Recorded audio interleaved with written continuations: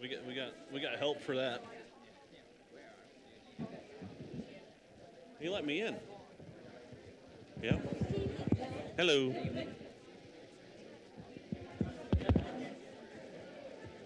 No.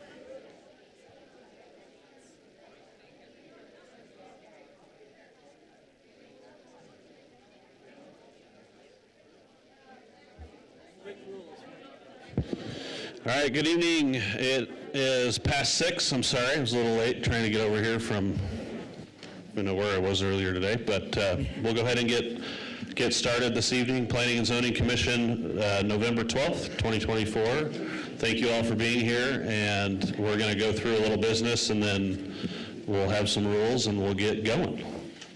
So to start, let's have a call to order and roll call, please. Garner? Here. Miller? Here. Daffer? Turner? Kehoe? Here. Morgan? Here. Kirkman? Here. Selman? Here. Van Auker Jr. Here. 7 present, 2 absent. Thank you. Rodney, your report on council actions and communications. Thank you, Mr. Chairman, Commissioners. For the record, Rodney Ashby, Planning and Zoning Director. We only had one public hearing that I need to share with you tonight from this last city council meeting last week. This was an annexation and a short plat for a cornerstone subdivision, and this is at 1500 West Orchard, off of West Orchard Avenue, west of North Midland Boulevard.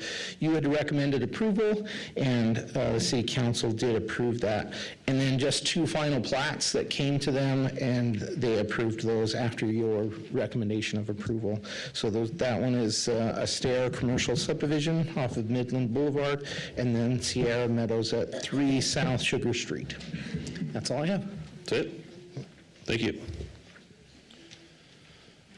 All right, I would take a motion to adopt the consent agenda unless there's any discussion. So moved. Second. A motion by Commissioner Kehoe and a second by Selman to approve and adopt the consent agenda. All those in favor say aye. Aye. Any opposed? Motion carries. Consent agenda is approved. And now for the public hearings. So we have a very full agenda this evening and a lot of people in the room. Appreciate you all coming and being here to testify and tell us what's on your mind. Couple things I want to go over just before we start. Some time frames. So with the number of people, there's sign-up sheets in the back. If this isn't your first meeting, if this is your first meeting, there are sign-up sheets in the back, and go ahead and sign up if you'd like to speak for, against, or undecided on on the application that you're here to speak for tonight.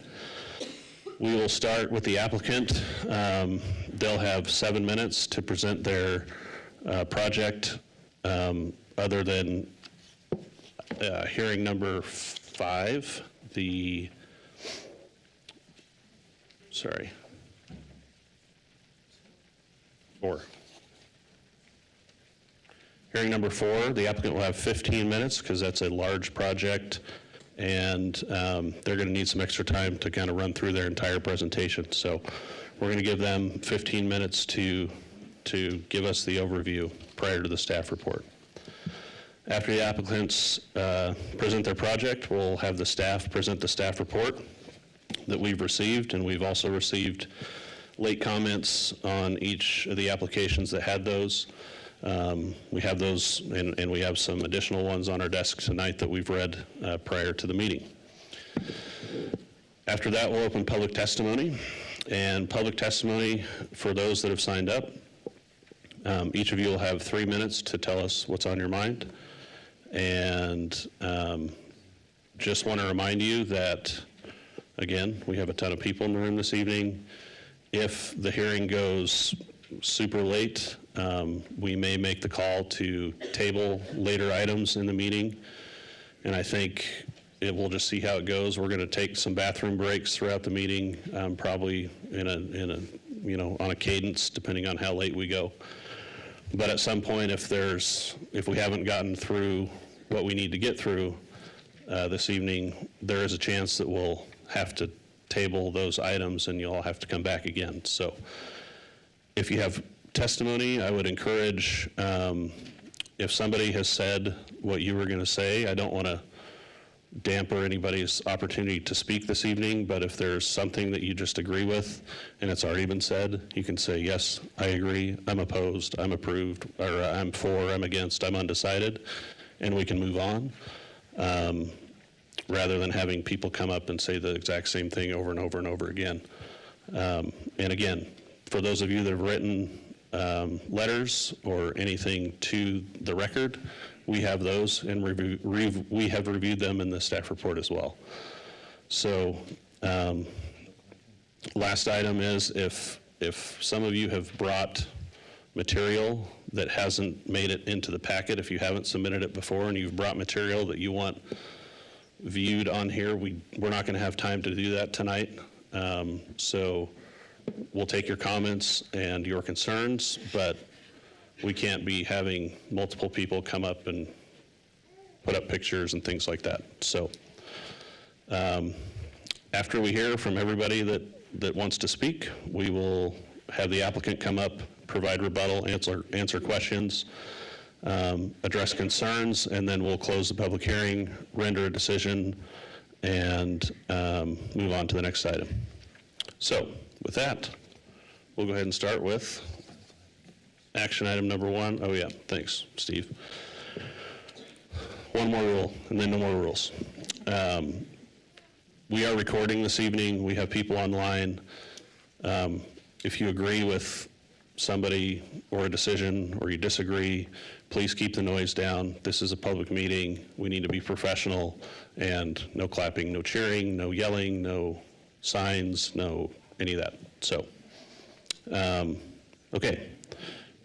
Now we'll start the public hearing with item number 1 on the agenda this evening is a comprehensive plan map amendment from MDR to RMU, land use designation for the entire area that is currently designated as MDR from Lakeview Park to Indian Creek, and from the alley center line just east of 11th Avenue North to the alley just west of 15th Avenue North.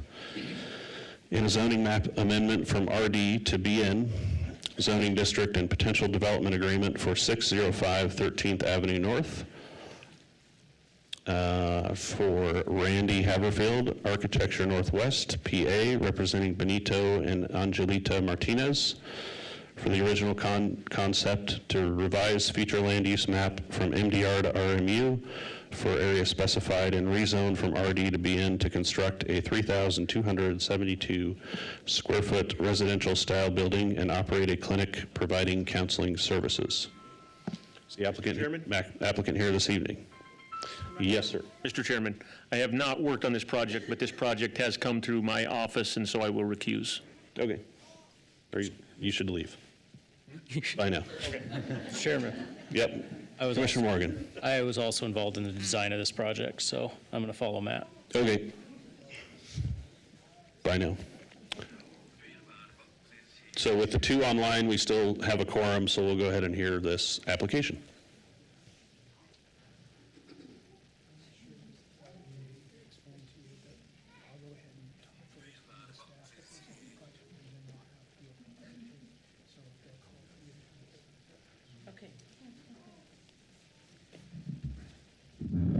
Mr. Chair, Randy Haverfield, Architecture Northwest, 224 16th Avenue South here in Nampa.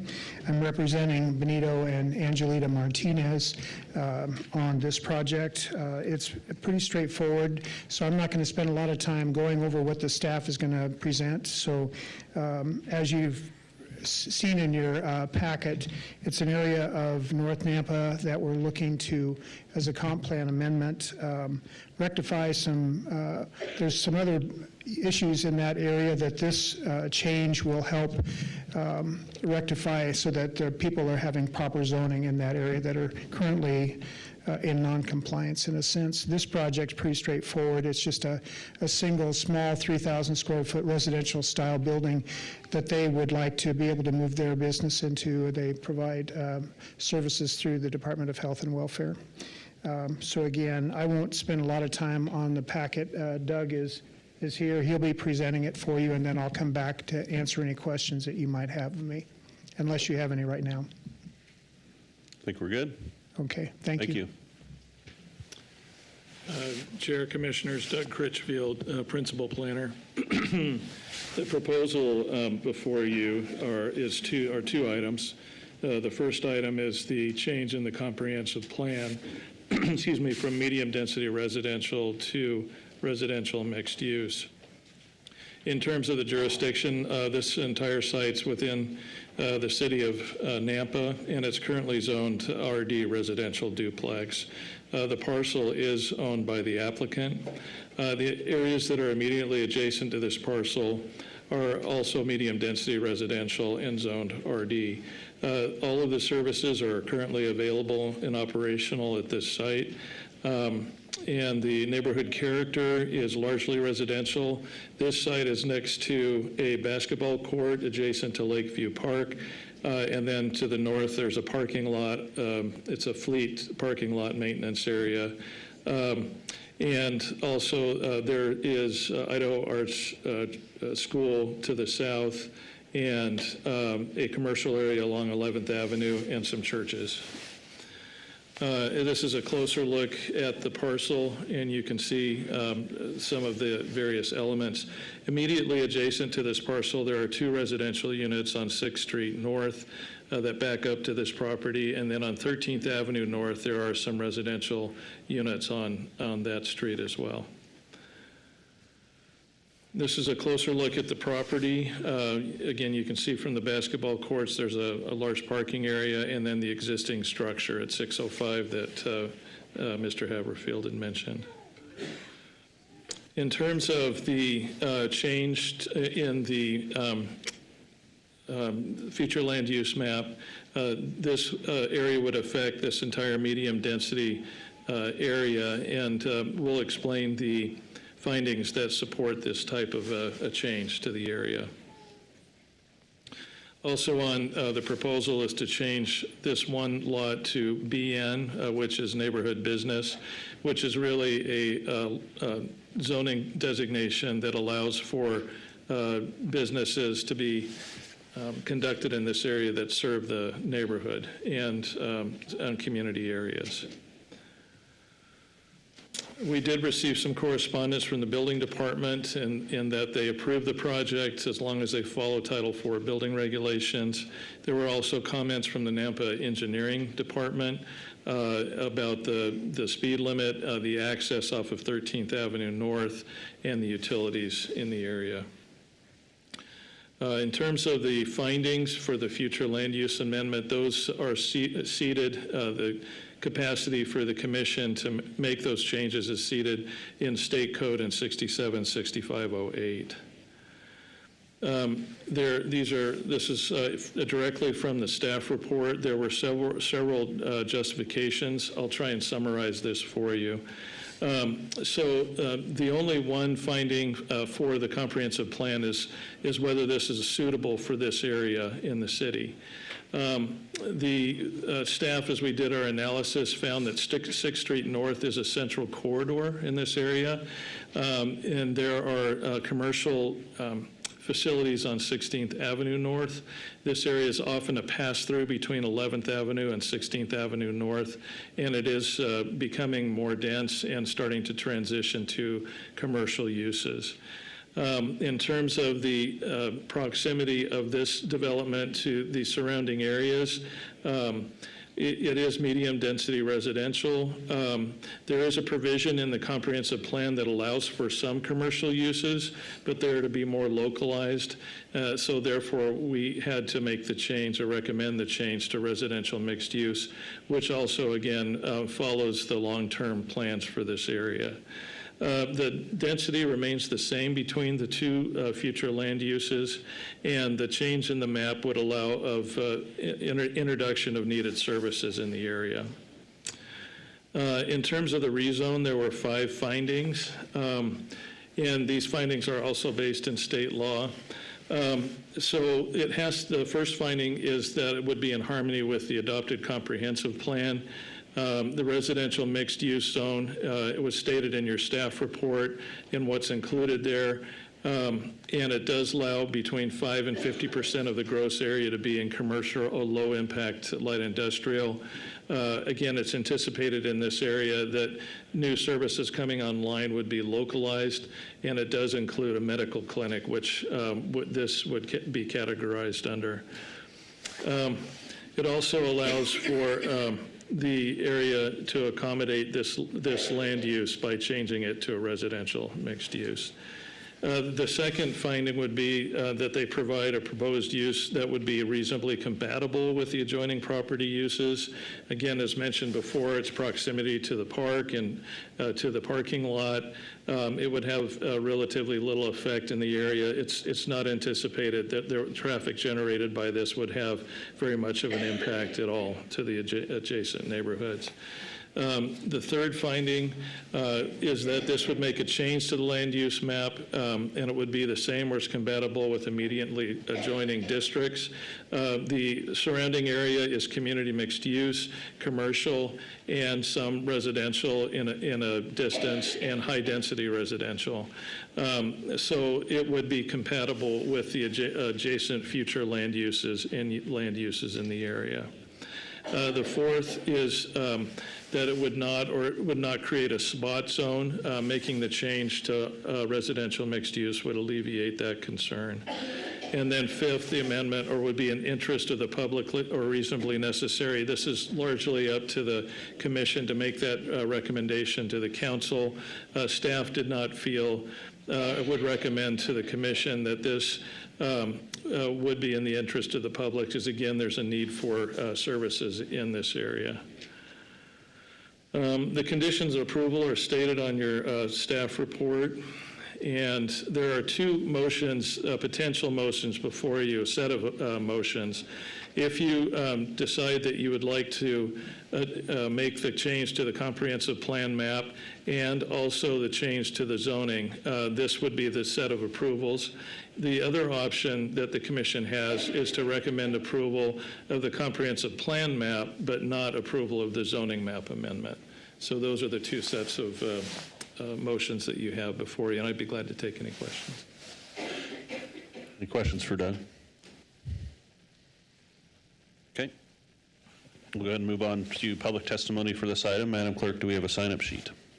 Mr. Chair, we have 3 people signed up to speak on this item. The first up will be Sarah Nason.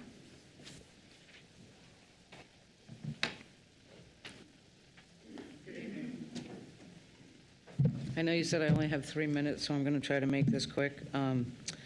My property is the one Okay, that, hold on one second. Just please start with your name and address for the record. Sarah Nason. My address is 1224 6th Street North. Okay. Okay, this directly affects me and my neighbor next to me because I only have 8 feet of backyard. My fence is about 9 inches in from my property line. One of my questions is, why did they tear down the original home?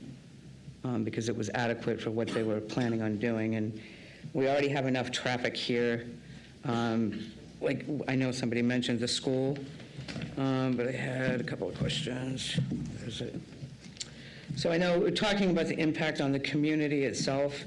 I don't see that there's any other businesses in that area. You have a school, you have several churches, but the traffic and safety is a big issue already because of the traffic on 6th Street North. It's ridiculous because the speed limit on that road is 25 miles an hour. That's not what they're doing. I've been out there many times, and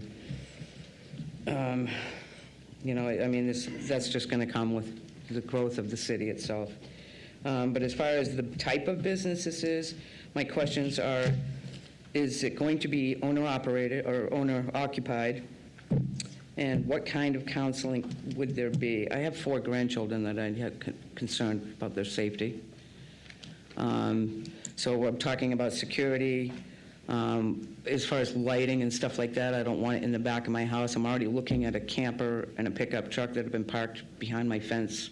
So any window I look at behind my house, that's all I see. Yeah, so as far as, the security of, I don't know who's going to be there, how many people are planning on being in this building?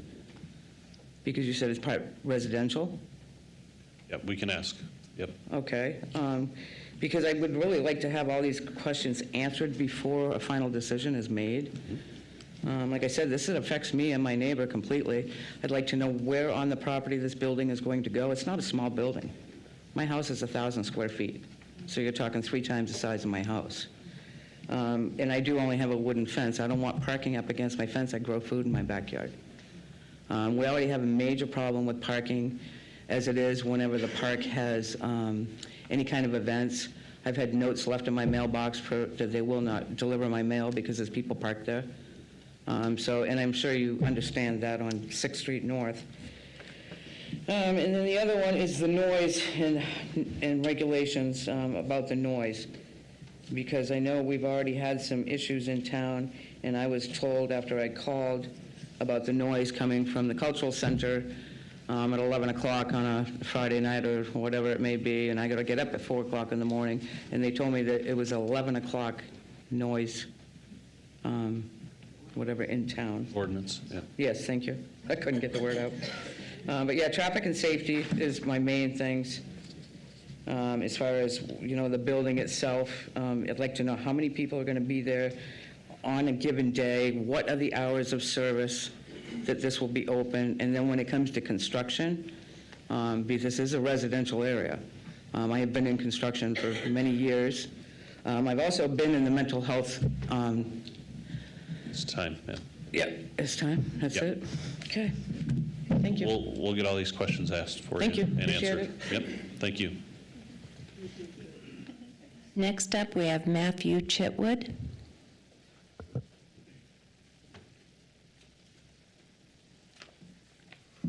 Hi there, Matthew Chitwood. I live at 1309 6th Street North, just kitty corner from this.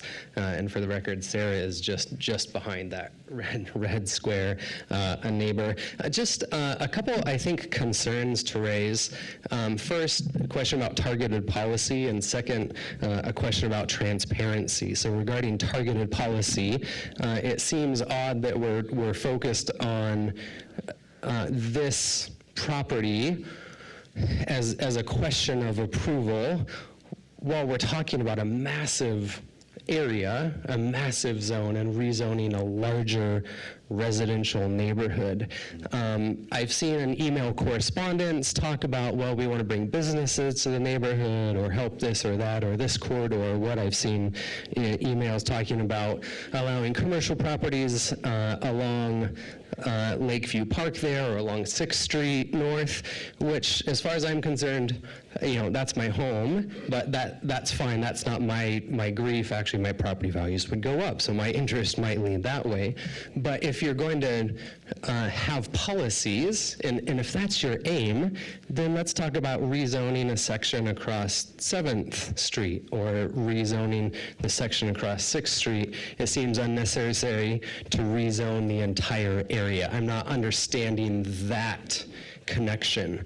Or let's have a conversation about rezoning that specific lot and that alone, but the rezoning of the entire area is puzzling to me. So I guess I have a question there. Why? What's the good? Let's have targeted policy to achieve the things we want to achieve and go from there. The second issue is around transparency.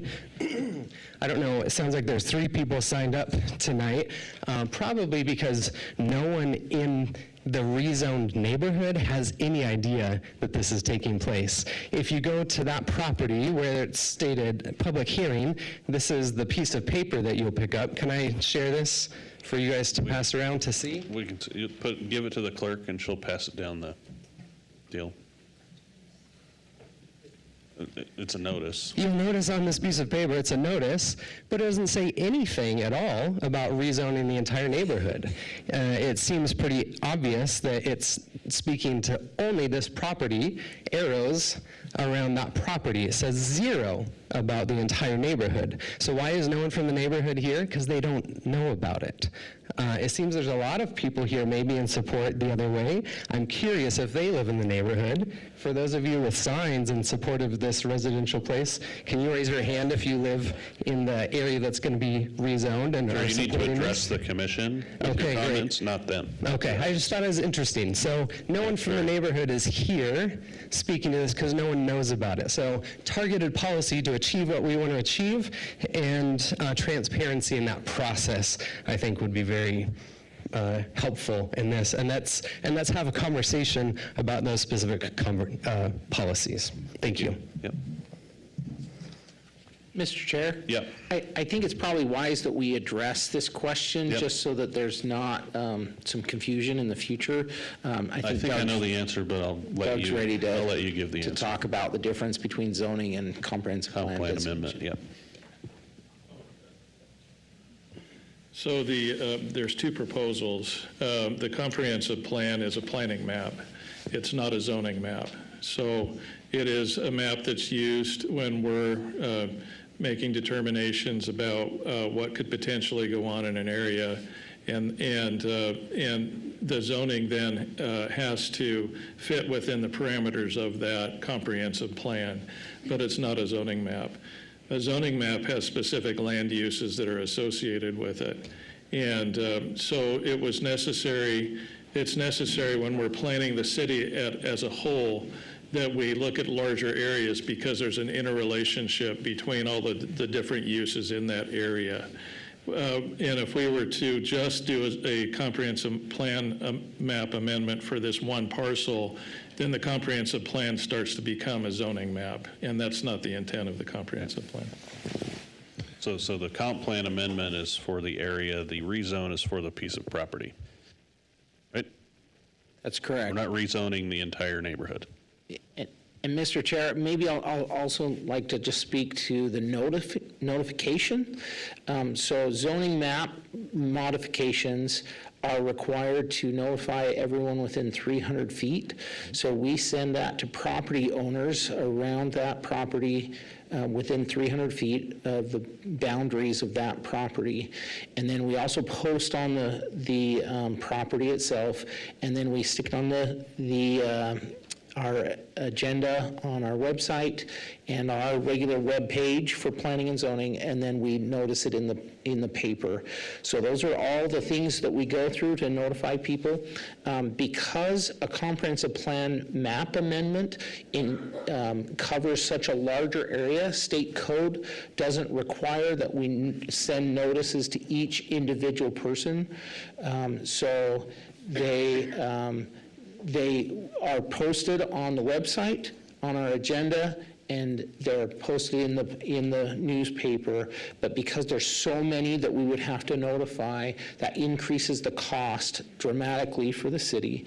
And so state code allows us to just notify them through the paper and through notice on the property and on our agenda. So that's the difference between those two.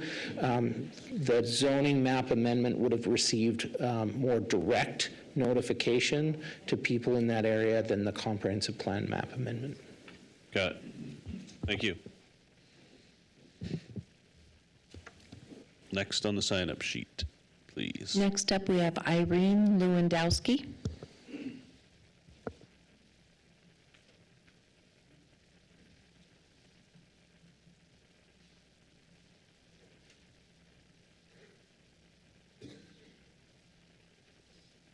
Hi, my name is Irene Lewandowski, and I'm just here for approval for the business to be, for the home to be made for the business of Legacy. And What's I'm your just so... address, please? Pardon me? Your address? My address is 1120 12th Avenue South. Okay. But I work for the company, and I just know that, like, the concerns about the noise and all that, there would be no noise coming from that property because of the business that's going to be there. And I know that Ada County has so much more resources available to the people that live in Ada County, and I just think that if Canyon County would allow a rezoning there, that might open other people to maybe start a daycare or whatever that Canyon County so needs, but I'm just hearing approval for the zoning. You're in support of the project? Yes. Okay. Thank you. Thank you.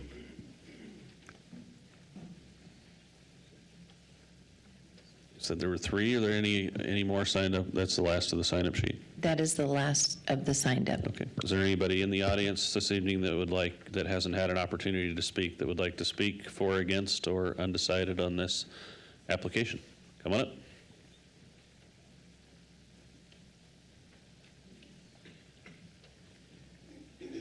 Good evening, everyone. My name's Robert Bassett. I'm at 1304 6th Street North. And I know how you said not to speak basically the same thing, but That's fine. our concerns are basically like that. But yeah, I have concerns about safety, traffic. Traffic is a huge thing. We've had several accidents with the schools, with the traffic, with the school buses, with not having streetlights or designated, traffic, the speed limit. People are speeding down there. It's just there's a lot going on. We got a lot of homeless in and out of there through the parks that are camping out off of 7th Street next to the park. That's been a concern. Multiple traffic in the middle of the night that, raises our attention, or keeping us up in the evenings. That's just a huge thing. My biggest thing was, why did they tear down the Victorian home that was there, that's been built since 1902? I mean, I do hardwood floors for a living. I've been in construction my whole life. That was upsetting. And, I don't know why they didn't donate it or move it, or how they even dozed it. But, yeah, I have a lot of traffic concerns. Everything's been going good. All our neighbors are great. We all know each other, the church, seems to be getting along good. And just change is a big thing to us. We don't really need any more traffic or any more what ifs, what's that. Poor Sarah, she's got a lot to deal with too. So a big thing is parking, traffic, safety. It's too busy over there. It should have just been kept the same. I don't think they need to do any more. The school utilizes the basketball court, the Screech's basketball court. They go through there. Mr. Chair, time? Is that his time, or did he get the full 3? No, he got 2. Yes. He had 3 I only minutes. saw 2 on the timer. I'm gonna good. I'm sorry. opposed to it. I'm not for it. It's not a good thing for our neighborhood. We really don't need it. This one, So, right there. thank you.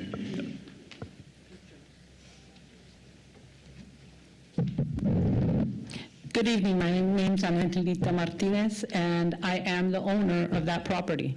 And I am trying to build a building for participants who are in the audience who are underserved. So I was born and raised in North Nampa, and as a child, I wanted to move away. And now as an adult, I want to come back.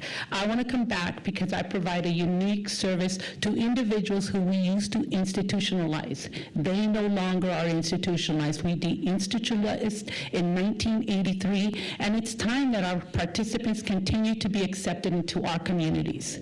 This building is not where they live. We provide a unique service. It's called Residential Habilitative Services to individuals with developmental disabilities, and they have a dual diagnosis, some of them of mental illness. We provide the service in their home. This would be our home-based office. We have 10 staff that would work in and out of that office. The majority of the time, we do home visits, so we're out in the homes. This is where we would keep our files. This is where we do day treatment if they need to learn how to cook, if they need to learn any kind of services. Every 90 days, they get mental health services to maintain their stability. The clinic would be held there at the office. And one by one, they would be brought in with their staff, and they would see a doctor to maintain their illnesses. It's a wonderful project. For someone who was born and raised in North Nampa, I'm going to tell you that this is an access not only to beautify this neighborhood, because we're going to keep this building up, but it also is going to provide over 100 jobs for our community, for our home-based services. We will also have a daycare center where individuals, any individual who has a senior or a disabled adult, parents who want to keep their disabled adults at home, they need a daycare during the day for they can go shopping, for they can run errands, for we could take care of their senior, we could take care of their disabled adult. We'll have a home-based service there for them. And coming to North Nampa and being from North Nampa, knowing that that exists provides some stability to families. Okay, I'll answer any questions you want. The traffic will be low, the noise will be low. We already use the Hispanic Culture Center for all our trainings. We would not move our contract that we have there. We pay them $1,000 a month to give us the building space that we need for our trainings, for our meetings, for everything. I would not move out of the Hispanic Cultural Center. That was built for us. Okay, thank you. Okay?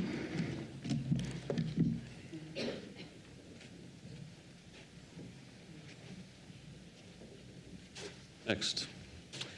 Nate Roskam, I live at 519 South Powerline, but I pastor Lakeview Church of the Nazarene. Can you repeat that? I did not get your name. Yes, Nate Roskam, sorry. Thank you. 519 South Powerline. I'm also the pastor at Lakeview Church of the Nazarene and good neighbors with folks that have spoken tonight and appreciate the services provided. I think this is a tough one to consider given what it impacts. People in my congregation who would fit in that population, and the services definitely are low, so there's a huge need, and recognizing there's a lot of places in Nampa to provide space for that. I think for me it's not so much the business, the entity that's taking place there, but the longer scope plan of what's happening in the neighborhood. A couple things to me, question maybe that I don't have is how are schools and churches zoned? Because they do impact areas different than houses. And so just looking at, the 5 to 50% kind of rule when you're doing rezoning, are churches and schools and their traffic, is that considered a part of this thing? Do they come up as a part of the impact study at all? That's a question because they do increase traffic, they do increase usage of the areas, so that's one thing. And I think too, it's more of a long-term, I appreciate, as being someone who's in the neighborhood, who has property as the church in the neighborhood, that would love to find ways to add services. I love that argument or part of the conversation, but I think this specific service, and I could be incorrect or wrong, but it seems as though it's not serving specific people in the neighborhood. And references in emails and conversations about, the food desert and things that have left that area, my fear is, or one of the concerns is if we're trying to bring things to help service the neighborhood, we're starting with a business that doesn't necessarily do that, and does it set a path of then continuing to add things that don't necessarily bring specific services that feature help for the surrounding neighbors. So those are some things to consider, just some questions about the zoning. I would agree with other comments with Matt of the impact of such a large area when it seems like we're trying to shoehorn a project in, and then this is kind of the way to make it happen. And what's the long-term impact of starting the rezoning and starting bringing things into a neighborhood in that fashion. So I think at this point I'm still a little bit indifferent to it, but the impact of the neighborhood, specifically close neighbors, and then what it means long-term for this North Nampa area, and providing actual services for a very underserved population. Thanks. Thank you.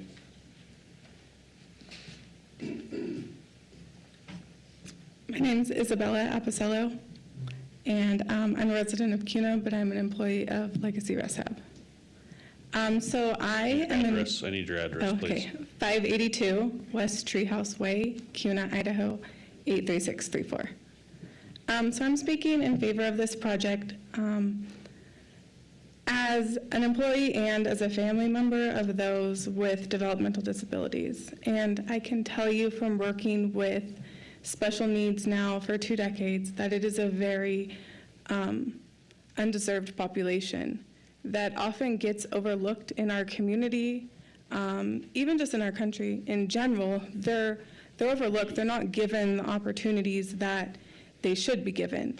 And our whole objective at Legacy is to provide them services to where they are able to participate in their community. I don't know how many of them would be here right now in their first ever city council meeting without the help of Angelita, without the support of the community for this project. I do understand the concerns that we are going into your neighborhood. You don't know who we are, what we do. I can tell you that for the safety, every single one of us is fingerprinted, background checked. You won't have, they're not criminals that'll be coming into our office during the day. We operate normal business hours, Monday through Friday. Any emergencies, we go out to the homes. They wouldn't be coming into the building. But more about us is we give all of our participants the opportunity to do things that they wouldn't normally have. We fundraise for them at the cultural center to go to Disneyland, to go on camping trips, to fly on an airplane for the first time. We're not just about moving into your neighborhood and changing all of it. That isn't our objective. Our objective is to provide a service to a very underserved population. Thank you. So that's why I would just hope that you guys, all the neighbors, would understand, like, it's not going to be noisy, it's not going to be crazy, but also for the community, we don't just serve adults with developmental disabilities. The owner and the company gives to the community in so many different ways. When they find that someone they have a connection to has someone in their family that has passed away, they will fundraise with that family to help cover funeral expenses. They donate to the schools in the community. They help support 4-H and just giving back to a community that has been I did it again, sorry. Underserved for a long time. I'm a little nervous. So I would just hope that the neighbors would understand and approve our project. Thank you.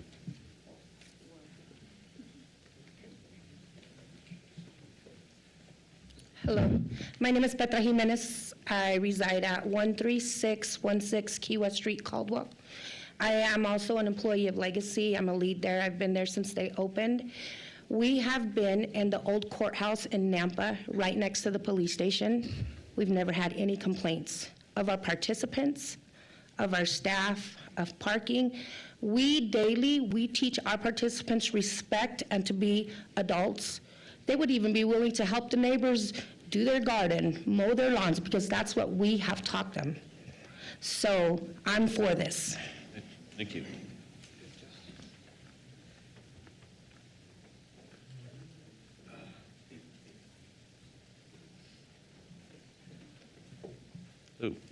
Hello, my name is Mario Olvera. I live in 1936 West Lake Point Court, Napa, Idaho, and I'm for this project.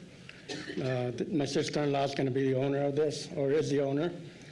Actually, this is the perfect place for it. If you look where it's at, it's a basketball court right next to it.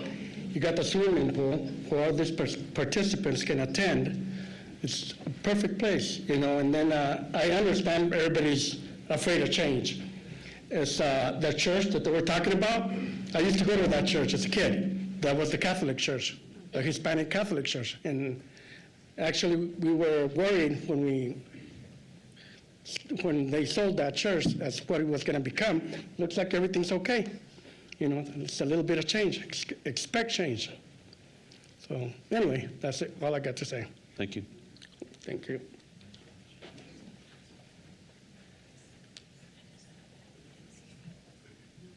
You can't speak again. Can I request 30 seconds? No. To respond? Okay. Sorry. That's all right. Rules. Rules are good. Okay, is there anybody else who'd like to speak for, against, or undecided on this application? Now's your chance. All right, if we could have the applicant back up. Mr. Ashby. Mr. Ashby, you're in Haverfield. You don't look like Rodney. Not tonight. Sorry. He's much more handsome than you. Wow. Sorry. Mr. Chair, I'll break the ice here. The number of people in the room tonight in favor of this project, I was thinking maybe I should have them raise their hands, but I'm not going to do that. I think that there's definitely, this use is something that's special in the north side. As Angie shared, I was going to ask her what her hours of operation was, same thing that was mentioned. But this is not an overnight facility. There are not people that are living in the facility overnight. The reason why we're moving forward with the request for the comp plan amendment was based upon staff's recommendation to, because as we looked at other uses in the area, it would help them to be more in compliance. But more so, I looked at, as I think I saw in your packet, there was like 20 pages of emails that were going back and forth of my asking questions about the RD zone. Can we be compliant there? But by recommendation, after meeting with our planning staff, the approach that would be more proper for the long-term goals of the city was to look at that as a business neighborhood or a business, I forget what the designation was, the BN zone. But I was going to have, if it's all right, if I could ask Doug to basically state there's nothing that is incumbent on any of the other property owners to do anything. The comp plan overlay basically just is that. It's not anything that's going to say you have to now do something else or it's going to change your tax base. None of those things. All we're trying to do is focus on the best path to compliance for Legacy ResHab. Fortunately, as an architect, I've been involved with Gem State Developmental Center in Meridian and in Nampa. When I designed Greenhurst Elementary School, there were 2 classrooms that were set up just specifically for training of those that are challenged physically and mentally. That's what these people do. They work with an element of our society that is not really thought about, or they aren't in the current stream of things that we see. These are important people that we look at, and when we see the number of people that are affected with disabilities, God bless them for what they do as a service to our community. Not everyone would be willing to do that. Churches should step up and support this project because it is something that they help in that regard, because this is a ministry-based approach that I've found with them. I really appreciate them. I have appreciated the ability to get to know them. I know the quality of people that they are, what they do in our society and in our community. The fact that they're currently located in the Hispanic Community Center as an incubator location, that they can basically utilize this location just for more of their hands-on needs, but still have that other location, speaks to me of their desire to serve not just North Nampa, but Nampa in general. So I appreciate this project. I would support it wholeheartedly, and I'm here to answer any additional questions that you might ask. Randy, I don't have a question for you, but I'm going to read a comment that I made to myself when I was reading through the application. It says, an awful lot of work and communications to make this happen. It was page after page after page of communication, so the staff has done a great job of coming up with every possible question and you answering them, and I appreciate the depth of information you gave us to look at this application. Yeah, well, it was important that we do it right. Yeah. Transparency was mentioned here tonight.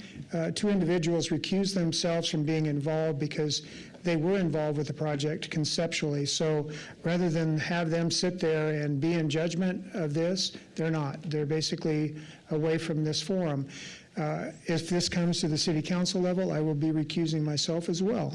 It's just something that we do because we're involved with this project because we see the merit of it. We see the value that it brings. And that's why I'm standing before you tonight. Any other questions? Okay, thank you. Thank you.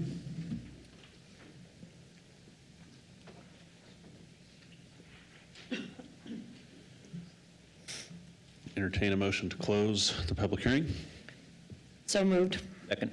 We have a motion by Commissioner Selman and a second by Kehoe to close the public hearing. All those in favor say aye. Aye. Aye. Any opposed? All right, motion carries. Public hearing's closed. you think? Well, as I stated, I think they put a lot of work into it, and I appreciate the questions that were asked. I think they were very spot on, and I think the project itself would be beneficial not only to the neighborhood, but definitely to the city of Nampa. And I'm surprised that churches don't do some of this. But regardless, I'm glad that it's being done. I think they do. It's tough. My question, so Doug, on the comprehensive plan amendment, why couldn't we just look at this as just a rezone? Because it goes against the comp plan? Yeah, Chairman, it would be a spot zone if we did it that way.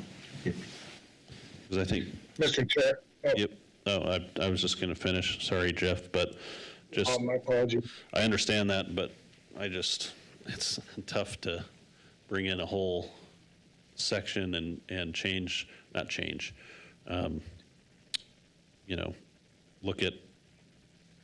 look at a change from medium-density residential to mixed use in a large area just so we can rezone this one parcel, but I kind of can get my head around it. I do think this provides a great service, and it'll be a professionally run business. There was a lot of legwork done to get to where we are this evening in the report, and appreciate everybody's work. I don't know, I just struggling a little bit with the full, but maybe I'm just don't understand. Oh, I agree with you, but as you know, we have to follow the rules, they have to follow the rules, and we're just following the rules. Sure. Mr. All right, Chair. Commissioner Kirkman. Oh, sorry, Rodney's going before you. Clarification. I just want to maybe clarify the comp plan designation of residential mixed use. It's not your community mixed use. Sure. So the medium density residential that this area already is the same density residential that is permitted in the residential mixed use. It just allows for these neighborhood style commercial uses. So it's a way to provide services and access to goods and services close to the residential areas. So I just want to make sure that that's clear. It's not a drastic change in that it's changing the residential nature. It's still intended to be residential with some commercial capability. Okay, thank you. All right, Jeff, you can go now. Are you sure? All right, Rodney. So what I like about this project, one, the need is great in Nampa, and I've seen this firsthand when I walk through the schools here in Nampa and see these special kids that have these special needs and their families that care for them, and we just don't have enough in this city to do what we need to do to help these folks. And so I just love it, one, for that reason, number one, for that reason.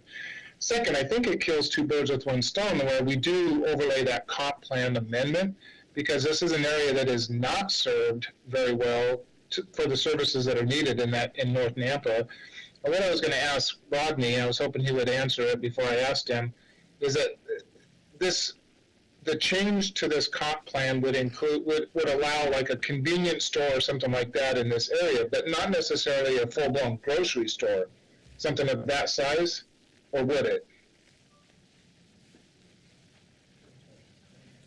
I'm going to let Doug respond to that. He's the one that helped us put together the comprehensive plan designation language, and so he's familiar with that. So, Chair, Councilman Kirkman, so the residential mixed use is community-oriented, or excuse me, is neighborhood-oriented, and so not a full-blown grocery store. It would be more of a convenience store, a local corner store, things that would make the neighborhood more walkable to get to services. I think that's the whole intent of the residential mixed use. But again, the emphasis is on residential. The commercial uses are limited to a certain percentage of the area. And so it's intended to create that mixed use environment that is a desirable environment in the area. Thanks, Doug. But even with that, I think we're moving in the right direction to at least allow the opportunity for some of these other services to come into that area at some point down the road, whenever that might be, when it's needed. So I'm in favor of this project, and I appreciate the thought and the planning that went into this. I'm not concerned about the type of people that will be served, the clients that will be served for this particular business. It's something that we just need. I think it's a good location. It's close to park. It's close to the pool and all those recreational facilities. So I'm good with it. I like it. Thanks, Jeff. Mr. Chair, I like it as well. Like everything that's stated before, a lot of thought and planning have gone into it, and I think it's a great location, and it's going to serve, like Commissioner Keto said, not just the north side of Nampa, but Nampa as a whole. So, Mr. Chair, I agree as well. I think this is desperately needed in Canyon County, and we are very underserved when it comes to services like this, and I think it's a great program.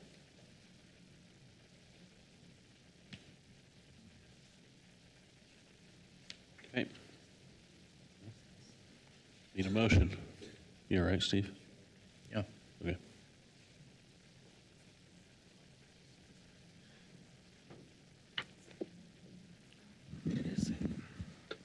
Mr. Chair, I will go ahead and make the motion. I move to recommend approval of the comprehensive plan map amendment from MDR to RMU, land use designation for the entire area that is currently designated as MDR, from Lakeview Park to Indian Creek, and from the alley center line just east of 11th Avenue North to the alley just west of 15th Avenue North, for Randy Haverfield, Architecture Northwest, representing Benito and Angelita Martinez, with all conditions listed in the staff report, and to adopt the proposed findings of approval as stated in the staff report. Second.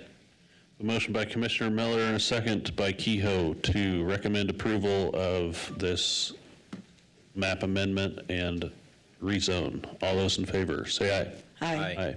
Aye. Aye. Any opposed? All right, that motion carries. That will go before City Council. Please watch your agendas, and they'll see you there. Thank you. No clapping. We went over the rules. We went over the rules. What happens if they break the rules? Deny the application. Attorney. Oh.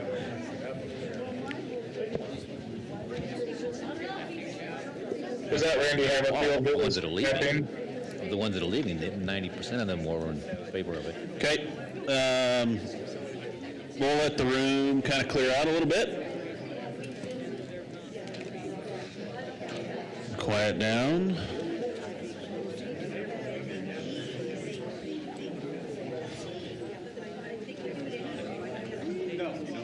We're taking a nap.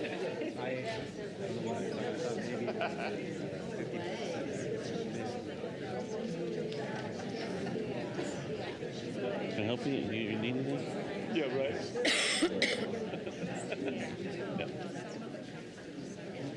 All right, we will move on to the second item this evening is a conditional use permit for two-family attached dwelling unit in a RS6 zoning district at 611 South Olive Street. For Robert Barnard, for the original concept of an existing duplex to have one unit demolished and rebuilt and the other unit remodeled. Hello. Hello, Mr. Chair and Commission. My name is Robert Barnard. I do not live in Nampa currently. I live in California, 1852 Iowa Street, Costa Mesa.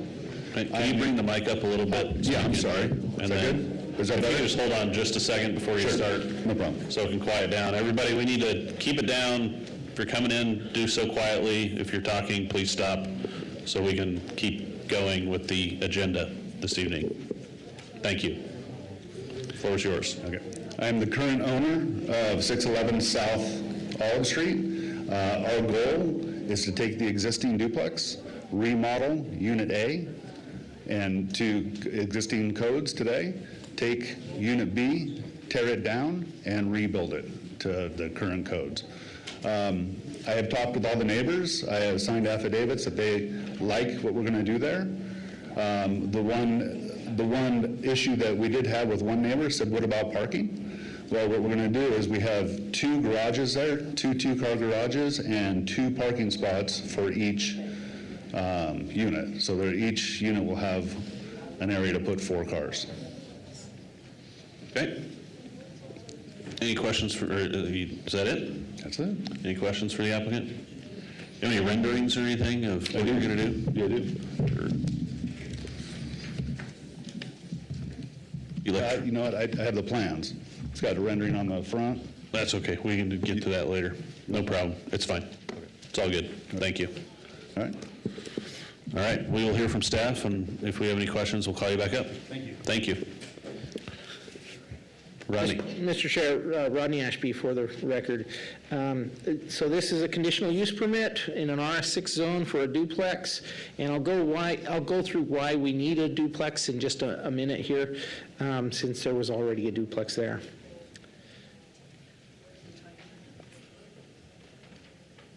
Sorry, my slide's not advancing for some reason. There we go. So while the county has recognized this as a duplex in the past for tax rolls, there is no record of it being approved through a conditional use permit in the city.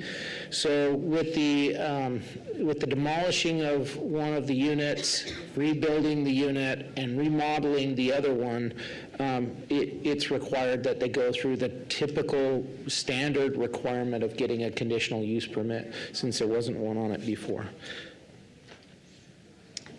So the comprehensive plan is medium density residential in this area. And the zoning, you can see, is all RS6 all the way around. Utilities are already being provided to the property. Here's an aerial view, and then the concept plan that they gave us, or the site plan, is what they're showing here. And my understanding, they listed it as Unit A would be remodeled. I assume that's Unit 1, and then that Unit 2 would be removed, and there's the garage in the back. I also have a 3D view from Google here showing that property, and you can see the garage in the back. So again, I believe, I need confirmation from the applicant here, but I believe that they are saying that this would be removed and a new one constructed, and then this one would be remodeled. Again, the land use requirement of getting a conditional use permit is listed here. The description and purpose of conditional use permits, you've gone through these before. Again, these are just a little bit, perhaps there's more of an impact to the neighborhood, and so we require that they go through a special permit. In state code, it calls it a special use permit, and we just call it a conditional use permit here. So in order to approve a conditional use permit, these 5 criteria must be found. And staff has put together proposed findings for each of these, and facts proposed for each of these in the staff report. Parking, I've listed that here, 2 per dwelling unit. They are providing double that, and so I don't see any concerns there. Correspondence we received, essentially that it follow building code and get a building permit, and then some specific language here. The existing structure that will remain will be required to be modified as necessary to meet the separation requirements of the 2018 IRC, and the newly built structure will be subject to all the applicable requirements of the 2018 IRC. The separation requirements, I believe, are speaking about if they're 2 different units. I'm not sure that they understood that there's just one building with 2 different units. They do have requirements for setbacks from other structures, but if it's a duplex, if it's a true duplex, there are building requirements for fire suppression between the 2. So I believe that they're referencing that. And so that will be a requirement regardless. Nampa Engineering gave their pretty standard comments here. Then their one condition is applicant owner shall comply with all city codes, policies, and standards in place at the time of the building permit. Public interest, the applicant states that this will provide opportunity to create more housing in Nampa for families that cannot afford to buy. As shown in the recently completed housing needs assessment, we are currently deficient of needed housing units, and we'll need to continue to provide additional units to provide demand, to meet that demand.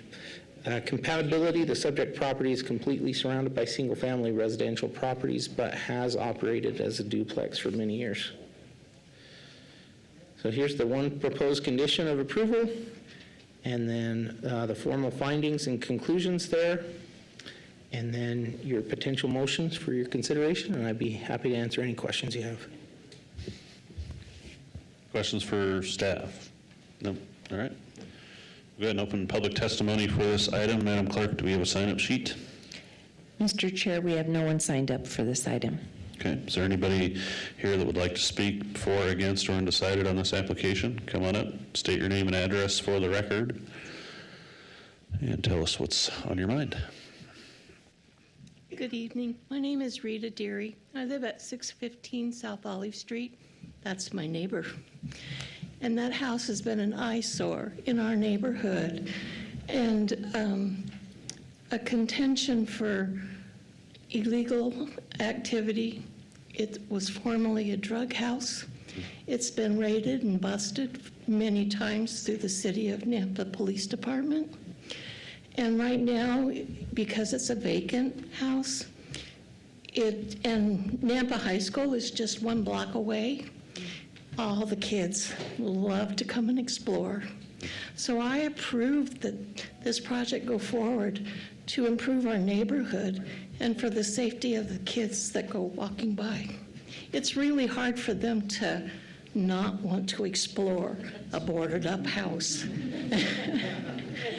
And it would just be such an improvement in our neighborhood. Thank you. Thank you for your time. Yep. Anybody else in the audience who would like to speak for, against, or undecided on this application? Hi, Mr. Chair. Richard Smith. I live at 90 South Heather Drive. I am for it. I am also potentially the contractor going to be doing the work. Our intent is to take the degraded property and refurbish it, revamp it, and when we're complete, we're going to take the worst house on the street and potentially make it one of the better places, improving the street value of everybody around it. We're also going to provide very nice 3-bedroom, 2-bath accommodations for single families or potentially students at NNU. I think it'd be a great benefit for the city. It's also going to create a small, a small business. So I believe everybody's a win-win as far as property values and taxes are concerned. I don't see an impact to traffic, and we're very concerned about off-street parking, so we've doubled the occupancy of that to make sure that everybody in the neighborhood is not bothered by anything there. So with that, just appreciate your approval. Thank you. Thank you. Okay. Anybody else would like to speak for, against, or undecided on this application? Now's your time. All right. Mr. Barnhart, come back up. I think Rodney had a question for you as to, what was it? Unit A or Unit 1? Unit A or Unit, just a clarification on which unit will be demolished. Yes. Yes, Unit 2 will be demolished. Unit 1 is Unit A. Unit 2 is Unit B. And I would like to clarify, I did not own it when it was a drug house. But we do want to clean it up, and especially for the neighbors, so. All right. Any other questions for the applicant? Thank you. Thank you. Make a motion, we close the public hearing. Second. We have a motion by Commissioner Gardner and a second by Selman to close the public hearing. All those in favor say aye. Aye. Aye.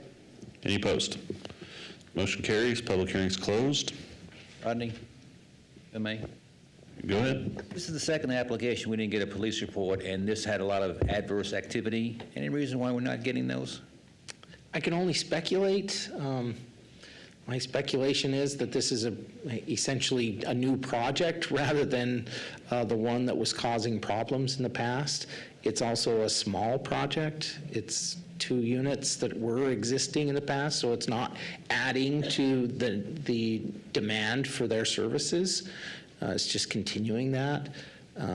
Yeah, if it were an ongoing problem and they were requesting something and continuing the use, I could see this being, something that police would respond to. But when it's a brand-new applicant, a brand-new property owner. Well, but the first app wasn't. Excuse me? The first application, we didn't have police report from them either. Yeah. Again, speculation here. Yeah, okay. All right, just curious. I'm not sure. I mean, they're city services, and they're important, and I like to see, they mentioned about the traffic accidents. Have there been a lot of traffic accidents on 6th? I don't know, but the police report would have said so. And then we could say, wow, these people are right, there is a lot of traffic, and I can maybe make a different decision that I made based on the police report. But without that, I couldn't. Mr. Chair, Commissioner Kehoe, if you have traffic accident questions, I'm the one you would ask at this meeting, and I will be able to answer those. And how about the prior application, just out of curiosity now? Was it as bad as people said it was, or not? Let's not go there. On 6th Street, I looked at that. There's not a preponderance of accidents in the last 5 years along there.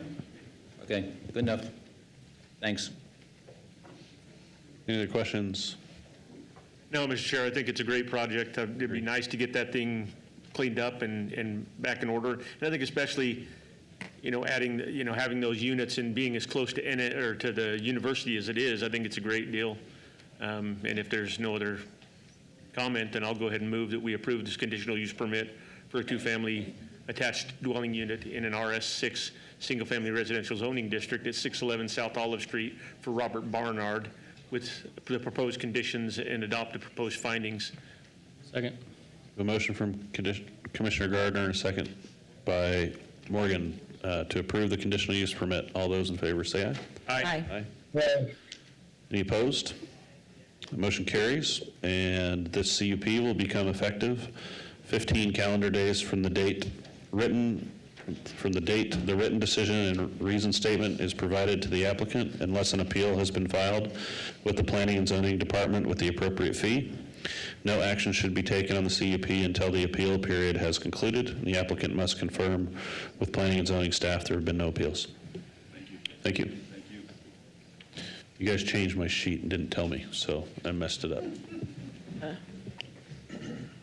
Okay, moving right along to the next item on the agenda this evening is an annexation and zoning to light industrial IL zoning district and potential development agreement for a 3.82 acre parcel at 17270 Northside Boulevard for Tammy Crawford Centurion Engineers, Inc., representing Scott V. Smith, for a laydown yard for a construction supply company.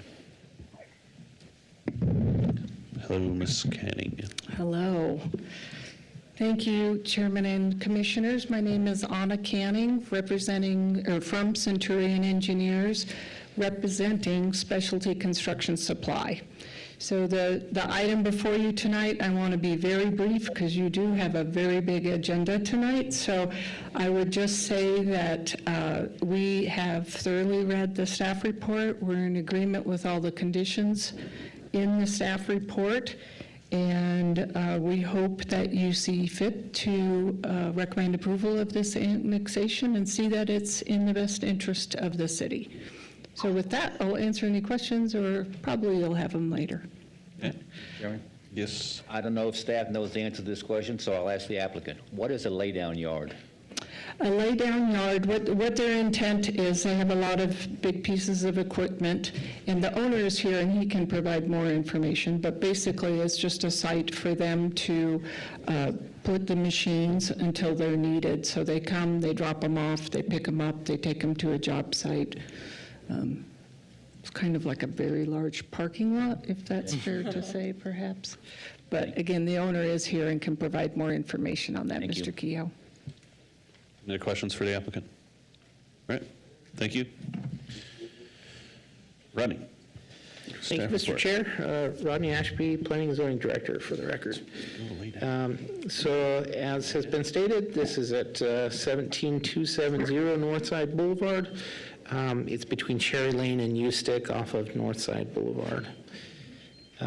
Staff recommendation, based upon the analysis that was completed utilizing the conclusions of law, Nampa Comprehensive Plan, and Nampa City Code, coupled with the findings and conditions listed in the staff report, the project appears to meet all requirements. Staff can reasonably recommend to commission that the project be approved based on those things. So the comprehensive plan is industrial. You can see that here on the screen. The zoning in the area, it's just to the west is light industrial, and that's the only area that is in the city, but that's how they're getting their path of annexation is through the west property, and that's Nampa Logistics Center that's developing as an industrial development. And then all the way around it is county parcels. Utilities in the area. You can see that the green is the sewer, and blue is water, and purple is irrigation. So there is, in the general area, there are some utilities available.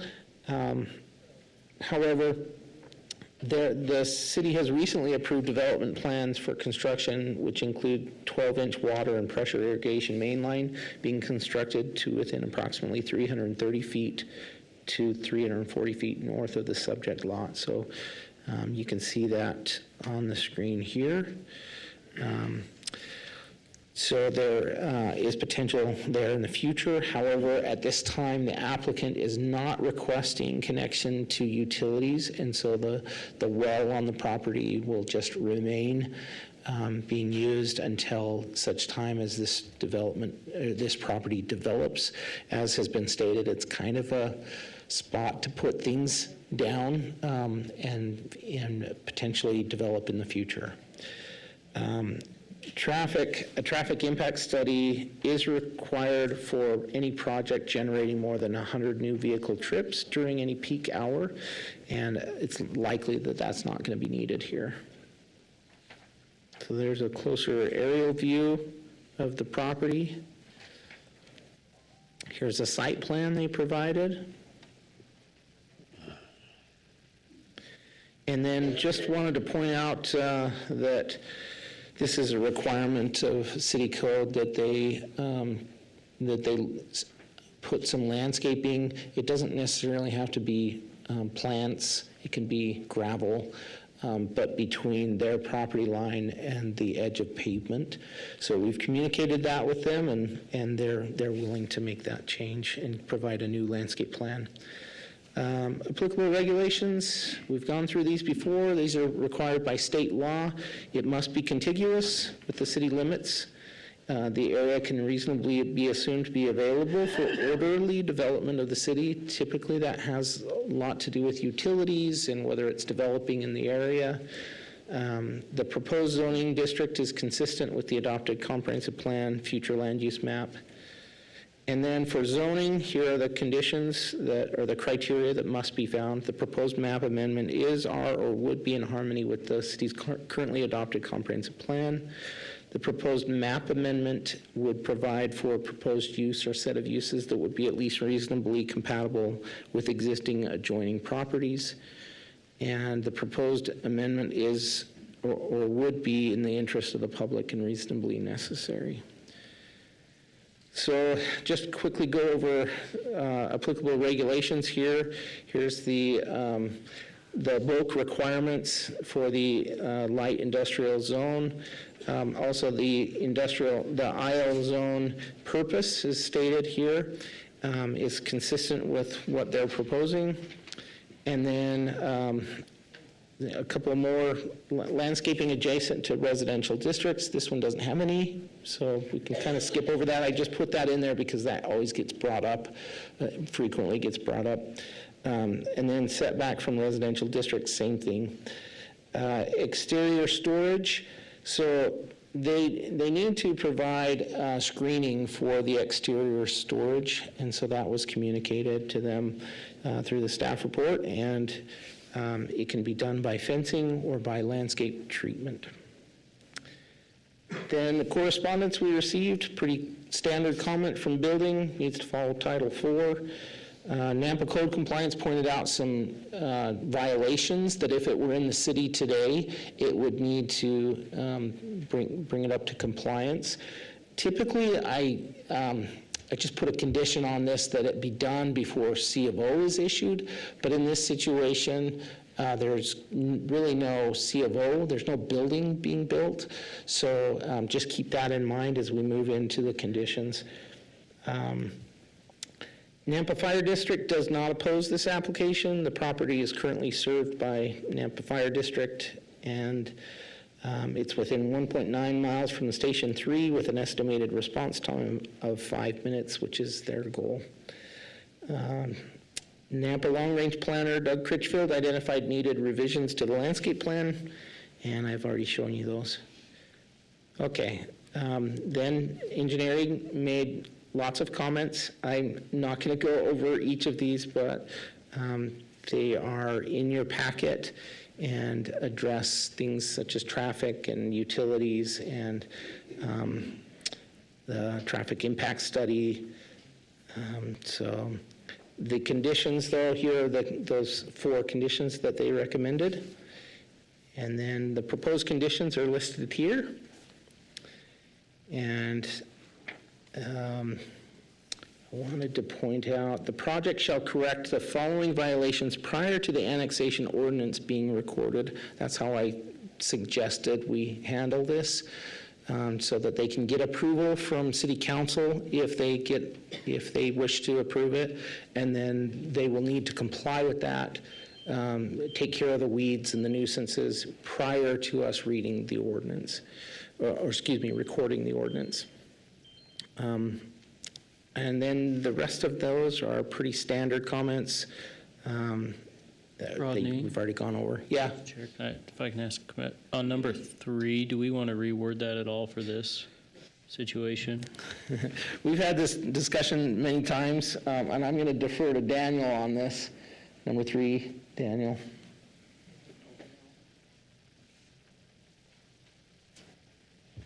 So typically what we'd say is, what's the language there? It allows them to continue the use until they redevelop and the city utilities are there.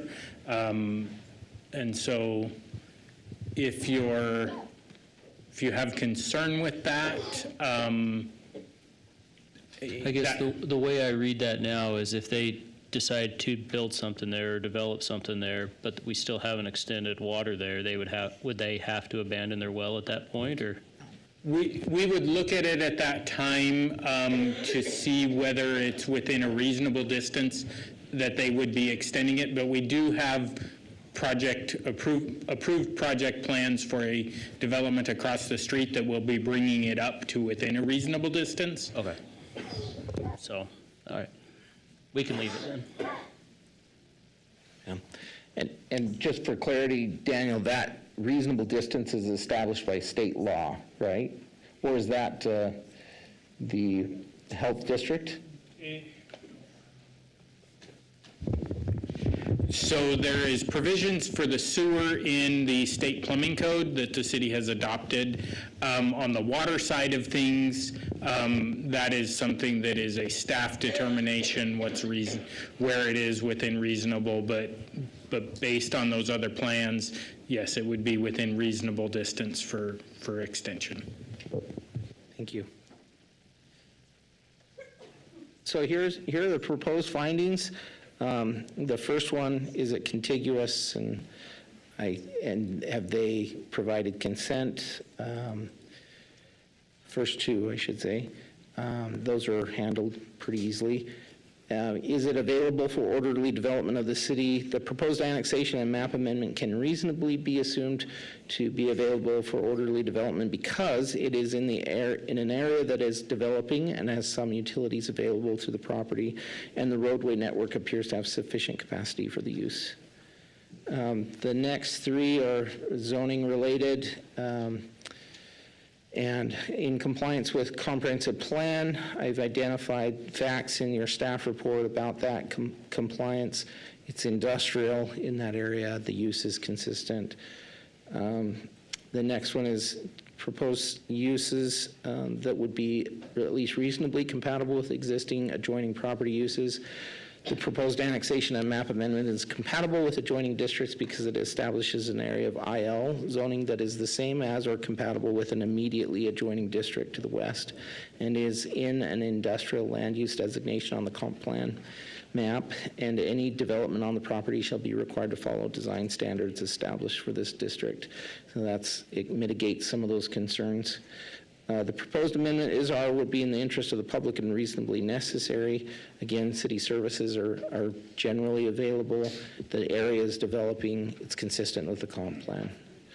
And here are a couple of motions for your consideration, and I'm happy to answer any other questions.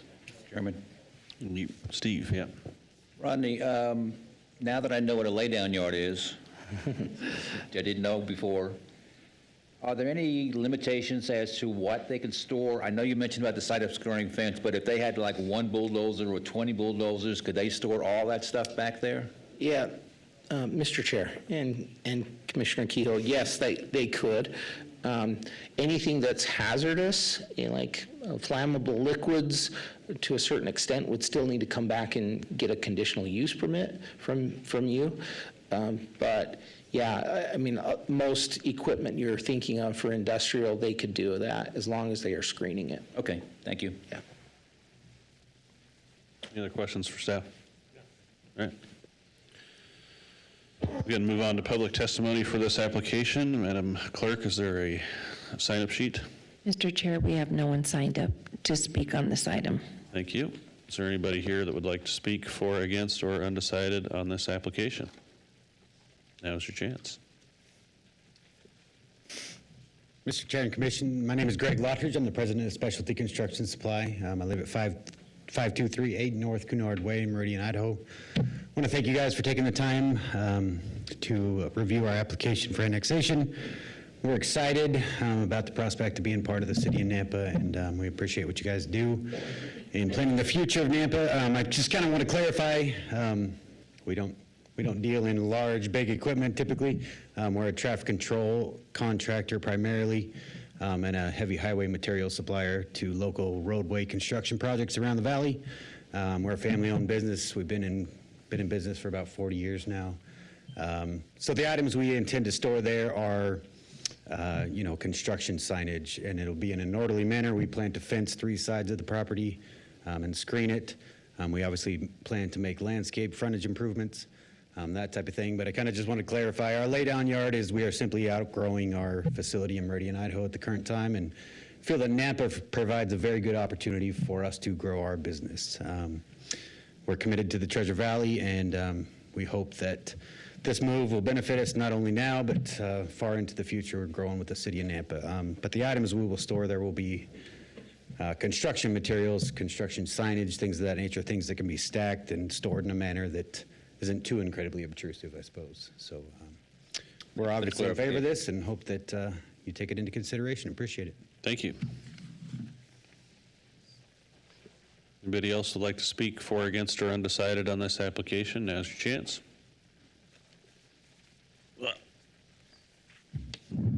My name is Gary Gardner. I live at 11068 West Red Maple Drive in Boise. I am the controller for Specialty Construction Supply, and I too agree with Greg that it would be a positive thing to move out to this direction. And to clarify a little bit more about laydown products for those in the audience and yourself that don't know a lot about traffic control construction equipment, if you're driving along the road and see message boards, arrow boards, small equipment that is not an eyesore, and also the barrels and traffic cones are part of the stuff that is stackable in an orderly fashion. So I also agree with recommending approval for this, and thank you for your time. Thank you.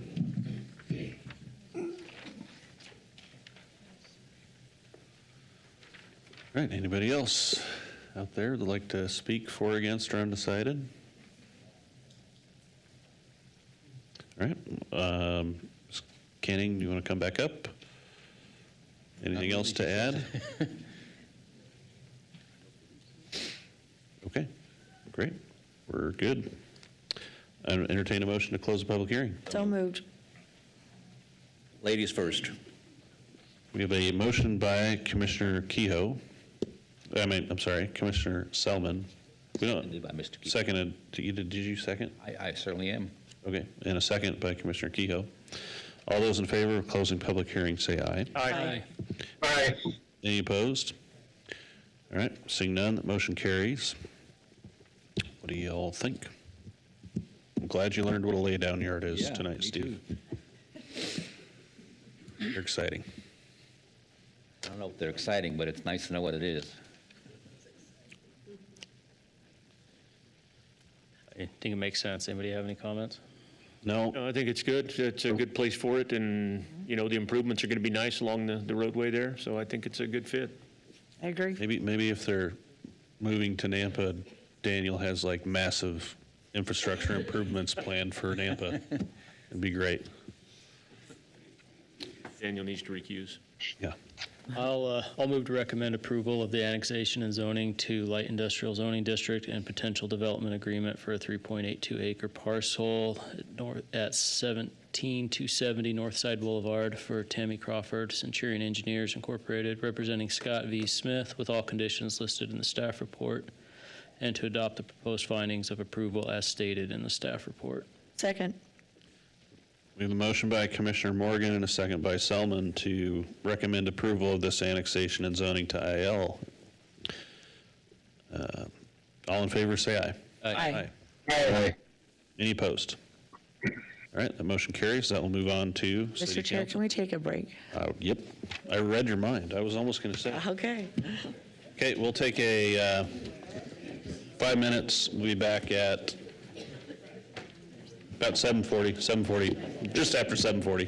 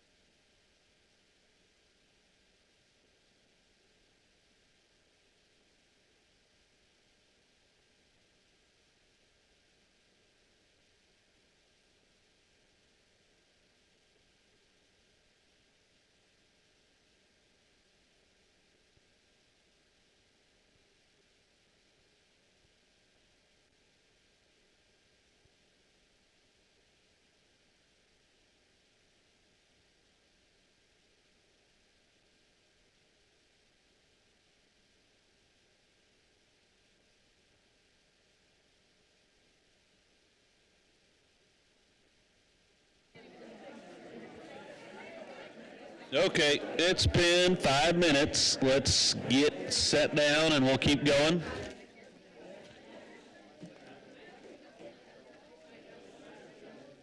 Wow.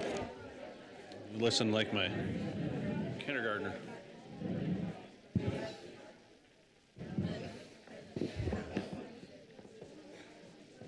The staff's not even listening.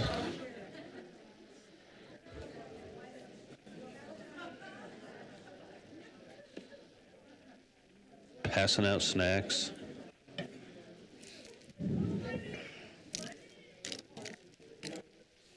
All right, thank you for allowing the break. We're going to go keep going on the agenda this evening. Item number 4 is the annexation and zoning of a 259.95 acres into 144.14 acres agricultural, 20.6 acres BC, community business, 12.64 acres RS4, single-family residential, 2.88 acres RS7, single-family residential, 26.62 acres RS8.5, single-family residential, 9.16 acres of RS15, single-family residential, and 43.91 acres RS22, single-family residential zoning districts, master plan community development agreement and subdivision preliminary plat approval for Deer Flat Ranch subdivision on 8 parcels addressed as 02715 and 2923 South Midland Boulevard, 000 and 10375 East Locust Lane and 10255 Locust Lane for Scott Keto, representing Loveless Keto, sorry if I'm pronouncing that wrong, Lakeside Venues LLC, for the original concept of 189 single-family detached lots, 7 commercial lots, 3 agricultural lots, 25 common lots, and a city pathway along Midland Boulevard. Is the applicant here this evening? Mr. Chair, I've got a conflict on the next 2 agenda items, so I'll step out and be back for number 6. Okay. Better come back. See how late it goes. All right, please state your name and address for the record, and reminder we have, he'll have 15 minutes to give us the plan on this application. Great. Good evening, Mr. Chairman, members of the Commission. My name is Blaine Womer of Womer Engineering.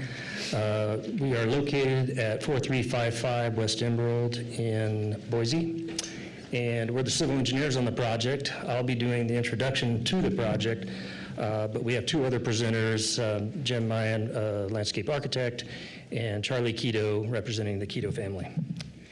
And unfortunately, we don't have the right presentation up here, but let me see if, okay, that slide's okay. The Deer Flat Ranch subdivision is a master plan community containing 259.95 acres located on the west side of Midland Boulevard, south of the Summit Ridge subdivision, to a point approximately 1,322 feet south of Locust Lane. The project site is northeast of the Deer Flat National Wildlife Refuge. The project is a master plan community in accordance with Nampa City Code in that it proposes multiple uses, including residential, neighborhood commercial, agriculture, and community benefit uses in the former Bowman Pit area. The project proposes annexation into the city of Nampa, zoning, and a preliminary plat.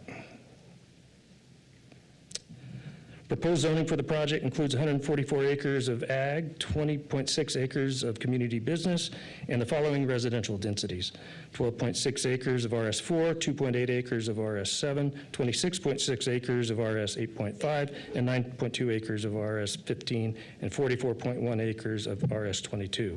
Lot sizes for the residential portion of the project range from 4,120 square feet to 46,548 square feet. That would be in the southern portion there. The smaller lots are concentrated at the northeast corner of the project adjacent to Midland Boulevard, a principal arterial, and increase as you go south and west towards the agricultural area. There are 189 residential lots in this project. 35 lots are in the RS4 zone, 8 lots in the RS7, 75 lots in the RS 8.5 zone, 17 lots in the RS15 zone, and 54 lots in the RS22 zone. There are also 7 lots in the BC zone, 3 lots in Ag zone, and 25 common area lots. The city's comprehensive plan future land use map shows the subject property as very low density residential and with an overall maximum density of 1 dwelling unit per acre.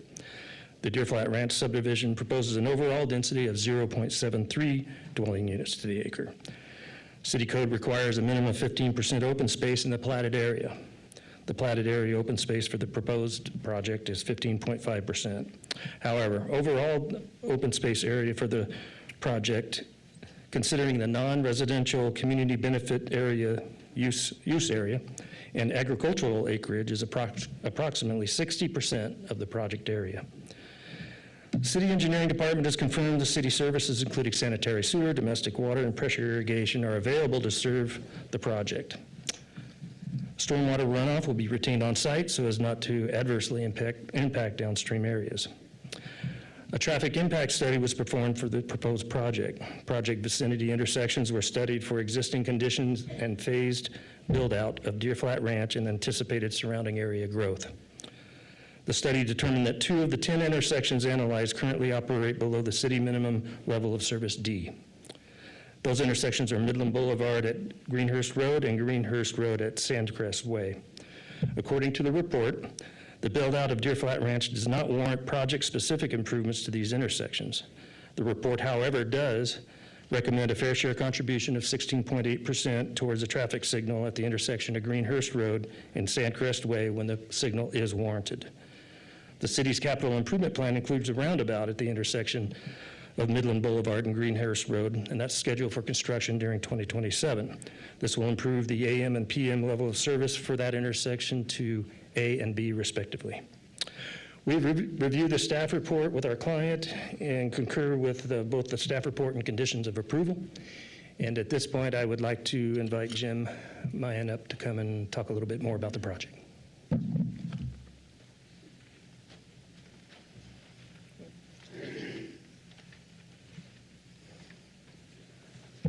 Name and address for the record, please.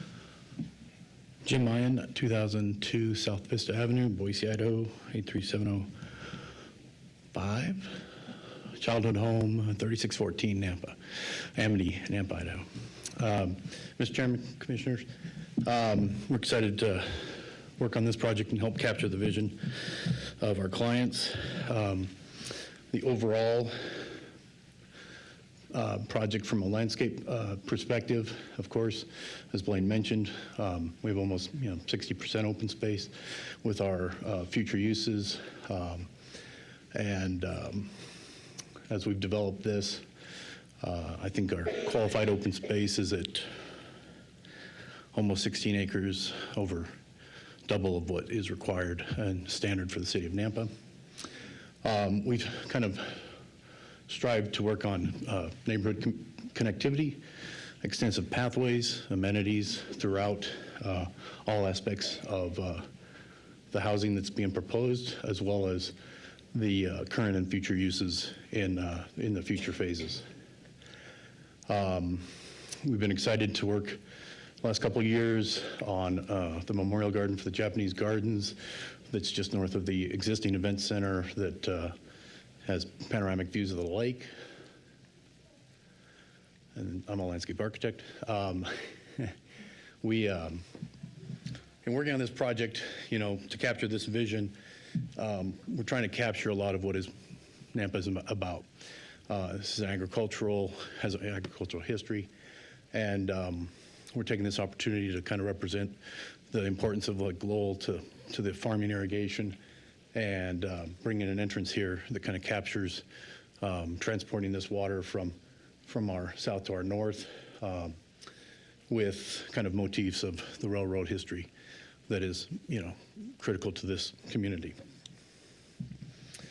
And so this would be our entrance into the community as well as to our future uses, and help to define what this community is about and capture the client's vision.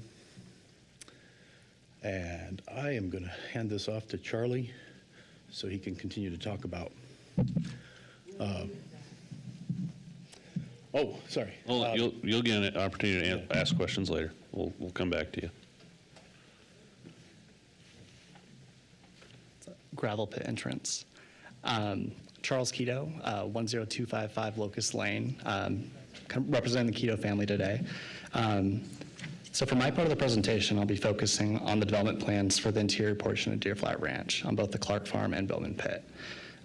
We've been working on this concept for the better part of 8 years now, and I've walked hundreds of people through this tour, and it's typically an hour long.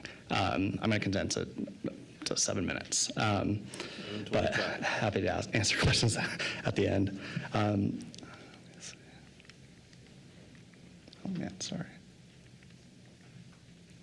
Okay. All right, starting with the Clark Farm. I truly believe this is one of the most beautiful sites in the Treasure Valley, and our goal here is to keep the majority of it open and available for the community to enjoy. We are choosing to leave 76 acres in ag and proposing a 12-acre commercial site encompassing the area around the event center and current residents. Our vision for the farm is to build an ag-centric mixed-use operation that will act as a transitional buffer for the wildlife refuge while providing desirable commercial amenities and act as a community and cultural hub for the city of Nampa and surrounding area. Our conceptual plans include a Japanese botanical garden, 5-acre pond, pumpkin patch, corn maze, vineyards, and further expansion of our existing lavender fields. We've been fortunate enough to host the Lakeside Lavender Festival for the last 4 years and are excited to continue doing so. We see great potential in offering additional seasonal events in the future, possibly a Japanese Cherry Blossom Festival, Fall Harvest Festival, and potentially a Christmas light show. We're hoping to transform these fields into a place we can host a variety of family-friendly community events that highlight the beauty of the wildlife refuge while promoting nature conservation and honoring our agrarian heritage. We are fully committed to maintaining these portions of the farm, and even though they won't be traditional row crops, we feel that this transition provides an opportunity for this space to maintain its character and open feel in perpetuity. For the commercial aspects, we're planning on keeping the established event center, but we are looking to add a variety of different business options to further enhance the space. Early ideas include restaurants, retail, farmers market, floral shop, winery, and other amenities that will complement the existing event center and farm. We're hoping to build a home for other local small businesses that share the same passion for the area as we do.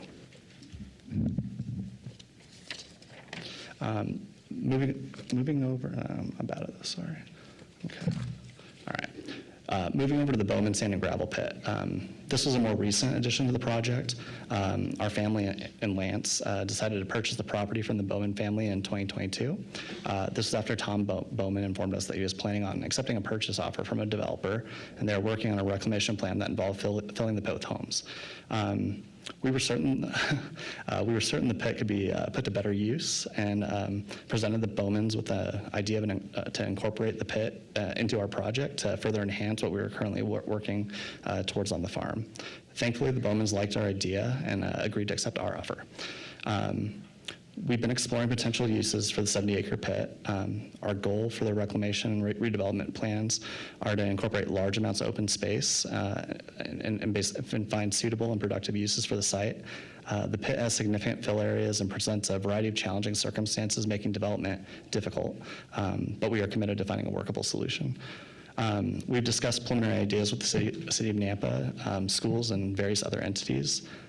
Some of the ideas include a city park, sports complex, school, research facility, arboretum. My dad wants a pitch and putt golf course, along with multiple other ideas that have been shared with us. The annexation and agreements will be important moving forward as we develop concepts with potential partners to generate realistic timelines and expense expectations so we can actually move forward with finding a productive solution for what can actually be built in the pit.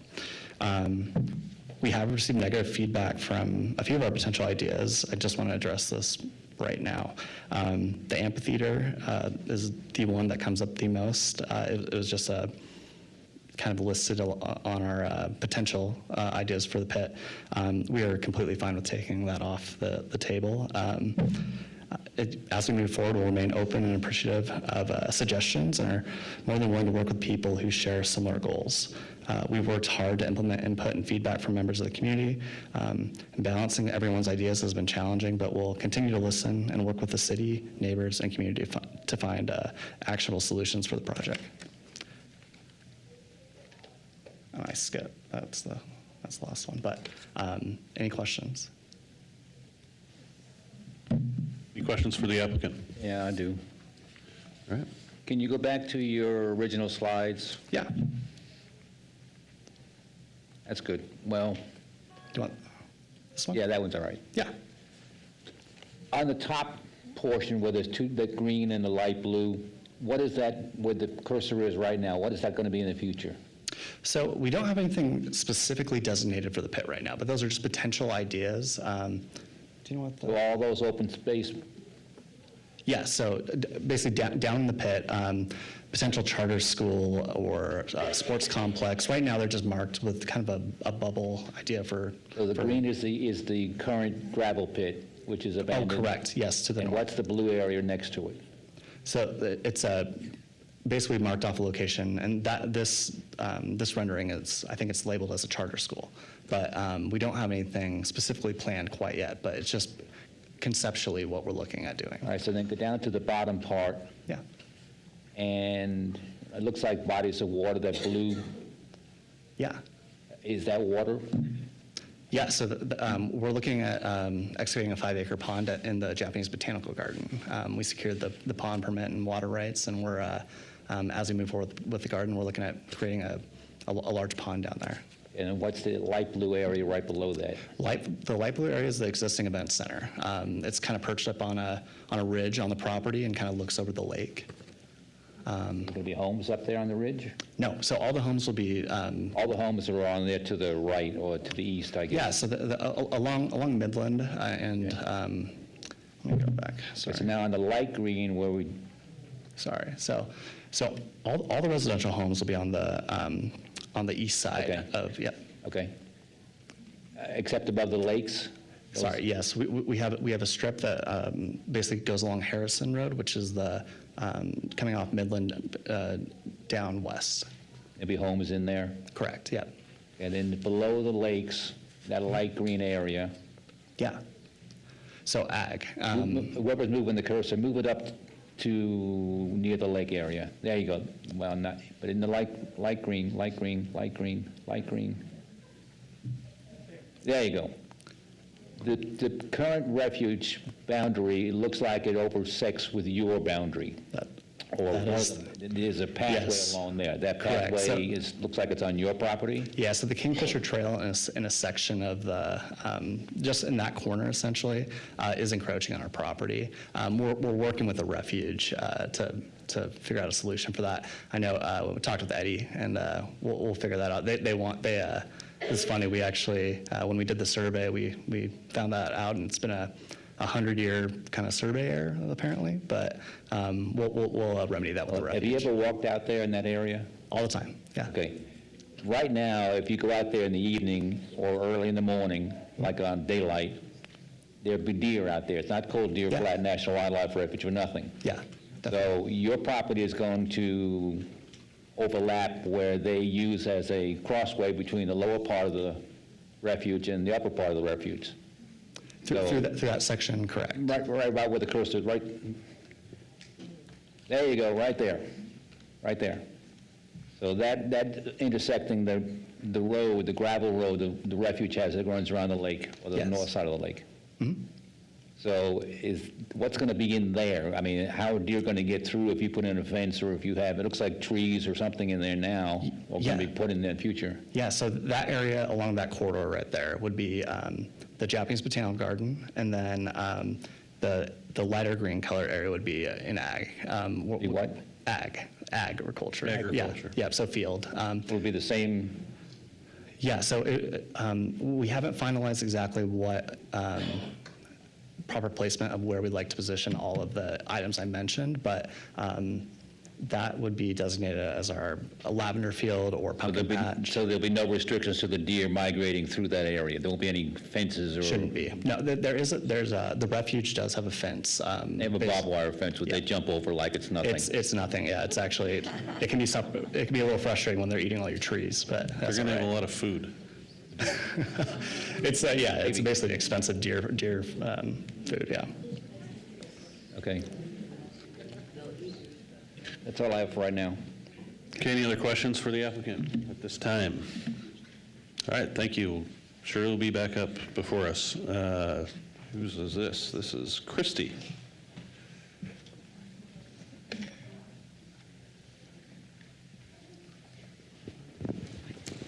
All right, thank you, Mr. Chairman and Commissioners. Christy Watkins, Principal Planner for the City of Nampa. Back to the beginning here. So the action requested from you this evening, as you've stated, is annexation, master plan community, and preliminary plat with zoning to Ag, BC, RS4, RS7, RS8.5, RS15, and RS22. I just want to point out that we did have an error. As you can imagine, this project has been going on for some time. We've been dialing in all of the different zones that need to encompass their uses. RA was originally on the table. We took it off the table because the lot sizes actually fit into the RS22. So that's why you'll see that crossed out there. We moved that 10.26 into the RS22 section. So you see that noted on your staff report as well. So the surrounding zones for this, on the northwest is Canyon County. It is a gravel pit. On the northeast is Canyon County single-family lots. To the north is RS6, which is the City Summit Ridge subdivision. To the southwest and southwest is the Lake Lowell Wildlife Refuge, Deer Flat Wildlife Refuge. East and southeast is the RS6 Rain Tree Village subdivision and a Canyon County subdivision called Woodview Acres. Uses within 1 mile of this development include Lake Lowell and the Deer Flat Wildlife Refuge, 12th Avenue Road and all of the commercial uses there, a middle school that's 0.9 miles away, and an elementary school that's 0.38 miles away. Large county residential lots, agricultural land, medium-density subdivisions, religious facilities, storage units, and future commercial development within the project and in surrounding areas that are designated as commercial. So he went over the traffic impact study a little bit. It looks like maybe that did not cover the fact that there was commercial uses in there, and so we might be adding a condition to that to make sure that we have an updated traffic impact study for any commercial uses that are proposed on the property when they're ready to be built. They will be required to install a 10-foot concrete side path along Midland Boulevard. There is adequate room to put full street access out to Midland between Dooley and the north boundary of the project rather than just an emergency access. They need to revise the right-of-way width on Dooley from Midland to Pippet to be 80 feet wide to allow for a future intersection. And some roads exceed the allowable block length, so they will need to provide traffic calming measures within their development. Some of the correspondence that was received, we did receive some public input. You've also received more this evening. For the record, I'm still getting emails actually in right now. Some of the comments are concerned about traffic, road widening, signalization of intersections, existing neighborhoods, character, safety, and quality of life. That reflects the majority of the comments that are coming in still. Boise CUNY Irrigation District and the Boise Project Board of Controls indicates that not all of the proposed property has surface irrigation rights, and that per the Idaho state statutes, no land without a surface water right can have surface irrigation water spread to it. Piping of any lateral canal or drain within their jurisdiction must be reviewed and approved, and a warranty agreement must be secured prior to any disturbance of their facilities. The Nampa Building Department stated that it's subject to all required building codes. Deer Flat Wildlife Refuge stated concerns with references to Lake Lowell and not the Deer Flat Wildlife Refuge and the language that's shown in the Nampa Comprehensive Plan. Any access onto the refuge shall be reviewed and approved through the appropriate application processes with the refuge. They advise against constructing a storm drain system near the refuge due to potential threats to the ecosystem. I just wanted to make sure that while the letter states that the refuge has not had formal discussions with the landowners indicate that they have had conversations about this project and that with the refuge director. Those are all attached in the comments in the staff report. CenturyLink stated that they may need to work to relocate some of their facilities along East Lake, Ginger, and Harrison Lane and Locust Lane. The Idaho Transportation Department said that depending on the traffic generation data, and again with the commercial uses, ITD reserves the right to review the intersections at State Highway 45 and Greenhurst Road, Dooley, and Locust Lane. Impact mitigation shall be the responsibility of that developer should it be found. Nampa Parks requests a connection to the Kingfisher Trail within the refuge. Engineering details, construction, access, drainage, irrigation, water, sewer, etc. Nampa Fire has indicated that this property is located approximately 2.7 miles from the Nampa Fire Station number 2 with an approximate response time of 7 minutes. Build out of this project will provide the fire district with approximately $296,163 in impact fees. The overall concept plan shows potential addition of 530 residents to the 189 residential lots with an increased personnel demand of 0.53 firefighter positions. Nampa Police has indicated that they would like a commitment to fund 0.63 additional officers and 0.33 additional support staff with this increase in population. So the property is located in a very low density designation on the land use map and is adjacent to a medium density designation. Through the master plan community, they intend to utilize the principles outlined in both of these designations to provide housing and centrally located community services. There are a number of guiding principles found in our comprehensive plan that are outlined as facts in your staff report. A few of those being defined density, smart growth principles, building design, housing affordability, and the need to provide a variety of single-family housing types with strategies on how to achieve that. The comprehensive plan also defines compatibility, residential areas, and neighborhood commercial strategies. All of the guiding principles outlined in the comprehensive plan are found to be met by staff to be met by this project. The proposed zoning districts are permitted zones under the comprehensive plan future land use map with the master plan community approval. Structures located in the BC zoning district will be subject to city design review standards. The uses proposed as he went through them in the Bowman Pit area and then in the the Keto event space area. These are just some of the things that they've listed out. Again, those can be a little bit flexible. So homes built in this development will match the area in standard building and construction. Structures located in the BC zoning districts will be subject again to design review. A 25-foot landscape buffer is required along Midland Boulevard. A 15% open space is required for the platted areas with 2 qualified open space elements. Qualified open space for the platted areas calculates to 15.5%. However, when added to the overall area that will be left to agriculture and sports fields uses, the open space actually is around 60% of the gross project area. Amenities in the platted areas will include playgrounds, benches, pergolas, and gathering spaces.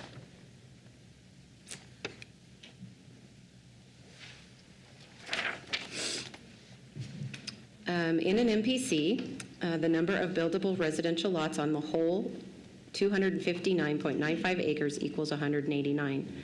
In a variety of single-family housing types, this creates a gross density for the overall acreage of 0.73 dwelling units per acre, which falls under the maximum of 1 dwelling unit per acre that is required by the very low-density residential designation. The density of the residentially zoned lots, so the pieces that will be platted, averages out to 1.98 dwelling units per acre. Master plan communities shall encompass a large geographic area, which this does. Master plan communities are required to meet standard building requirements, which these will with their building permits. The intent of a master plan community is to allow a developer to use creativity and successful design principles that bring together multiple elements in a cohesive design utilizing smart growth principles that may otherwise not be permitted by city code.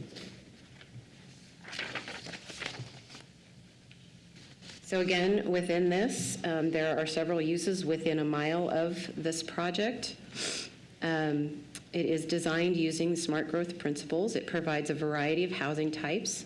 It has widely accessible open spaces. It has commercial uses within its confines, and it's close in proximity to a future high school and an elementary school. The ratio of land uses for a master plan community or a PUD that are larger than 5 acres in a mixed-use land use designation are required to have over 50%. Let's see, in the residential mixed-use land use designation on the future land use map is over 50%. And the proposed land use map shall be residential with no less than 5% of that land as commercial. This area is designated with approximately 8% based on the gross project area.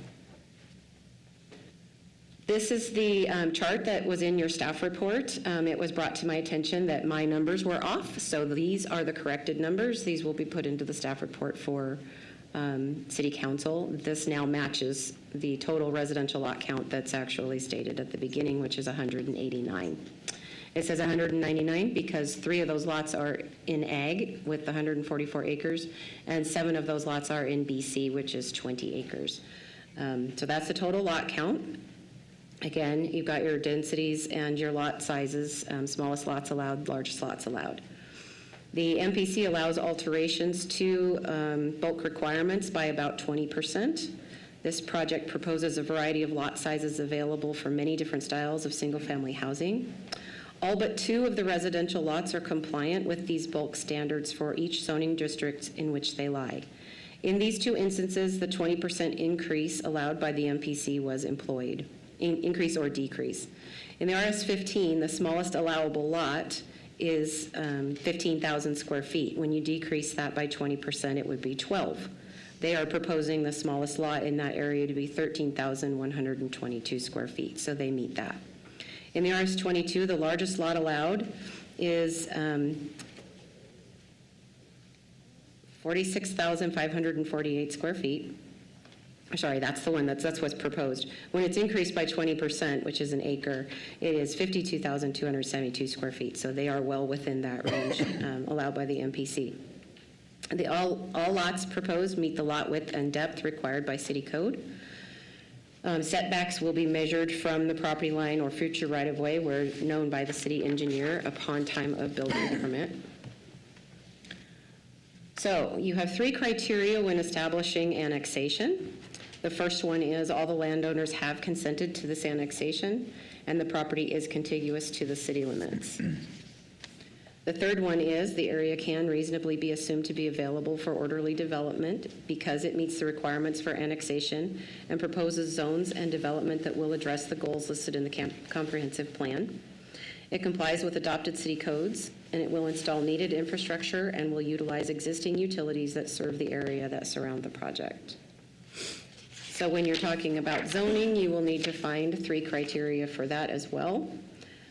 Staff finds that it does propose compatible zoning, that it does propose compatible uses, and that it is in the interest of the public. Staff concludes that these criteria are met and through the facts that are stated in your staff report. These are the recommended conditions. I think we should add the condition of requiring a revised traffic impact study for the commercial uses as they are determined. These are your potential motions, and I will stand for any questions. Any questions for Christy? Yes, Steve. Christy, in the application we received, there was mention about the mission of the refuge might be changing in the future. Do you know anything about that? No, sir, I do not. I'm sorry. Nobody came from the refuges, I take it then either, right? Doesn't look like it. Well, I could probably find it again, but they mentioned that the mission, if the mission changes, then what I'm looking for or not looking for may change, so I'm not sure where I read that in this. How many 100 pages do we get? 5. 500 pages?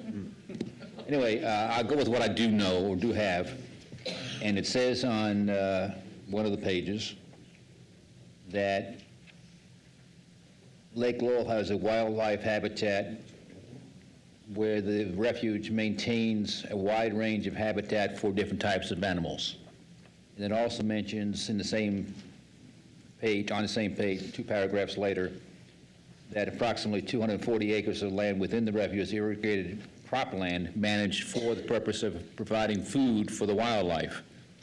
Is that still accurate? Chair, Commissioner Kehoe, we received a notification from the district that, or from the wildlife refuge that is no longer applicable. They no longer have that provision. That's probably part of the change of the mission then, because if they're not feeding them, that's changing their mission. Yeah. We don't know anything about that. I can't believe that.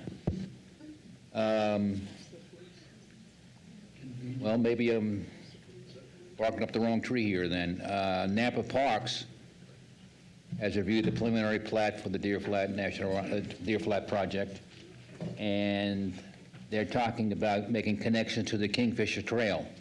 Do we have a map of the Kingfisher Trail? Commissioner Kehoe, the piece that you were talking about, where the overlap was, Yes. that's where the Kingfisher Trail is, and it'll connect out to that. But do we have a map of where it begins and ends?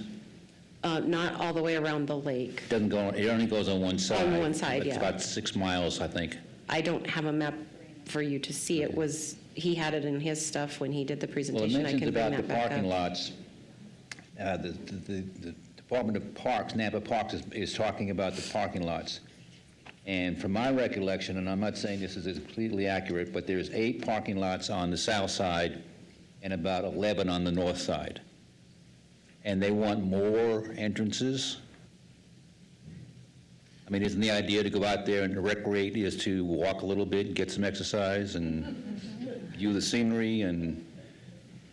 Commissioner Kehoe, I would assume because most people will probably want to drive through this beautiful new community, they will need a place to park if they're going to use those trails through that area.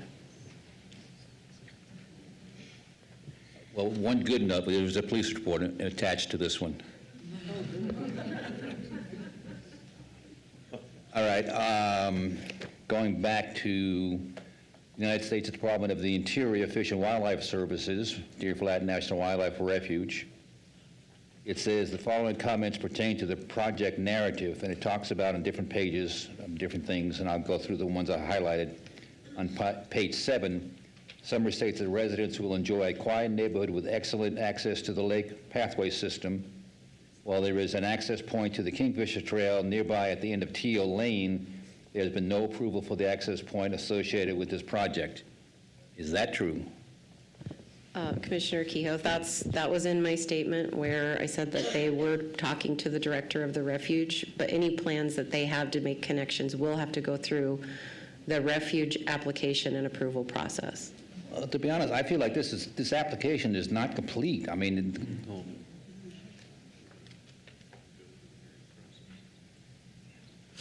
okay, I'll wait for now. Keep quiet for now. Any other questions for Christie? Yeah, Mr. Chair, I have a question. Hi, Jeff. For Christie. Christie, I apologize. I was trying to keep track of those slides as you were going through, but if you could scroll back to the first time we saw master plan community, right before that one. Yeah, the open space. So a couple of questions here. Common lots versus other common areas, and I put other common in quotation marks, which includes the sports field and the arena park and the flower fields and all that. That was included, it looks like, into the computation for the open space. Why is that true, first of all? Commissioner Kirkman, I would defer back to the engineer that designed the project to determine how all of this was calculated.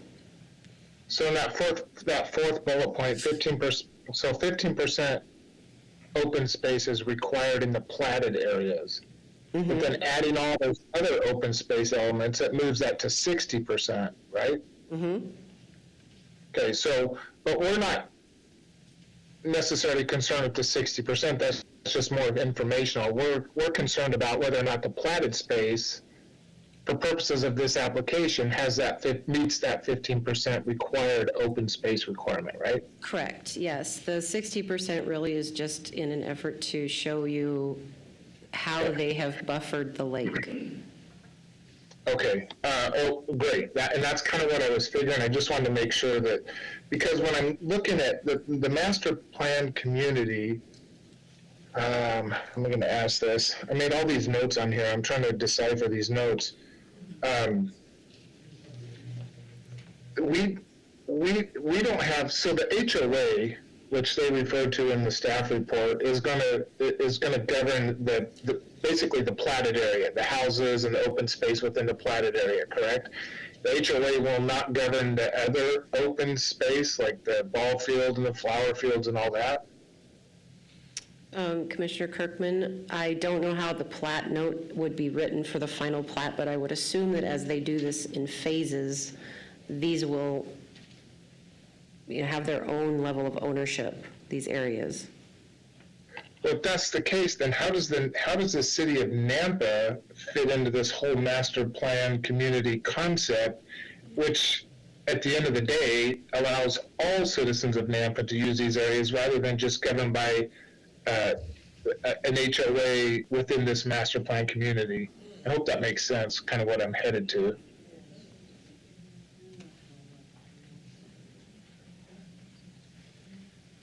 I would think that would be up to the property owner to determine how he's going to manage his property. If he's going to be allowing the public onto the property, he's going to have to do some sort of maintenance for it. So it's possible, though, that they could shut all of the ball field and the Bowman pit area, the amphitheater, all that down, since they own that property. It's possible that in the future they could shut all that down just for the people who live in that community. Is that correct? Is that a possibility? Well, that's speculation, but we probably should do the public hearing first before we speculate too much. All right. I look forward to the public hearing.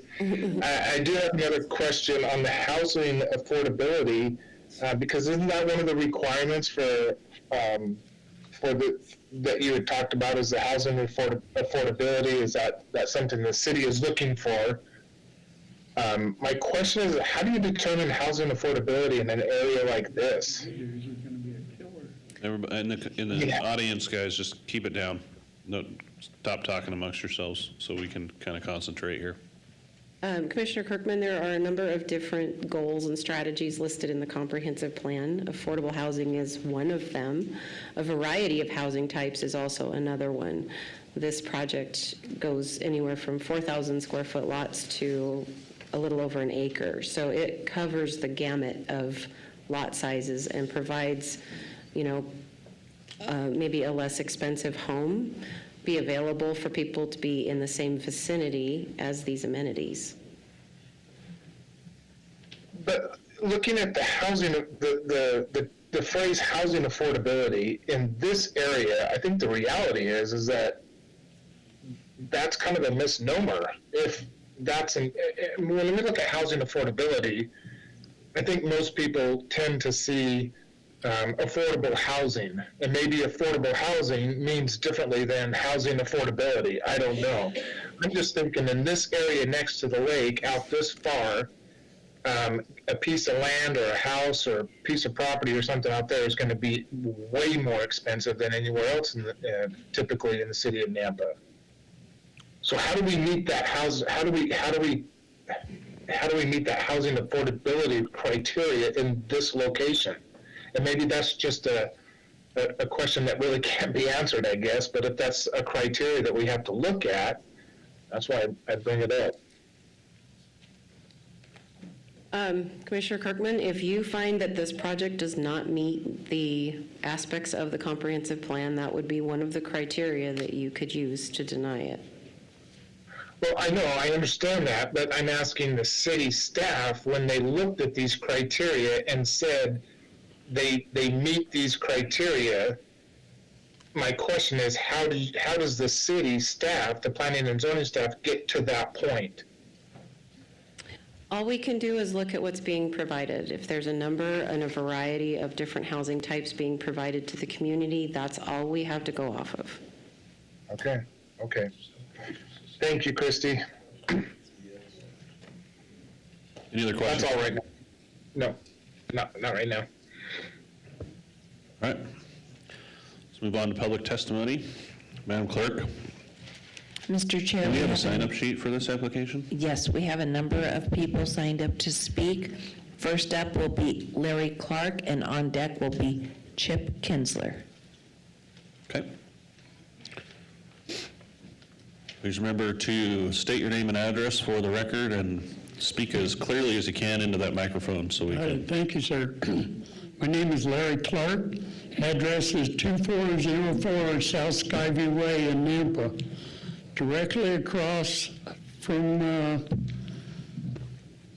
Summit Ridge. I was there when they built it. It was 95 acres of wheat. Now it's 247 houses.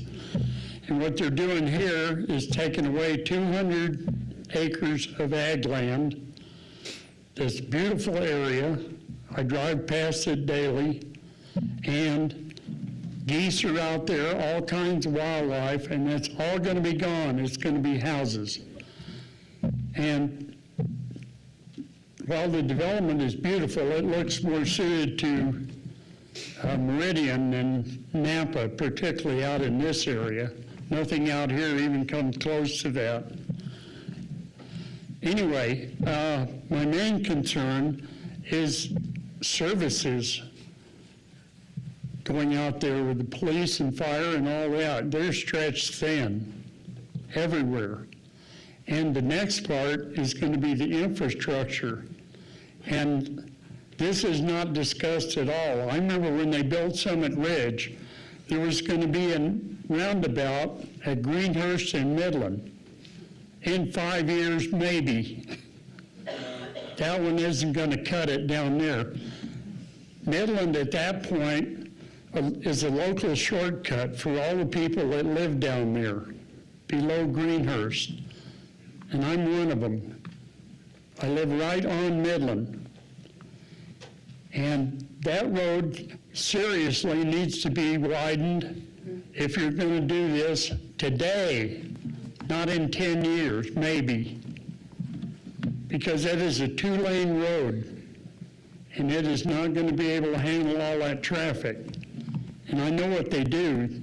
Oh yeah, we're going to do all that. And I've seen it with a study with the City Planning Commission with Midland Avenue north of Greenhurst up there, where they were simply going to restripe it to 4 lanes, where the people whose property they're going to be backing out into traffic lanes. That one, they tried it, I think, twice for sure. Didn't make it. And I don't want to see the same thing happen down there. There's way too many people already. And actually, when they did the irrigation system for Summit Ridge, for 2 sections of it, that irrigation came from my front yard. And as a consequence of that, our irrigation pressure dropped to dang near zero at certain times of the year. And I don't know what these people are going to do down there, but we're going to have the same thing. Agriculture land, that water goes back into the aquifer. Residential water does not. We already have that problem. Time's up. Thank you. Thank you, Mr. Clark. All right, next. Next up, Chip Kinsler.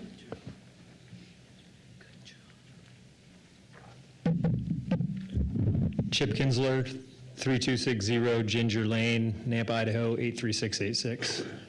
So I happen to live in the subdivision that's going to be completely surrounded by this planned community, and I probably have a little different outlook than a lot of people around here, but I'm not opposed to the development, because I think doing something that's going to be complementary to the area is going to be better than high-density 500, 600 houses that could go in there by a bigger developer in the area. So that's something that I really consider living down there. And this has been an agriculture area the whole 20 years that I've lived there, and getting surrounded by houses is not exactly my exciting, but it's part of the reality of the area we live in right now.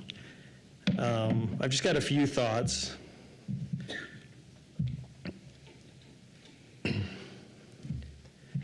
The specific area that I would like to talk about probably to start with is the houses that are on Harrison on the south side, the proposed lots.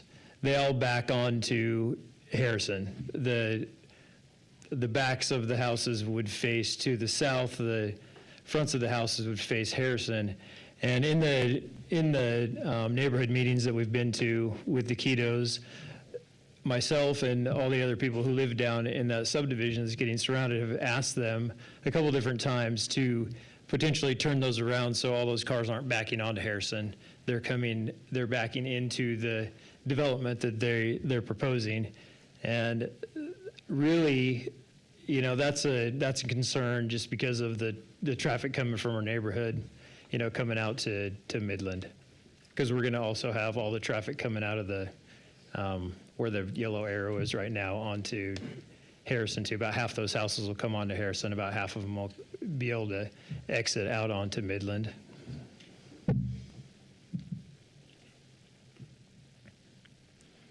So on Midland, where we're going to be coming into all the different exits to the subdivision, I'm assuming with the TIS, potentially there'll be turn lanes coming into those subdivisions, so it won't hold up traffic on Midland. The flow of traffic will be, you know, consistent, you know, so when the turn lanes, just like all the other subdivisions get in Nampa, I'm just kind of assuming that will be something that will, you know, come into play here.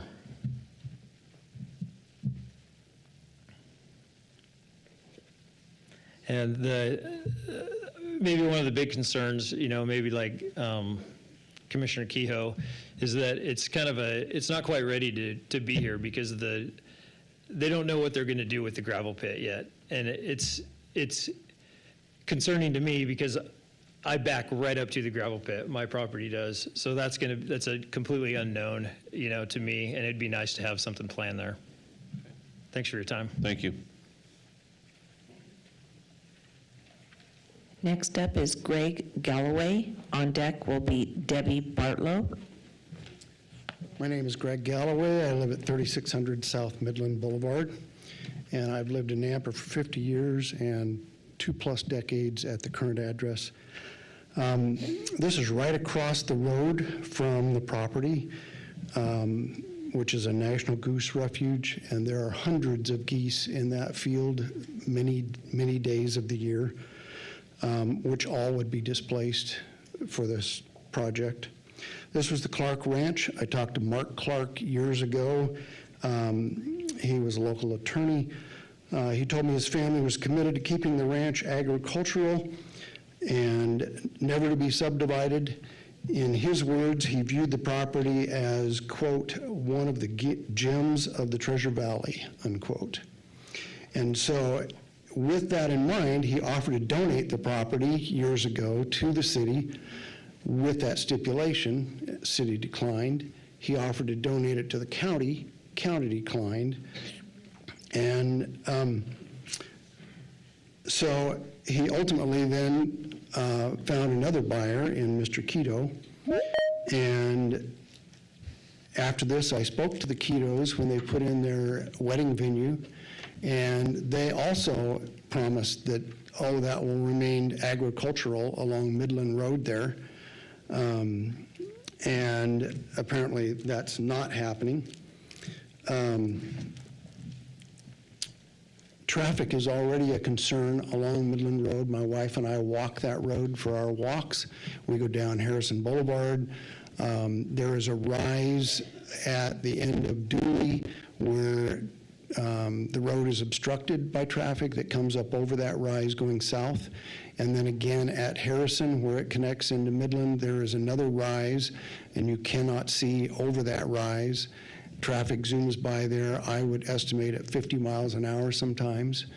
And the only thing right now that slows traffic, it seems to me, is people finally get a glimpse of the lake. That's the only place you can see the lake. And so they stop there and take pictures of the sunset across the lake. They stop on Harrison when there's a beautiful sunset and take photos. It sounds to me like now seeing this project is that since they will ring the property and have houses along Midland, people will no longer be able to see the lake. There will no longer be a reason for them to slow down there. And that just really saddens me that the promise of keeping it agricultural seems to have meant nothing. And I guess that's all I have to say. Thank you for your time. Thank you. Next up is Debbie Bartlow. On deck will be Tyler Lee.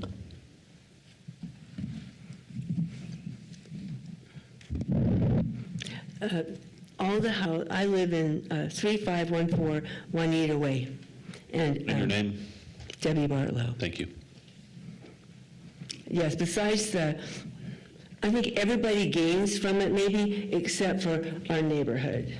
Our neighborhood loses all the values of being near the lake. They lose all the value of having a rural road. It was a smaller arterial. Now it's all of a sudden deemed a major arterial. When they get the light at Locust and 12th, that's really going to encourage traffic to come down the southern arterial. And yet the planner said there's no road widening planned during this construction. So I'm thinking, and they said it wouldn't happen for you need to have 15,000 cars, like the level D, and several accidents there. Well, the people who are going to have the accidents are me. I have to turn across traffic to get into Vista, to get into my house. The people who come to my house, my grandkids, my family, I have lots of groups at me in my house. It doesn't matter, but they're all outreach groups. They're all going to be in danger trying to cross the street when you have people coming down there. How are you going to cross? There's Locust Lane is going to be extended, and Dooley Lane is going to be extended into the property, and then there's going to be the Harris Lane, and then there's going to be where My Vista comes out and their canvas back comes out in a half a mile. In 1/2 mile. All those, and there's 15 or 20 houses with driveways coming out on that, and then all the 40 houses plus that live just right off Vista, and our only western southern exit is Vista. So if you don't have turn lanes, a center turn lane, there are going to be lots of accidents. And so I would like to say, I implore you, widen the road at least to have a middle turn lane. Because it's going to be me and my neighbors that are going to be in the accidents. I implore you, I don't care what they say, you have to be 15,000 cars and so many accidents before you widen it. Please reconsider that, especially with all the extra commercial opportunities that are coming to us. The other thing was a crosswalk. It's going to be a crosswalk to enjoy all those things. What's happening to the people who've lived here for decades right across the street? Understand. Thanks, Ms. Bartlow. Tyler Lee. On deck will be Bart McKnight. Mr. Chairman, Commissioners, thank you for your time this evening. Tyler Lee, 10484 East Lake Lane in Nampa. I, like Mr. Kinsler, live in the neighborhood that is surrounded by this master plan community. I just want to point out, as has been touched on just briefly, for over 50 years, that neighborhood has been a private area to the residents that have lived down there. And those roads down Harrison and Ginger, and as well Lake Lane, have been private and maintained by the residents that reside in that area. And early on in this process, it was expressed that we had different opinions about the development, and I think generally, I think we can recognize, and I would echo that of Mr. Kinsler, that if the city of Nampa chooses to annex this and to go forward with the development plan, that is gracious of them to make sure that there's adequate open space, and we appreciate the consideration for that surrounding area, but we never want to be a part of this master plan community. And so I'd like that to be known, that that's not something that we wanted to be a part of in any of that. The access to the Kingfisher Trail there, we already have issues with people trying to trespass on private property at this point. I can only imagine with increased traffic with vehicles that much closer to that neighborhood in that area. We already have the Teal Lane access, as was mentioned, as well as Gotts Point. And I do believe that I share the same feeling. The point of that is to get out and do some exercise anyway. The community business designation that's being zoned in the gravel pit in the north portion of the development also is a little bit concerning. As you can see from where you've indicated I live, that does back up right to the very back side of my property line. The difference between storage units in a charter school and an amphitheater and any other conglomeration of businesses is a little bit unnerving for me. We live there because we wanted it to be private. We're private people, and for that reason we chose to be down that way. And I don't believe that this really falls in line with any of that was previously zoned in that area. It's been touched on. I only have 40 seconds to go, but did anybody say traffic in this meeting, for crying out loud? Haven't heard it yet. Yeah. One of the things I would like to bring up is that during the traffic study, I believe, and I could be wrong, but maybe somebody with some notes has better recollection, but during the traffic study that was done, Iowa at Midland was closed for the majority of that time frame for the roundabout construction. So I do not believe that there was an adequate traffic study done on Midland. That road from the freeway out at Karcher Road all the way to South Nampa is now a thoroughfare for all commuters in that end of the valley. They can't stand 12th Avenue. There's so many stoplights, you can't get down it, and it has become a thoroughfare. Because I'm out of time, I'm just going to tell you thank you. And please keep in mind all of the kids that drive east and west across 12th Avenue, Highway 45, on any of those roadways to access schools. Thank you. I don't want to see them killed. Thank you. Neither do we. Thank you. Bart McKnight.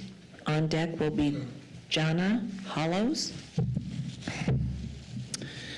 My name is Bart McKnight. I have a business within the city limits, and I live at 3709 Clifton Way, South Nampa, Woodview Acres subdivision. Chairman and members of the council, I'd like to use the phrase pushing a gallon of milk through a straw. Visualize that. My roots go deep into Nampa soil. My granddad lived out at Beaumont and helped dig the New York Canal with a horse and plow. My grandpa homesteaded Amity and Happy Valley Corner. I am a Nampa boy through and through. For the last 30 years, my family has lived in a subdivision on the corner of Locust and Midland, just across the street from this new proposed development. My business is just 4 miles away. 30 years ago, I could drive the 4 miles in roughly 12 minutes, either going to work or coming home. That was then, and now it's like pushing a gallon of milk through a straw. It takes on average 30 minutes or more to make the trip either way. It's about the same amount of time to travel from Nampa to Boise on the freeway, and it's getting worse. And so living in Nampa, working in Nampa, I have about an hour travel time each day just to cross town, pushing a gallon of milk through a straw. 12th Avenue South and Midland both funnel into Highway 45. These two roads are the only route through South Nampa. It has become tired, overworked, and dangerous to travel, pushing a gallon of milk through a straw. On 12th Avenue South, Highway 45, there are currently 6 traffic lights, 2 crosswalks. It's common for unlucky me to hit every red light. They don't seem to be synchronized at all. Traffic backs up continually. I would imagine soon there will be more traffic signals due to regular accidents at the corner of Highway 45 and Locust and Lakeshore Drive, as well as many other accidents at other points along the way. I'm not necessarily against development of South Nampa. I would love to have a couple of nice restaurants closer. But the infrastructure must catch up and be prepared for growth. Otherwise, it's like pushing a gallon of milk through a straw. At some point, the pressure will be overwhelming to the point of catastrophic. And I beg the city leaders to focus on the infrastructure first, development later, and you are currently pushing a gallon of milk through a straw. Thank you for your time. Thank you. Next up is Jana Hollows, and on deck will be Jill Hollows. Oh, are you kidding me? That's not a common name. He's just leaving. That was just coincidental timing right there. I am Jill Hallows. I live at 603 West Crimson Loop in the Rain Tree subdivision. And I agree with a lot that has been said with traffic and all sorts of things. But I am a member of Farm Bureau, American Farmland Trust, agriculture, and seeing these fields go away crushes me. I have a little bumper sticker on my car that says, "No farms, no food." So we chose the South Nampa area, exactly where we live, because we were on the fringe of the city. We did not want to move to the city. Our backgrounds are rural. It crushes me to see this change. And although I admire the kiddos, I have to tell you, give us a little patience because this is a lot for us to take in. There's a 33 house development happening on the corner of Dooley and Midland. So we're dealing with that already, and then having this huge project. That picture of the entrance absolutely scared me to death. The rural nature and the wildlife nature of that area is so profound and beautiful. Coming down Midland to the south, as you come up over those swells and see the rolling green hill with the trees and the mountains, that's something that needs to be preserved. So I am really opposed to the yellow area on your map of where dense housing goes into that very spot. The proposed roundabout at Greenhurst, we cannot wait for that. The traffic light at 45 and Locust, we cannot wait for that. That is so dangerous that I never go that way. I go down Midland to Greenhurst, past the school, 20 miles an hour, so I can hit the light and be safe. the road, Midland going north up to Greenhurst, in the wintertime, those swells are scary because you can't hit the brakes real fast when it's icy, and people come tearing out of Dooley. It's a mess. Then when you get to the stop sign, you have the little dip in the road that goes into the intersection where people just slide into the intersection. So my request is take care of the roads before you approve anything. Okay, yeah, thank you.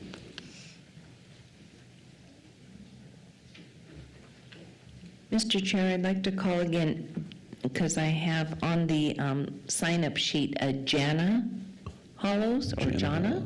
Jana Kennan? There's a Jana, oh, they might have misspelled it on my screen. Thank you. Well, I would express my, I'm Jana Kennan, 342 South Valley Drive, Nampa, Idaho, 83686. And I've moved here to Idaho from Seattle, and I can tell you, you don't want to go down that route. You don't want to take away the wildlife, the trees, the natural world. In Seattle, we have a ceramic tree. We have all that was left in my house were rats and cockroaches. We've lost our nature. We've lost our land to cities and to pollution and to crime.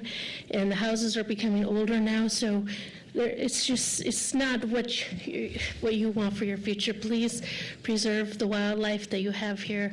Love what you have. What you have is a treasure that you can never get back if you take it away. So that's all I want to say is I love Idaho and I love what you have. It's invaluable. Thank you. Next up is Cheryl Higbee.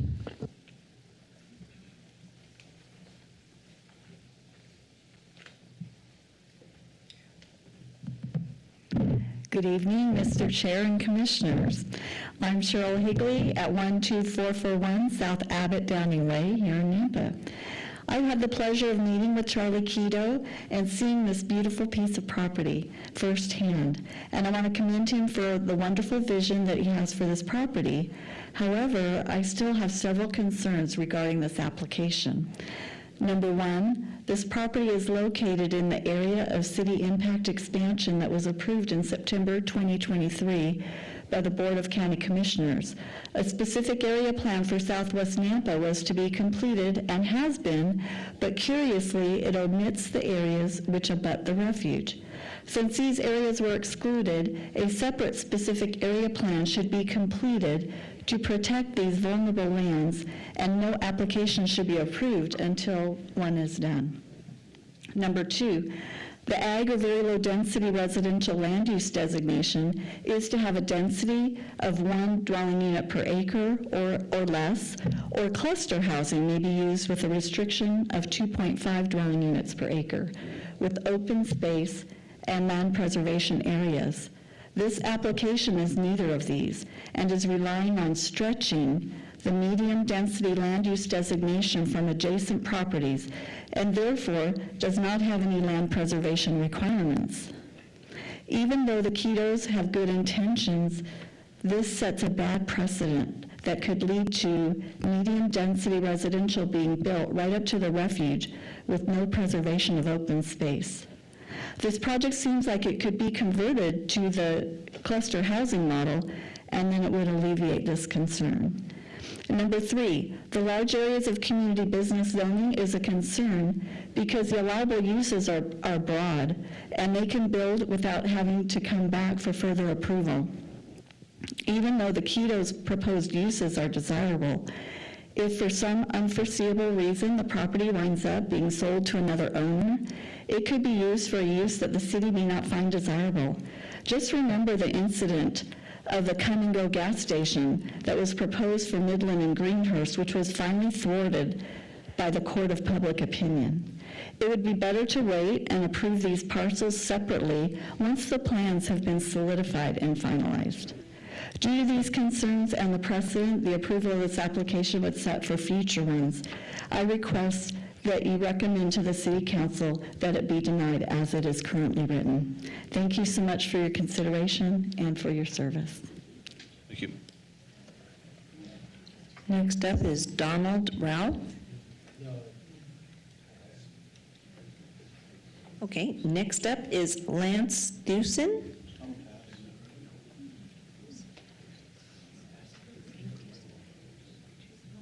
Mr. Chair, there are no further enough. Okay.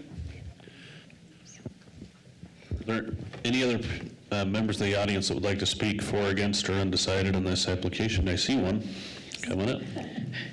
Good evening, Chair and Commissioners. I didn't know if I'd be here tonight, but luckily I am. And I'm here tonight to just... First, your name and address, Oh, I'm please. sorry. That's okay. You've Elaine done this before. McBurney, Come on. 11914 Iowa Avenue, Nampa. And I'm here tonight to speak for the birds and the wildlife. I think it's important for you to know more about the refuge. Deer Flat National Wildlife Refuge is one of the oldest refuges in the National Wildlife Refuge System. It was established on February 25th, 1909 by President Theodore Roosevelt to designate that the new irrigation reservoir as a refuge and breeding grounds for migratory birds and other wildlife. Deer Flat National Wildlife Refuge, 11,388 acres, lies just outside the city of Nampa, surrounding the waters of Lake Lowell. The American Bird Conservancy has named Deer Flat Refuge a globally important bird area with over 240 bird species and 30 mammal species. The refuge now serves as an urban oasis for both wildlife and Treasure Valley residents and visitors. With assistance from local growers, the refuge also cooperatively forms 240 acres to provide food for wildlife. Farming at Deer Flat is really for the birds. Approximately 240 acres of refuge land is irrigated cropland managed to provide food and cover for wildlife. Local farmers grow corn, beans, peas, wheat, and alfalfa using modern soil conservation techniques such as filter strips and minimal pesticides and fertilizers. The farmers keep a share of the crop and leave the rest for the wildlife.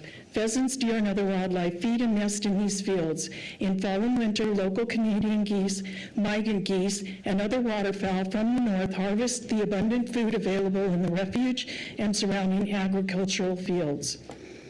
Loss, degradation, and fragmentation of important migratory bird habitat have been identified as potentially the largest individual threat to migratory birds. Much of this human caused by development. Over 1 billion birds die in the annual migration of the 4 North American flyways. Buildings can be deadly obstacles for birds. Some 365 to 988 million birds are killed when they smash into structures, estimates a study published by the Condor Ornithological Applications. 44% of these deaths are due to residential homes, 1 to 3 stories tall. The taller structures have higher percentage higher per building mortality rates, but residences are by far responsible for most bird deaths due to their sheer numbers. And I'll finish when we get to the specific area plan. Thank you very much for listening and learning a little bit about our precious, treasured, wonderful wildlife. Thank you. Refuge. Thank you. Anybody else who would like to speak for, against, or undecided? Yep, coming up. We're going to get a little queue going. Hi, I'm Scott Keto, 10255 Locust Lane in Nampa. And I got to say a couple things. First, I didn't realize how much work these planning and zoning do on these projects. And Christy, I want to thank you, and I want to thank the Planning and Zoning Commission. It's a lot of work. And but I also am a bird watcher. I'm an ornithologist. I love wildlife. When we were lucky enough to purchase the Clark's Farm, that was my highest priority, was to protect the wildlife refuge. And if you look on the map, it's very well buffered. I talked to Eddie, who's the director of the wildlife refuge, this morning, and he has no objections to what we're doing. He says that he likes our plans, and we also agreed not to have any access to the Kingfisher Trail on our property. So that kind of lays to rest that issue. As far as on the gravel pit area at Bowman's, we left it open with the understanding that anything we do will require another public hearing, permits, so that anything we do, if people don't like it and don't agree with it, that they can come and testify against it. The reason we did that is what we want to do is make it something that the Nampa community needs. We don't know what that is yet, okay? I've been to the mayor's office and I said, what do you guys want? What do you guys need? Because I've been a dentist here for over 40 years. I love Nampa. My kids still live here, and we want to do something for the community. Like the Japanese garden is the 5-acre pond. I would guess it's going to host a lot of wildlife, a lot of waterfowl, it's going to be a second refuge. We're not going to, we can't hunt it. It's going to be on city property. We're building an ecosystem around the lake to protect the wildlife. And I just want you to know that. So anyway, thank you. Thank you.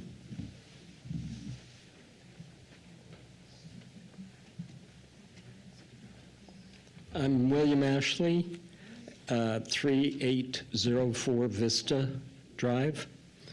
And just a couple of quick things. I oppose this development. Part of the reason for that is, I suppose, a personal one. I have a concern that our portion is, we're in Woodview Acres, which is part of Canyon County. And so I do have a concern that there's a creeping, it's turning us into, similar to the folks off of Harrison, that it would turn us into an enclave that could potentially be changed, where I guess Nampa could say, we want to turn you into a city. Okay. Can't happen. But anyway, that is one concern I have. The other is that I don't believe that there's enough of an understanding of what the importance of the agricultural land is. And I'll admit, I am a refugee from California. I've seen so much happen where one spot after another, it just disappears. And that's happening here. And I understand Idaho, you got lots of land. But Treasure Valley, not so much. It's being eaten by development. And I like the fact that it's providing housing. I appreciate that, but I think it should be balanced. And this is one of the areas that is the closest to the lake. If you look at the other developments, even on the little map, you'll see that this area is right up against the lake. And if you, and it's a very short distance down T.O. Lane, which is also agricultural on the west side, to the parking lot that goes into Deer Flat. So I think that developing stuff here will endanger the lake and the refuge. So I also agree with the person who mentioned that the way this is being done, you have a situation where you're supposed to allow 1 acre lots, but you're making a calculation that is a little phony. Anyway, thank you. Thank you.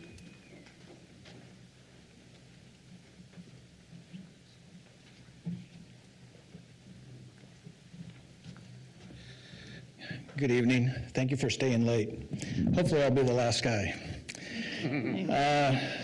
Richard Alsop, 1536 West Tenzing Street.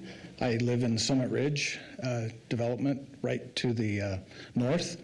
So in full transparency, I'm the HOA president for Summit Ridge right now. I'm not representing the HOA. These are my personal opinions and personal observations. I applaud the Keto family for having a responsible plan and trying to put this into place.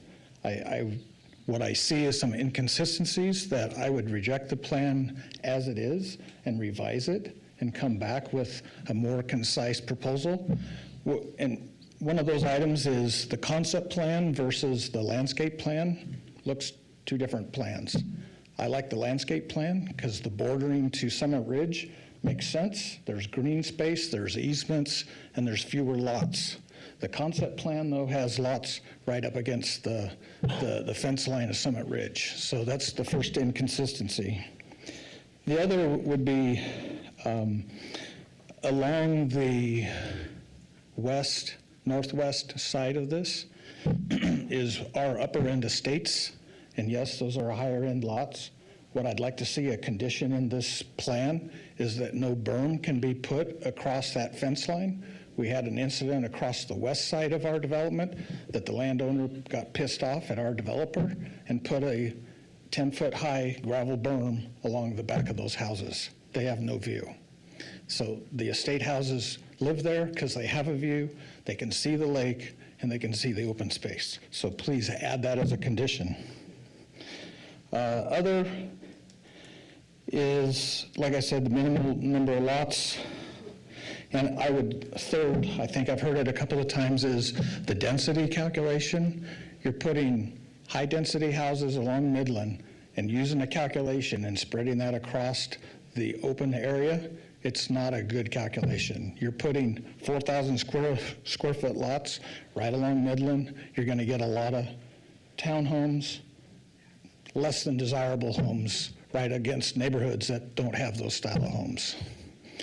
The other is improvements. The road improvements have already been talked about. It's a weekly basis. I can look out every week and see an accident at Midland and Greenhurst. There's accidents every day. We need that roundabout soon. The other is irrigation. That's been talked about once. Our estates already has low pressure, below normal pressure for irrigation there. So there needs to be funds to upgrade the irrigation supply lines, pump lines, et cetera, the infrastructure beside roads. We need to have some source of water that ensures that we have good pressure for irrigation and that the estates, our Summit Ridge development, does not lose pressure as well. I guess I'm out of time here. Thank you for your time. Appreciate the input. Thanks. You're not last. I'll make it short, I promise. No, I'm joking. My name's Nicole Corpus. I live at 741 West Tuella Drive in Nampa, so the Raintree subdivision closest to Dooley. My only concern really is... I'm sorry, can you repeat that address? 741 West Tuella Drive. So my concern is obviously the roads. I think 189 homes is just way too much. I think the plans are great for some of the stuff. I think it would be awesome, but I've got 4 kids, and it takes my kids they go to a charter school, Victory Charter. It takes them 45 minutes sometimes to get home from the bus. And it's just down the road, it's not that far. So my concern is 189 homes is a lot. I know there are plans to have homes on the other side of Dooley in front of our subdivision. So adding another 189, we do not have the infrastructure for it at all. It just is going to create more traffic. And it does take us a long time to turn from Dooley to 12th, or we have to take Midland to Greenhurst and then take Greenhurst. And at peak times to take kids to after-school activities or coming home, we do not have the space. But I agree with everybody's concerns too. I think everybody has a very valid concern, so maybe revising the plan definitely would be helpful. Thank you.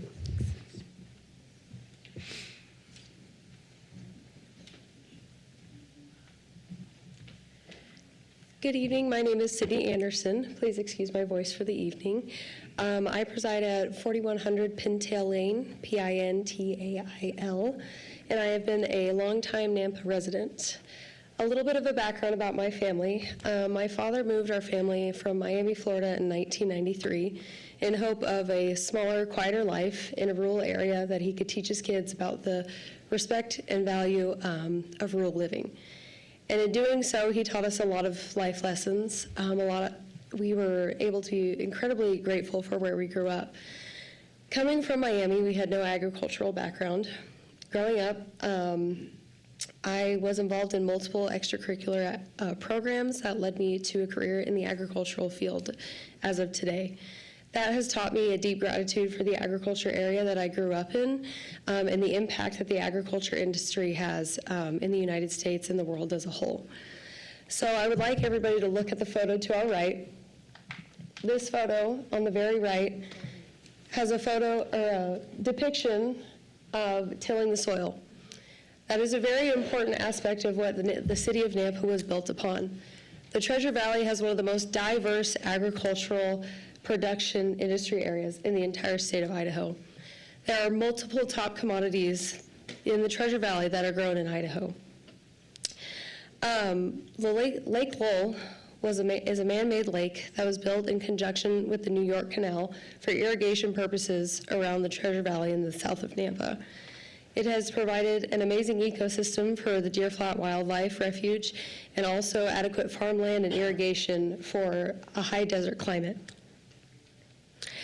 There's a reason that the Treasure Valley is called a treasure, and in doing so, we must do our best to preserve it. I must point out the average age of a farmer is 58.1 years old, and it is rapidly climbing. When I was in high school, the average age of a farmer was 54.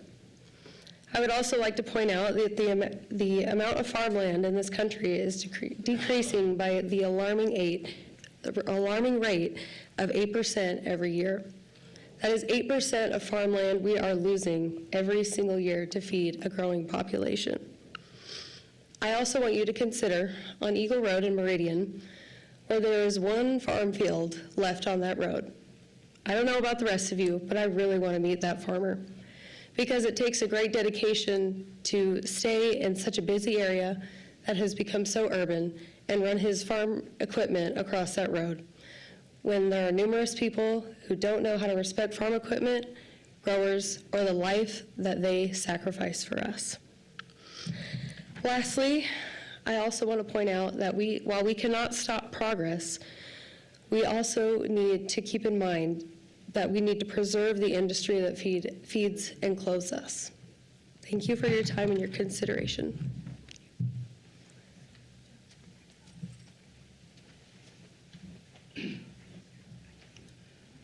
Mark Kubish, 3212 South Malad Drive, 83686. Idaho, including South Nampa. what? South what? Malat. Malad? Yes. Okay, thank you. Idaho, including Nampa, has no lack of land, and yet we are getting targeted here in a wildlife refuge, which is a real treasure, not only to the whole Treasure Valley, but to Nampa. I would encourage the developer to reconsider and move somewhere else with their developments. As though they have good intentions, and I'm not really thinking that they have some miscalculations here. Nevertheless, as I'm saying, there's a lot of land available, north, south, east, and west. And I originally came from Bay Area, living on Peninsula, where there's lack of land.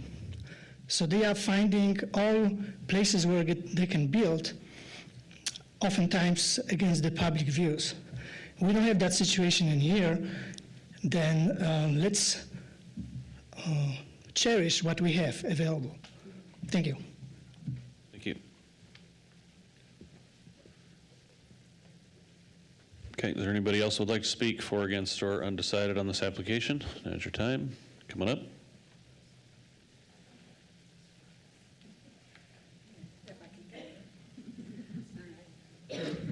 My name is Barb Rau, R-A-U. I'm at 3410 Ginger Lane in Nampa, 83686. All right, we live in that little group of 15 houses that are surrounded by the project. I'm not quite sure whether or not this is correct, but as I think of the whole coastline, the whole surrounding area of Lake Lowell, I don't think there is one other community that is so concentrated and so close to the edge of the lake. There are farms and there are houses that sit back or up on a ridge, but I don't think there is any concentrated population that is just stuck so close to the edge of Lake Lowell. And I'm also concerned about the traffic and the population that is being stuck on that corner. I don't know how it's going to come, people are going to come and go with all of the activity concerned at that area when you have two roads, just two roads to feed and exit. I don't know. Anyway, thank you for your time. Thank you.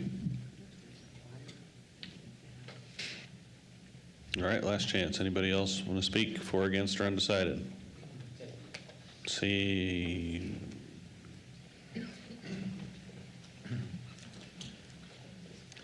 My name is Don Rao, 3410 Ginger Lane, Nampa, Idaho, 83686. I just wanted to mention, actually, we're probably almost the closest neighbor now to the project.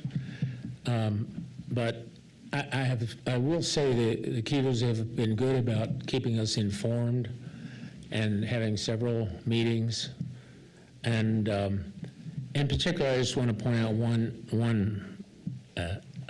thing. Being close, literally, our house is directly across the field from where the event center is. The event center, I think, was shown a couple times. We're directly across the field. And initially, when the event center was open, the only problem was sometimes the music got a little loud. But, it was only on Saturday nights, usually, Friday nights, Saturday nights. And the Kitos, I think, recognized that. I think there were some complaints, but they told me they hired some sound engineers to come and evaluate the music situation or the whatnot. And I'm told, as I remember from a couple of years ago's conversation, the engineers were able to devise some way to cancel the sound or decrease it coming over towards us and towards that square that surrounded the lots. And it was a big help. And I just want to say, in that particular application, and others too, they've been good about having meetings and being open about it. So pretty much what I want to say. Thank you.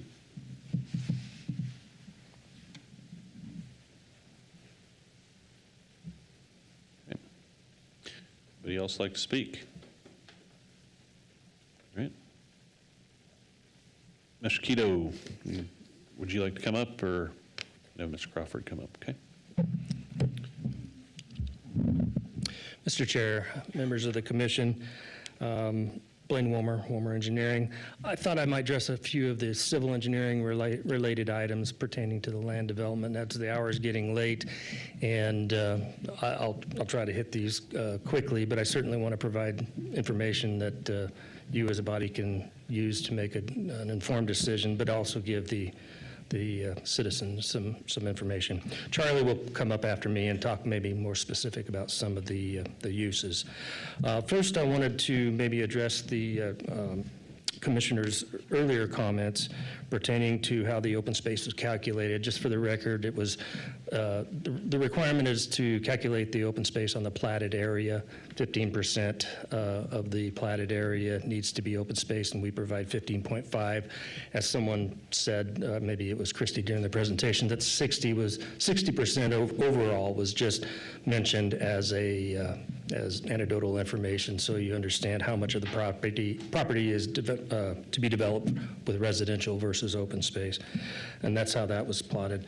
As far as the HOA, and maybe Charlie will address this further, but the HOA is only going to be affected, is only going to affect the residential portion of the project. That's where the HOA will be established. The other uses will be private or maybe even municipal uses that will have their own maintenance mechanisms and things like that. Obviously, a continued theme through the comments tonight was traffic, and everybody acknowledges that traffic is an issue. That's why we do traffic studies. That's why traffic studies are standardized. The information that's provided in them is based on counts, traffic counts, and standard engineering practice to evaluate those counts and determine what mitigation, if any, is necessary. This particular project, the addition of 189 residential units, does not warrant specific site improvements, signalization, roundabouts on its own, even with existing plus project at build-out. The roundabout that is scheduled to be constructed in 2027, with our scheduling of this project, it's probably first phase, possibly getting into the second phase by then. So again, the impact would be minimal at that point. And the roundabout would resolve that problem, both in your CIP information, and our traffic study showed that, again, going to a level A in the morning and B in the afternoon as far as level of service.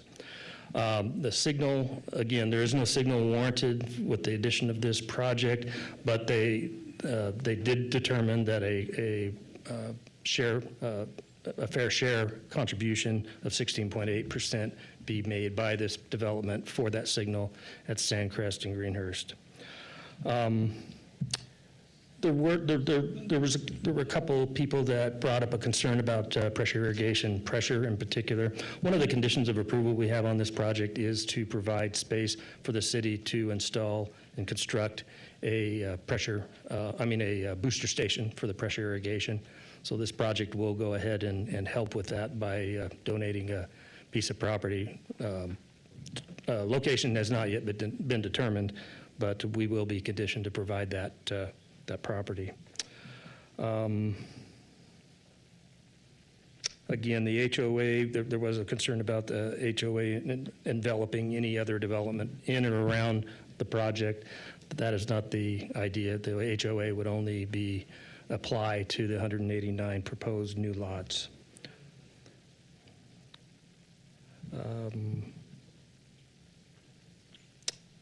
I think everything else is probably something Charlie ought to address as far as some of the uses, and he took some notes too, so I'll just have Charlie come up unless you have any specific questions as far as engineering goes. Who would be best to talk about phasing and build out Okay. timelines? Is that you or? That'd be Charlie. Okay.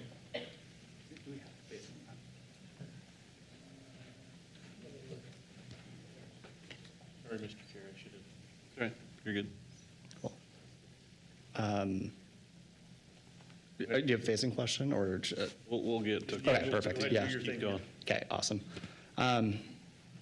People love this property, and we genuinely, we know that. I think we're all on the same boat here.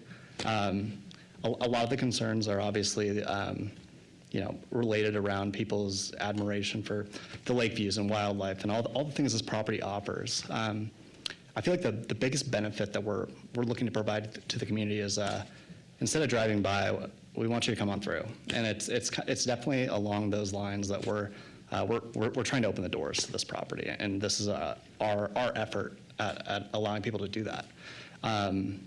As far as sorry, I took a lot of notes. As far as wildlife goes, 60% open space, about 150 acres, bordering the refuge. The parcels that are primarily ag closest are mostly abutting the refuge.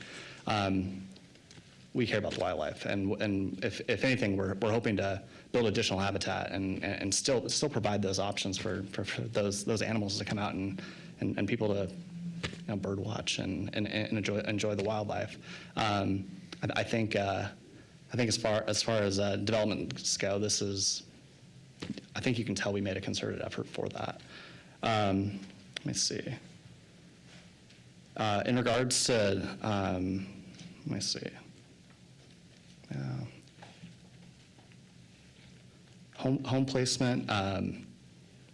We definitely try to keep homes where the homes were. That was kind of our goal with a lot of the, you can see from the concept plan, we are trying to keep the homes near Midland. I think by clustering them closer and kind of maintaining slightly smaller lot sizes and larger lot sizes where the wildlife would be, we're hoping to achieve a more cohesive development on that end from a ecological perspective. Let me see what else. I'd say the last thing I'd have to really point out is we're going to be a part of this neighborhood. I think my entire family is going to live out here. Sorry. We want to do right for our neighbors, and so we have taken heavy consideration into every aspect that they brought in, and we try to accommodate. There's a balance, but we're actively working to make sure that we're being good neighbors, and I feel like that'll be an ongoing effort. And as we move through this project, we are going to keep that same neighborhood and neighborly action. Okay, thank you. Do you have any questions for the applicant? Yeah. Can you talk about? Yeah. Mr. Chairman, can you talk about the phasing? What's your build out? When do you anticipate having full build out? What part of this development are you building first? What are you moving? How is that sequencing? Yeah, definitely. So the residential development, I don't have the phase map, or it might be in in yours as packets, but sorry. First phase for the residential side, we're splitting it up into two parts. So the first phase will border the gravel pit on the north side, kind of headed up the ridge there. There's a lot of basically the top of the property in the northeast corner, it's going up a steep hill that way. And so we're looking to develop along the rim of the pit first. Along the southern farm on the south side, we have a lot of interest in those lots, and a lot of them are friends and family. And so they are patiently waiting at the moment, but we are looking at starting both of those concurrently. Second phasing would be, let me see.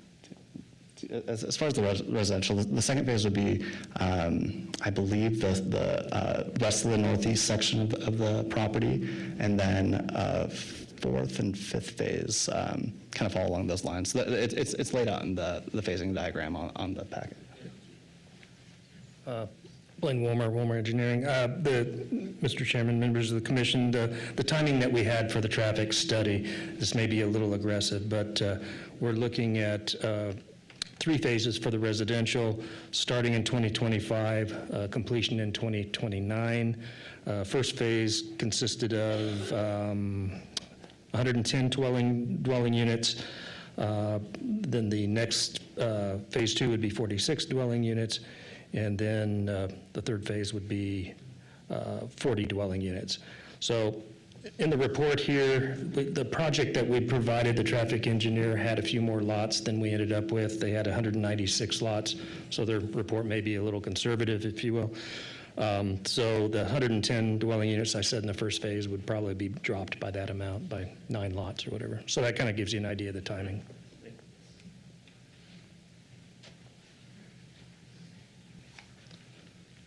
Other questions? Adam, one more.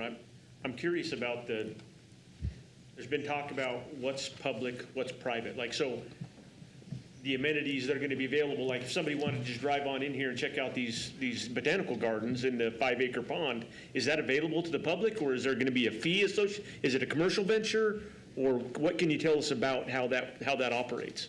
So they'll be privately owned. We could definitely explore potential possibilities for opening that up into a municipal route or something like that. But as of right now, we're planning on everything being privately owned. The commercial would be also a commercial element to it. We haven't decided on much on that end, but it would be private. HOA wouldn't own the interior parcel, but our family's looking at running that. Yeah. Right. Mr. Chair, I have a question. Yep, go ahead, Commissioner Kirkman. So on that note, private versus public, so all that open space, the amphitheater, ball fields, whatever it might be out there, so if it's going to stay private, there is a potential down the road that it could be restricted to nobody else using it in the community except for who might ever live out in that community, correct? Is that a possibility? As far as future development on the site, like regarding mostly the gravel pit is what I'm assuming, or? Yeah, the amphitheater, the Japanese gardens, whatever it might be out there, whatever's not run by the HOA, all that's still going to be privately owned, correct? Correct, yeah. So currently it's all privately owned. These amenities, think of it as we're trying to basically allow people out onto the ag site in a more commercial element. But the gardens and I would say, let's move gravel pit first. We would like to have a more, public access down into the gravel pits. Largely depends on what we decide to do. If we did a sports complex or an amphitheater, but not amphitheater, I said we're not doing an amphitheater. But largely depending on what we do in the gravel pit will determine total public access down there. With the farm section of it, we want the commercial side to operate as any other commercial site would, regular business hours and like a restaurant.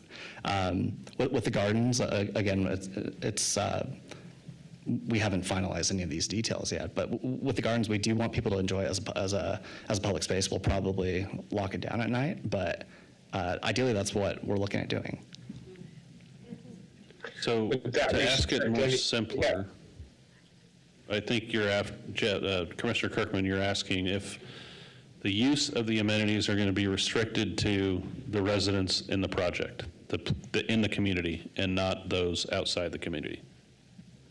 Well, yes, that, and also would that restrict access to Lake Lowell and that walking trail or whatever from that area to the public?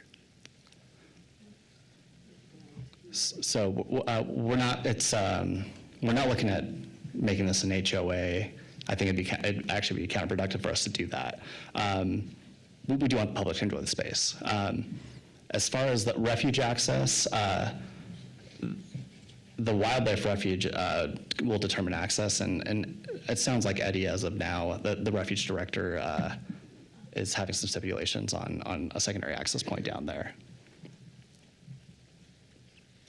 Oh, so, okay. So there'd possibly a secondary access to the refuge. Yeah, correct. As of right now, the Kingfisher Trail is accessible from Gotts Point or Teal Lane. Gotts Point is just follow Greenhurst down till it ends.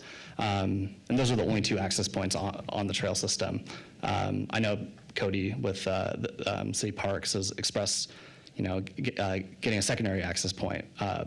But from the sounds of it, the refuge isn't overly interested in that. Okay, well, that's just basically what my concern is, that if this development goes through, would the public's access be restricted to the refuge because of this development in the way, so to speak? Gotcha. Unless we're able to establish access, no. But the refuge has a pretty decently difficult process of basically providing another one of these access points, including parking lots and gates and all these things that they're asking to control. Yeah. Okay. Okay, any other questions? I had one, so we had one neighbor to the north that had the issue with the developer on the other project, built a huge berm, blocked all their views. Yes. Can you agree to a condition if we determine that we need one to not be able to build any obstructing berm? Yeah, I'll bring up the good neighbor point again. And then we don't want to do that. The comment that was made of inconsistency between the landscape plan versus the concept plan on where housing is placed and whatnot. Yeah, so the landscape plan was, I think it was created with we actually have removed lots from the landscape, so this designation, if you look at the preliminary plat at this point, we've actually taken lots out and made some larger. It does conform to the preliminary plat, however, yeah. All right, just wanted to get that clear. Timing we got. Okay, any other questions? Entertain a motion to close the public hearing. So moved. Second. A motion by Commissioner Kehoe and a second to close the public hearing. All those in favor say aye. Aye. Aye. Any opposed? All right, motion carries, public hearing is closed.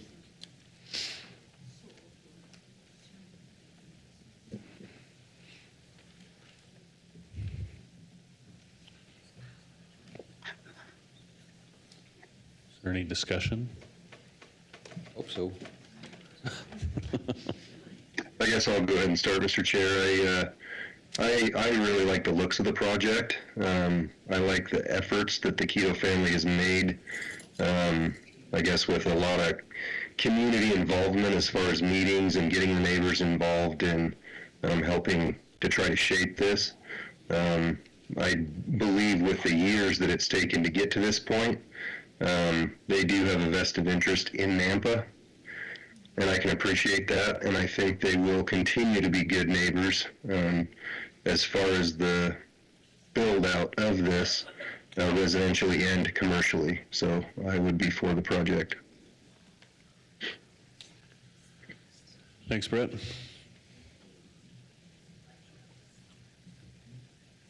Commissioner Miller, sorry.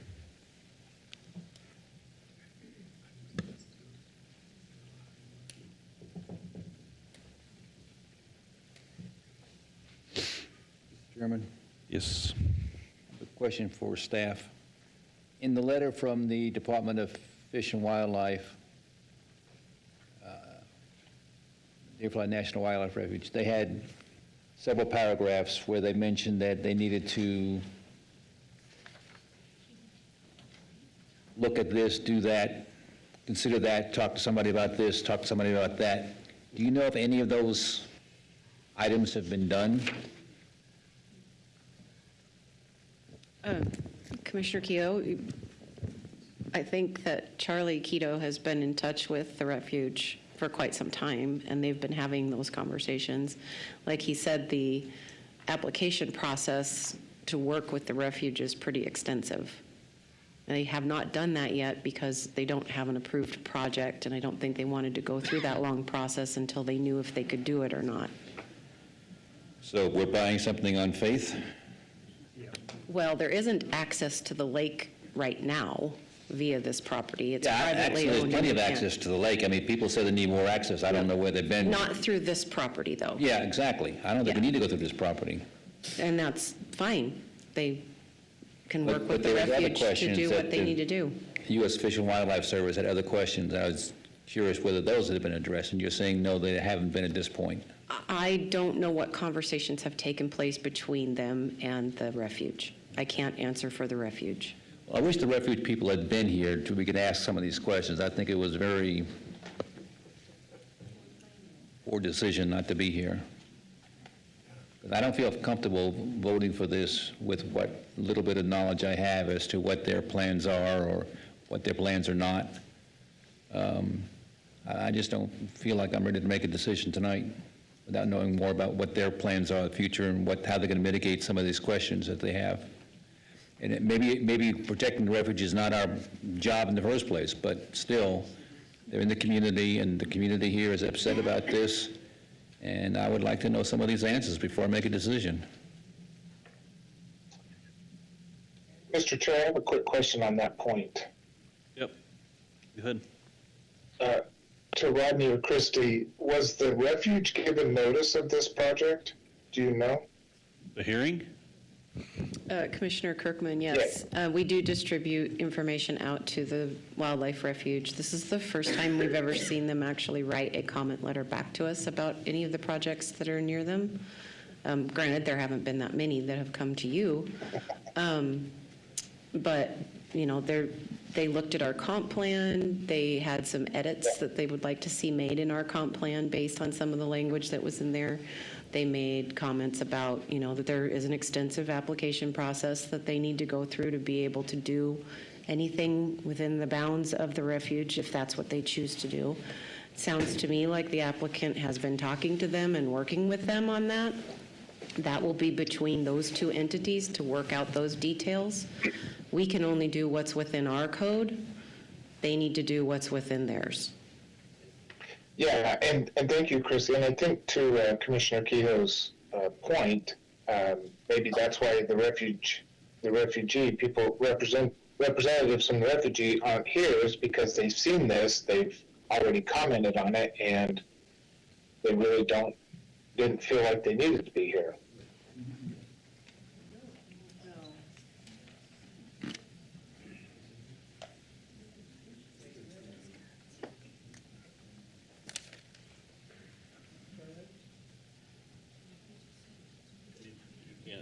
No. Sorry. Rules.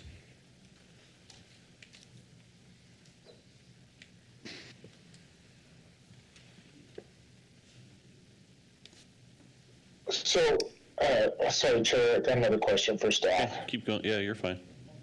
I didn't think you were done.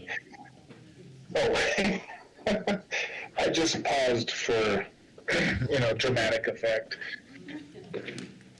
So Rodney, or any of the staff members, so when the development, if this were approved and the development agreement is worked out with the city, a lot of these details that we have questions about, or a lot of these details that we don't have a fine point on yet, those will be hammered out in that development agreement.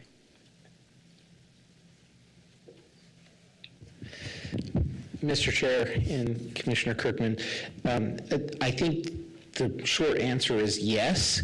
You can always recommend conditions.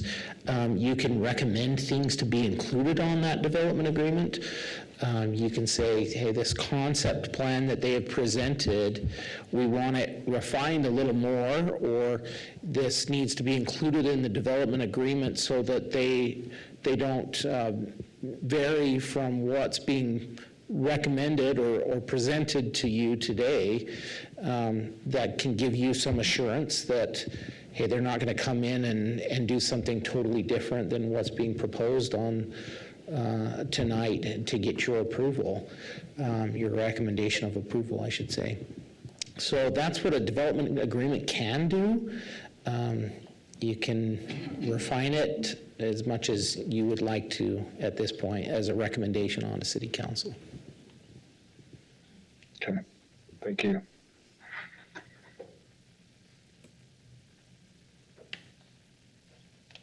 That's all I had, Chair. Sure. Just looking at the plan, the concept plan, I think,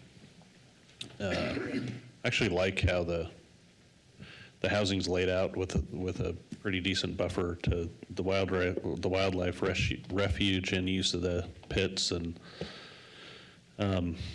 you know, it's a big project and it's a lot of change, and I understand it's not just change to humans, and it's more than that. It's the whole area and the farmland and all that. But I think the developer's done and the applicant's done a good job in trying to mitigate all those concerns. I would, if I were to vote to approve or recommend approval of this, I would want it, you know, to be capped at the current density on the concept plan and not to materially be different than what we see here tonight.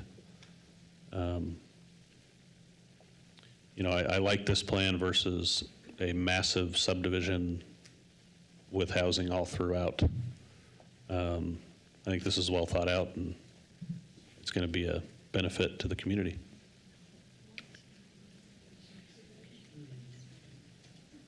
Mr. Chairman, I have a question for Christie. Okay. Christie, on the rendering that we have on the screen here now, that's the gravel pit in the upper right-hand corner, and then that dark green and the light blue.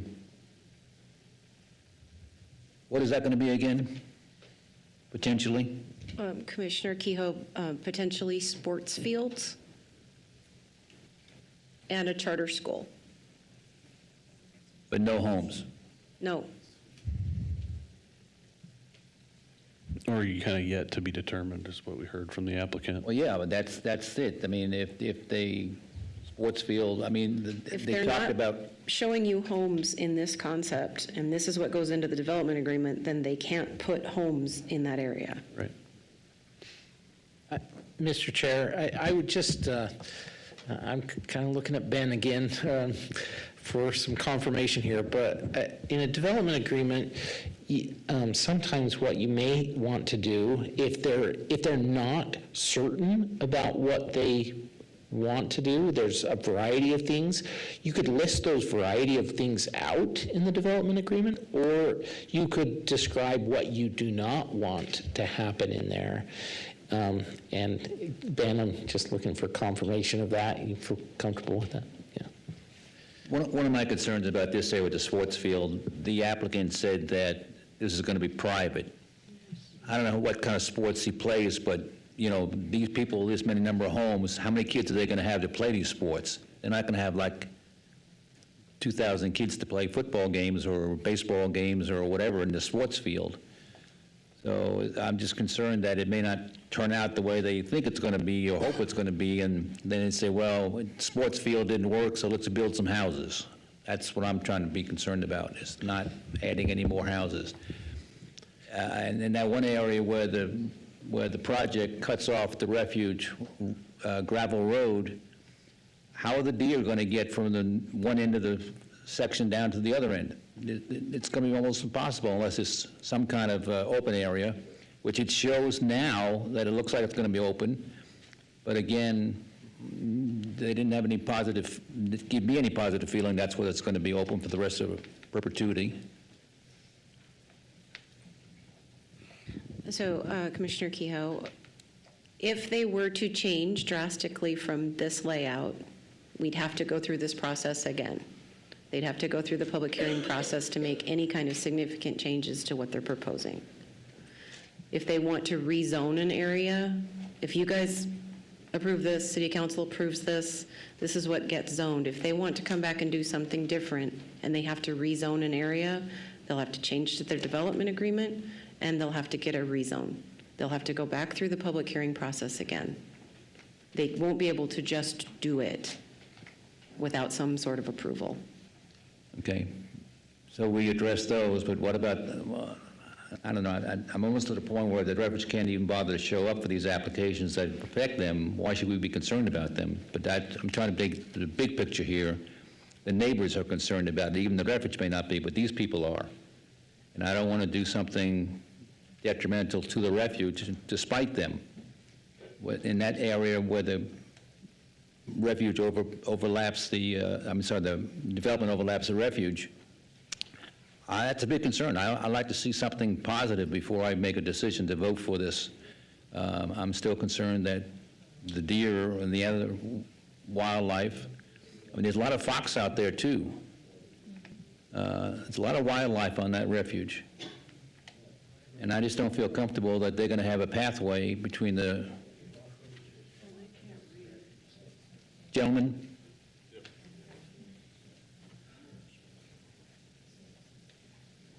That's it, I'm done. Mr. Chair, can I ask a question? Christie, there was a comment about the buffering between Summit Ridge and those northern lots. Do you know what kind of a buffer is there and what's required? Commissioner Garner, I'm not sure what he was referencing as far as like what happened with that 10-foot pile of gravel. I don't know what that's all about. As far as a landscape section between the two, we don't have any requirement for that, but if you'd like to put something in a condition. Well, it was the HOA president was talking about how in the concept plan, there was a space between the houses, but in the landscape or vice versa, I can't remember which was which, they were backed up right to the backyard of the Summit Ridge. And so I was just wondering if you knew anything about what was there and if there would be anything required between the two. So I can only assume that if you're looking at a preliminary plat, you're looking at just black squares on a white piece of paper. So Right. it's hard to tell exactly what's going to go on there. When you're looking at a landscape rendering, it's a little more artistic, and they take into consideration maybe some plantings that might be in people's backyards, Right. or if there is, in fact, some sort of space that they were planning to put there to plant a row of trees for some buffering. I don't know the answer to that. Okay. Mr. Chairman, I'm with you. I like this plan. I like the concept. I like the fact that they have moved most of the housing all the way out to Midland to give all that room, all that open space. The one houses that are down there, looks like they're large, larger lots that are comparable to those that are on Lake and in Ginger. I think that there's a lot of thought that's gone into this.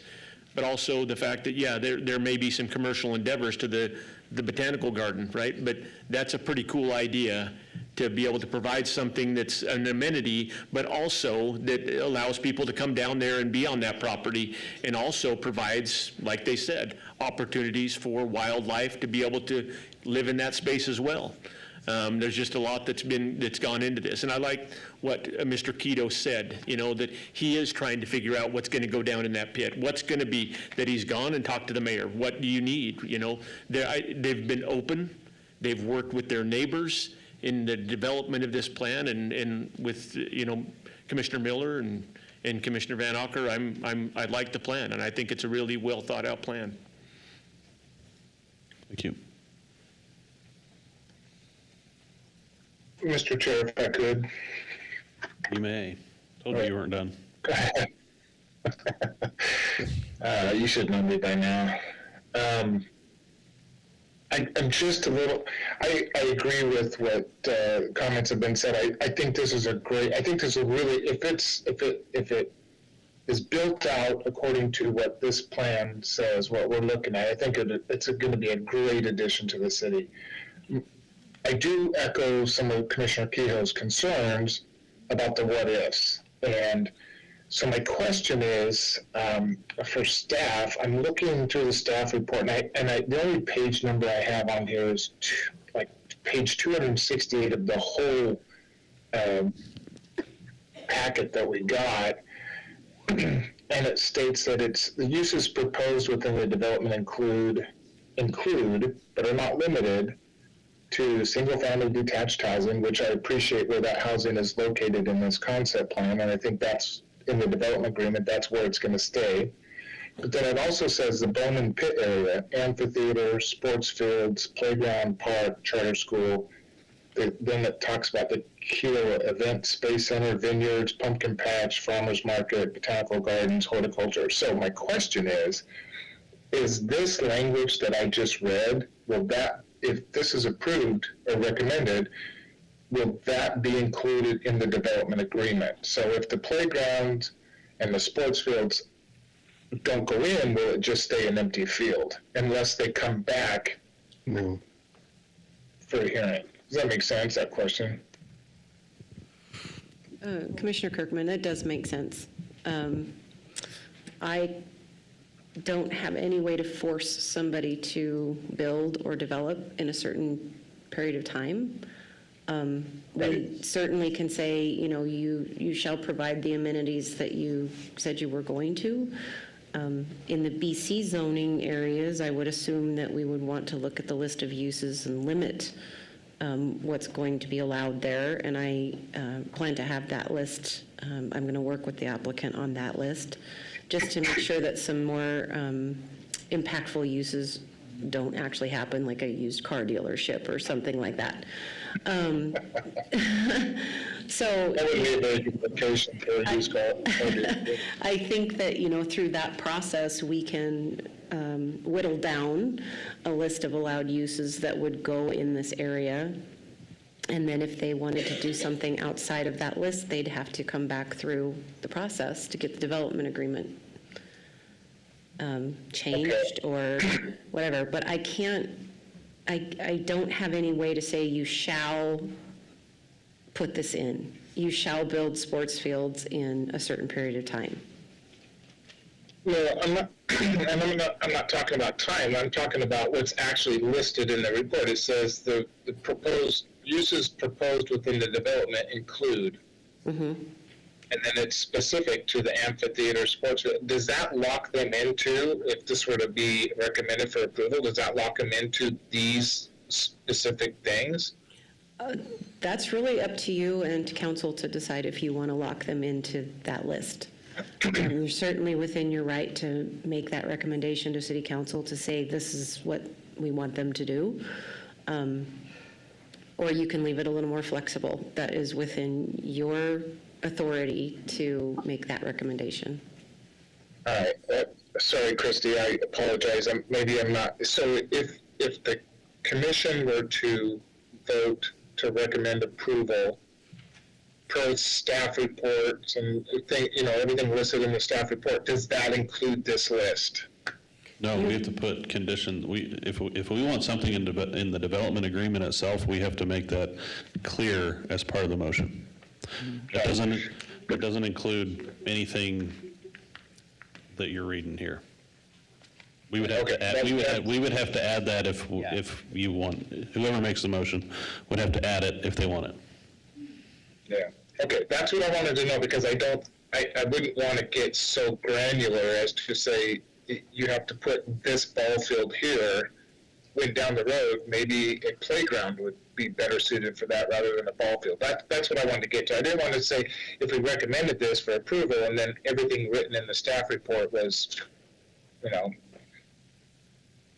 good to go, so. No, that makes more sense. I just want to make that clarification, want that clarified. But I do like this concept that we're looking at right now. I do like the concept of all that open space. I think it would really be good. So then, Mr. Chairman, it sounds like there's a lot of apprehension about the pit and what goes on as far as uses inside that pit. How do you move the project along if you like everything else besides what's going on in the pit, whilst deciding what in the list of possible uses we don't want when we don't have them in front of us right now? Like, do we need to bring up the code and start going through that and saying, well, we don't like that, we don't like that? I guess that's my question, right? Is how do you dial that in and make sure that you don't get some kind of a use in there that you don't want without going through and specifying all those things in the development agreement? We either do it tonight or we recommend approval and let city council decide what uses go where.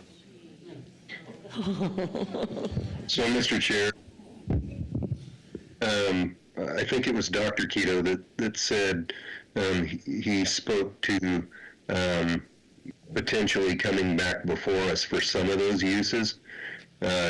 Christy or Rodney, is there a way to word it so we can make that happen?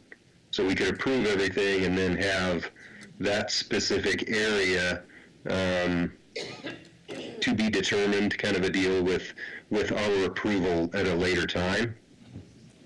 Could you put them on there like as a conditional, put it that all those lots are required to have a conditional use permit?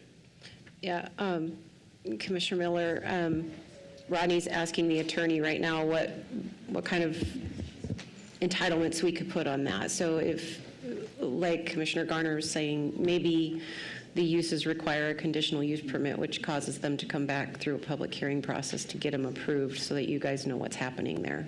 Yep. And while they're deciding that, Matt, the gravel pit is not really a habitat area. I mean, they don't go down there and play cards. The deer are going to, so what you do in the gravel pit is going to make a whole lot of difference. But this area where you're blocking the access to the roadway, to the lake, to their habitat, that should be our biggest concern, because that's going to affect the wildlife more than anything else we're going to do tonight. If we don't have clear access down there so that the animals can go from one area to the other unimpeded, not having to jump over fences. I mean, they can jump over a barbed wire fence like it's not even there, but wooden fences and wrought iron fences and plastic fences, they're not very keen on jumping over. So I want to make sure that that area is not closed off to the wildlife. I mean, the way it looks now, it looks like there's plenty of room for them to get through there and to habitat, and they even actually use those lakes. I mean, they drink a lot of water out of the lake, but to have another access of water to water on that side of the lake without getting into the lake itself would be beneficial. There's a lot of good points. I like a lot of parts of this, but it's just that one area where I'm concerned about we're limiting access to the animals, and this is... You guys, we need to keep Mr. it Chairman, down can in I- here. Quiet, please. Chairman? Yo. Yeah, Chairman and Commissioner Kehoe, the owner just relayed some information to us that they're already talking to the refuge about doing a land swap in that area where it overlaps. Okay. And it would be highly unlikely, and you can put it in as a condition if you like, it would be highly unlikely that they're going to fence that off. But you could put it in as a condition that they Okay. leave it open. That'll make it feel better. Okay, that's fine. Thank you. Yep. Thank you.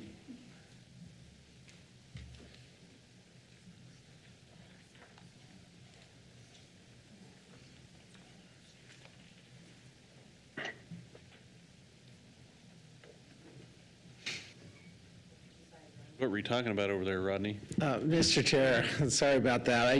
I just was wondering if there's a way to make this a little easier, but I think we came up with, no, there's not. Where it depends? Yeah, it depends. Yeah, we were just exploring an option of listing out some specific land uses that they have recommended already in those areas, and then opening up for any other land use that is allowed in that zone to require that come before you as a conditional use permit. But what we're struggling with is they're not a specific parcel to assign that requirement to. It's just an entire zone. So it's a little bit more challenging than I was hoping. Is there a way, sorry, Mr. Chair, Rodney, is there a way that we can, so this has been platted, right? So there are parcels? So. Whoa. No, We're sorry, just saying Dave. no, and you're saying yes. Sorry, this is being annexed into the city. Right. So it will need to go through the plating process in the future. Okay, so, but the civil engineering has been done. They actually have lots, even if they're not platted yet, right? I don't, In where the housing is going to go? Yet. So- So if I'm looking at the thing, it looks like that they have parcel lines, if you will, Yes, so the right? preliminary plat is being proposed to you tonight. Okay. Yes. So could we identify those parcels and say that a conditional use permit is required for parcels 1, 2, 3, 5, 7, and 8? Yeah, however it is that they're identified in the concept plan for the zoning. I think they've got it, like BC Area 1, BC Area 2. Yeah, so if we put it into the development agreement language, that the pit parcels are to be designated as conditional use permit only parcels. And then as as the plat develops, then those lots can be identified at that point?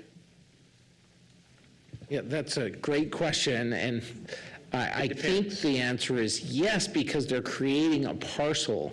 And so through the platting process, we have a boundary to assign that requirement to through the development agreement.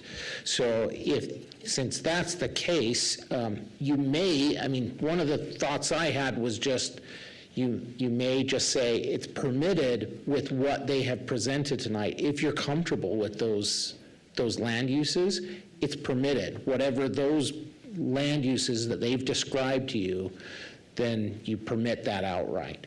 But anything that is allowed in that zone on that parcel that Requires a conditional would use. require, anything else would require a conditional use And permit. because we don't have those plot numbers, the actual lot numbers right now, we can just put the language in there that as the plat is approved, all of the lots associated with the commercial in the pit, the I uses. think we have those lot numbers right now. So you could assign, I mean, you could, perhaps we could have you tell us where the pit is where you would like to have that happen, and then maybe by city council, we can identify those specific parcels. I think that that's just what, from what I've been hearing amongst our commissioners as we've talked, the pit provides a lot of anxiety because you don't know what it is, right? You don't know what's going to happen there. They're saying some things, and you're like, that's kind of cool, but, and so this process would provide us a little more clarity to say, yeah, if you want to put ball fields there, cool, do it. You want to put a school there, okay. But if you're going to change that, come back, we'll hear it. And I think that even Mr. Quito said that that would be agreeable. That's what they were intending. So I think that that would be a way to move this thing along because there's so many aspects of it that we do love. It's just that one part of it where there's a lot of ambiguity that we're not totally comfortable with. Yeah, Commissioner Van Acker and Commissioner Gardner. Remember, the commission has broad discretion, and it's a recommending body to the city council. So what you're doing is you're recommending to the city council whether to approve or deny this. If you approve it, it moves on, but you can approve it with recommended conditions, and then we can work out those conditions later, but having that plotted separately would probably be better so that there's a specific conditional use permit like Rodney was saying, because then that way, because right now we're talking about it as the whole. Right. Right? Yeah, And yeah. so it would be very difficult legally to say, we're going to approve the project except for this part, when that part's not defined and not separated and not platted separately, where you could say, okay, lot number blah, blah, blah, that is officially platted, you know, we're going to approve it for this or recommend for approval of this, and then if it changes, then you need a conditional use permit to come in and change that. Does that make sense? Yeah. Okay. I think we're on the same page.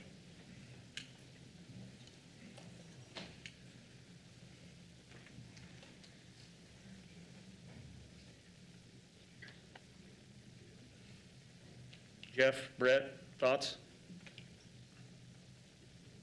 I was just going to ask, do we need to separate all three items out individually or do them as one? Commissioner Miller, I actually have them listed kind of separately, but it's one motion.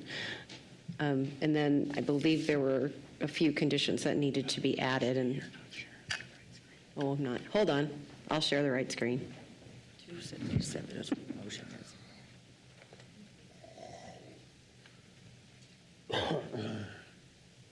There you go. As I'm listening to this conversation, I'm hearing some conditions of approval.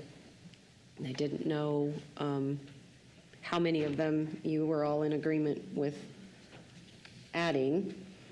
What I heard, what my recommendation was to make sure that we ask them to revise the traffic impact study for the commercial uses as they're determined, that the pit area unless the use, if the uses are other than listed in the original proposal, requires a conditional use permit. Is that For all correct? parcels, yep.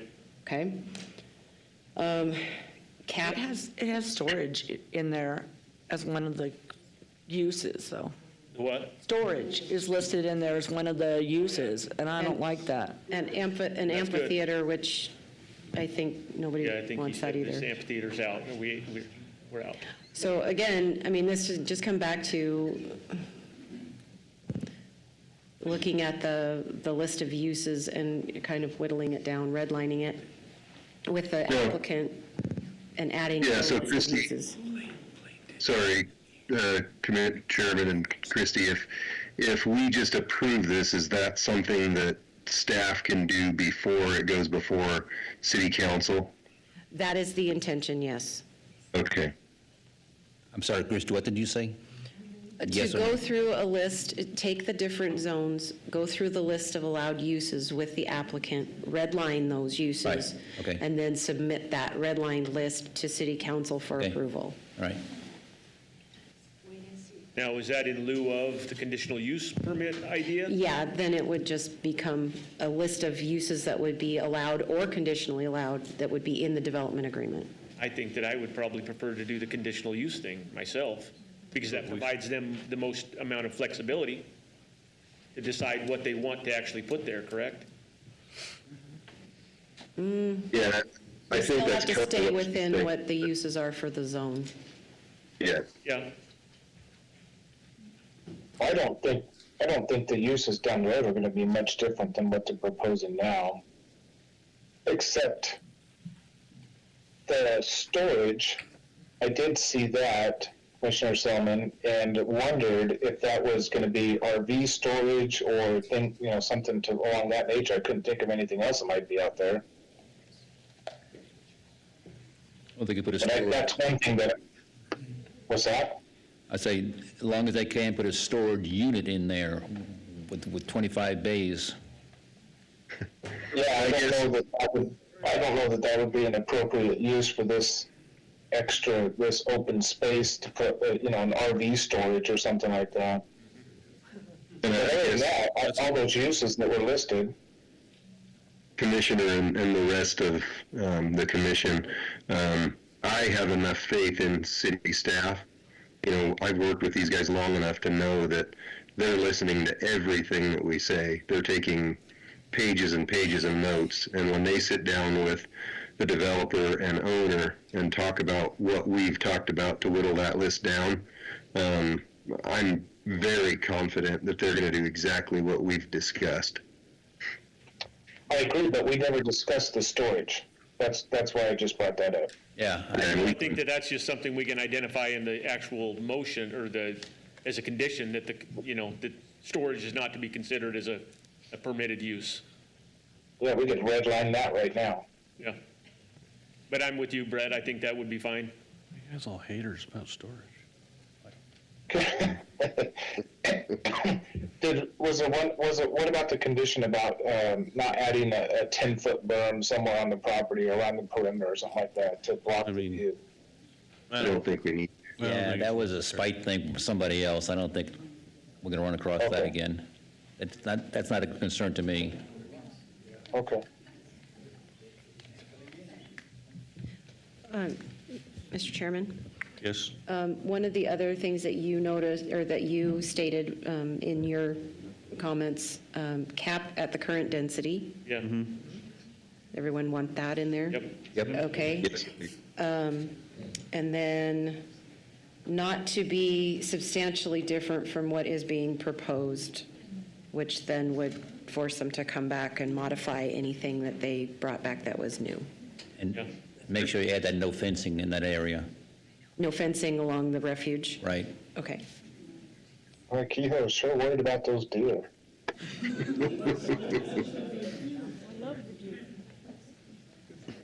Wants them to be able to get into the pumpkin patch. No, I'll show you some beautiful pictures I've taken of fawns out there at the refuge when you walk down the road and they're hiding in the bushes when mom is out and hunting someplace or eating. I mean, it's a great place for photography.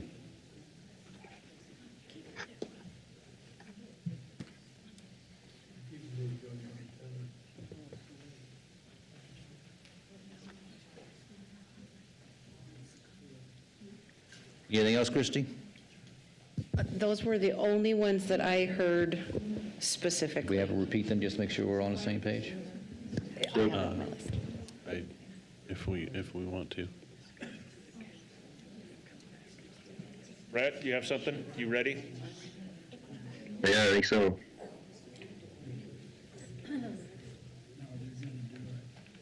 Okay, if nobody else is going to, I will. Mr. Chair, I move to recommend approval of annexation and zoning of a total of 259.95 acres into 144.14 acres Ag, 20.6 BC, 12.64 RS4, 2.88 RS7, 26.62 RS 8.5, 9.16 RS15, and 44.13 RS 22 zoning districts, a master plan community and development agreement, subdivision preliminary plat approval for Deer Flat Ranch subdivision, for Scott Keto representing Loveless Keto Lakeside Venues, with the conditions of approval and findings of fact as stated in the staff report and everything we've discussed.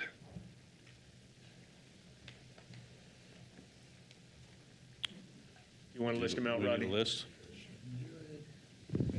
So Just everything that list. we have discussed is, number one, traffic impact study to be revised as commercial uses are determined. Two, provide a list of uses allowed by conditional use permit by redlining what is allowed in those zones, not to include storage or amphitheater. Cap at the current density, no fencing along the refuge, and it must substantially conform to what is being proposed. Perfect. We have a motion by Commissioner Miller and a second by Commissioner Gardner to recommend approval of these items. All those in favor say aye. Aye. Aye. Any opposed? The motion carries. That will go to City Council with a recommendation of approval. Thank you very much for your time this evening, and break.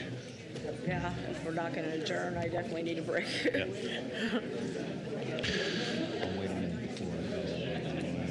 We want a break?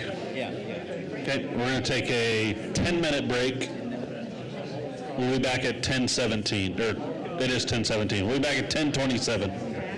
Yeah, it's just a long night. I have to go home.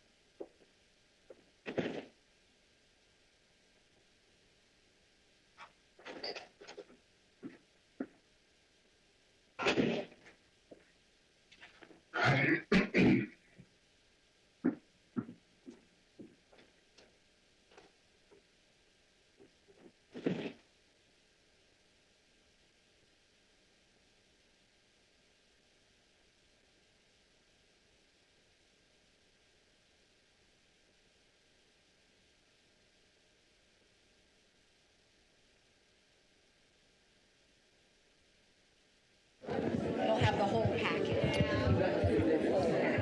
If we could have people, if you're just talking, if we could have you go to the front of the building in the lobby so that we can continue the meeting.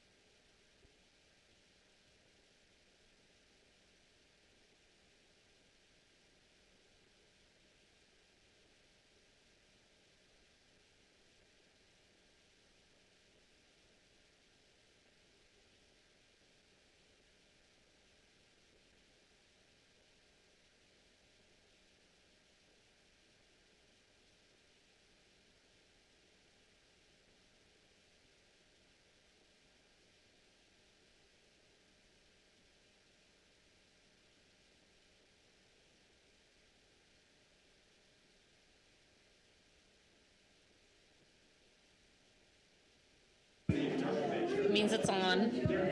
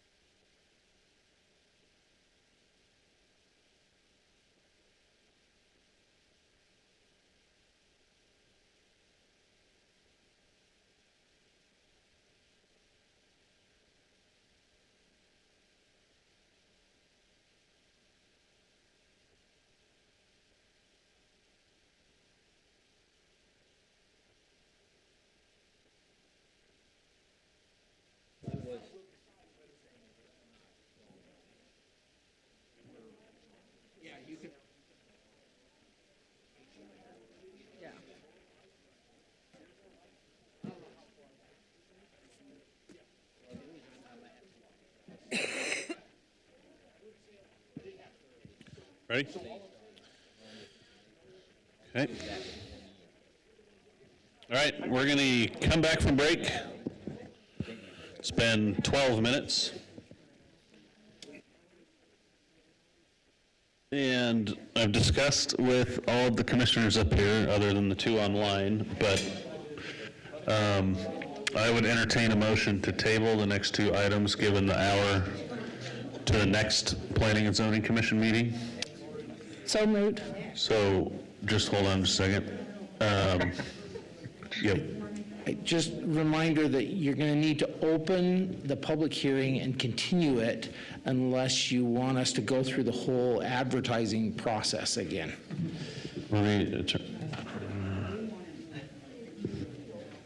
So Commissioner, that's your call. Like he was saying, if you open it to public comment, just to open it, then we can pause it, table it to the next hearing date, and then just pick up where we left off.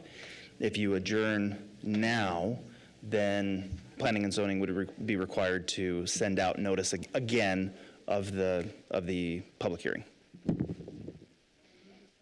Well, I mean, given the, Mr. Chairman?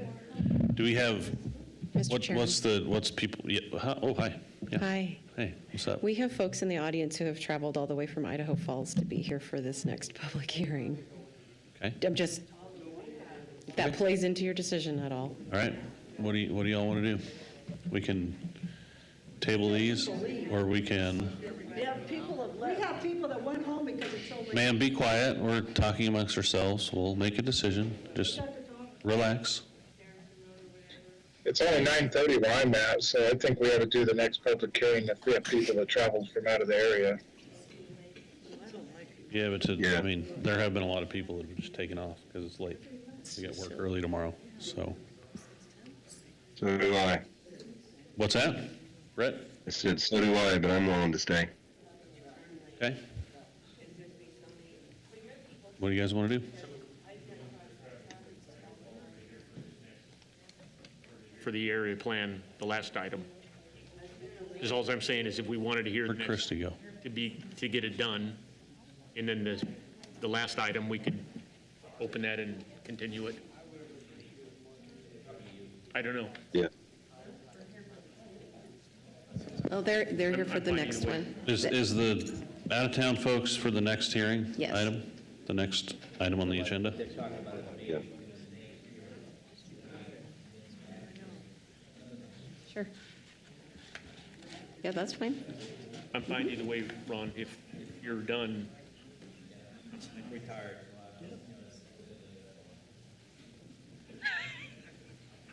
Okay. We will resume.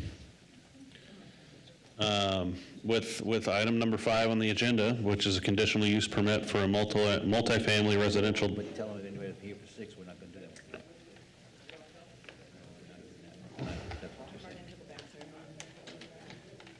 We need a break? No, we have a quorum. Okay. So item number 6 will be opened and continued to the next meeting.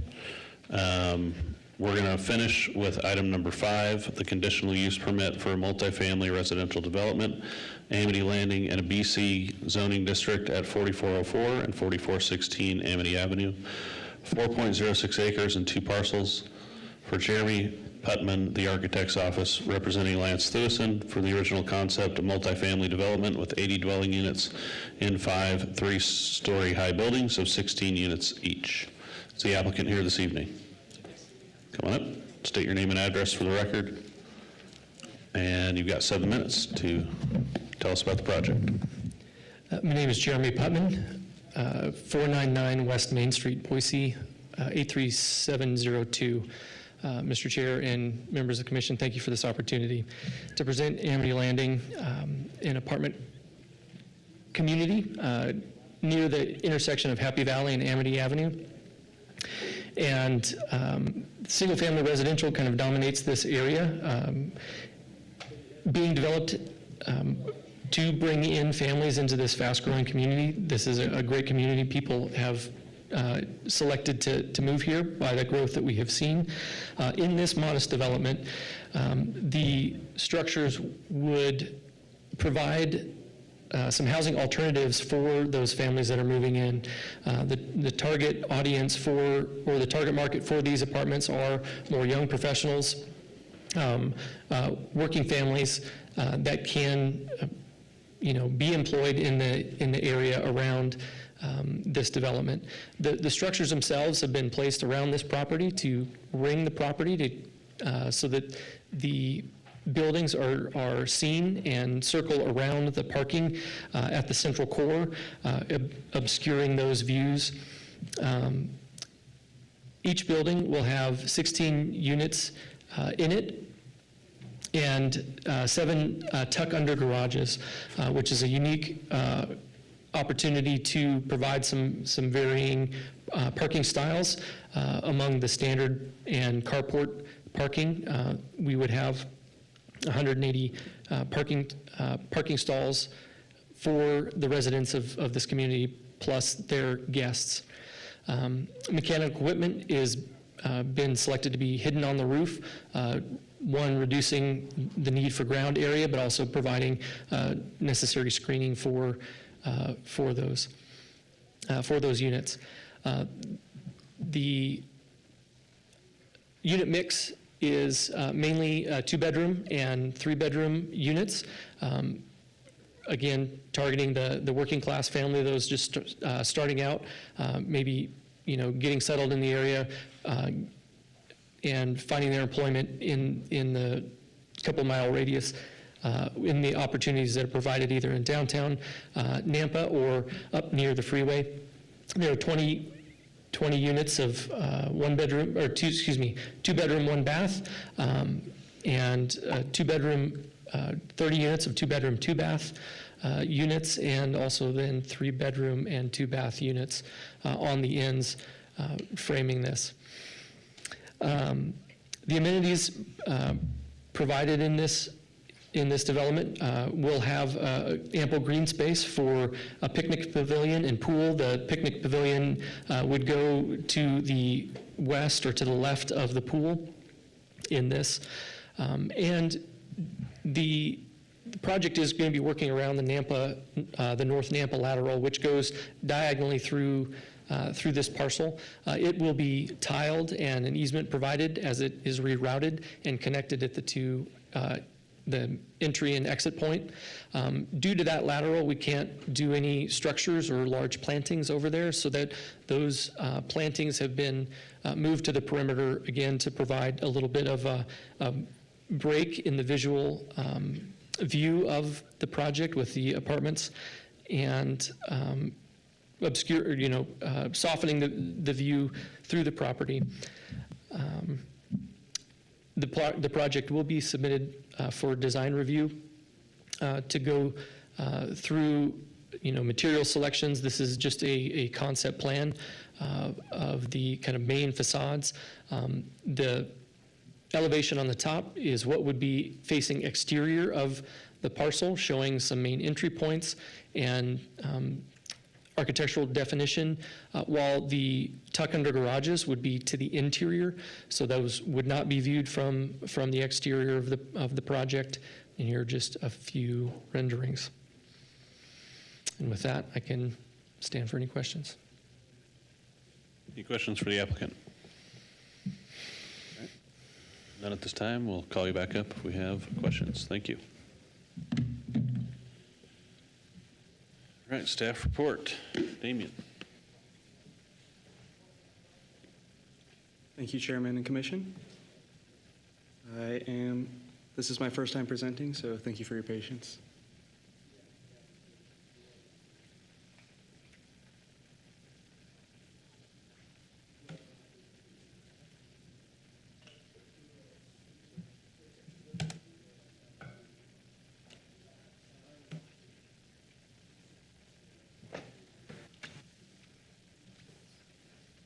Okay, so today the applicant is applying for a conditional use permit for high-density residential in the BC zoning or community business, looking for action of decision.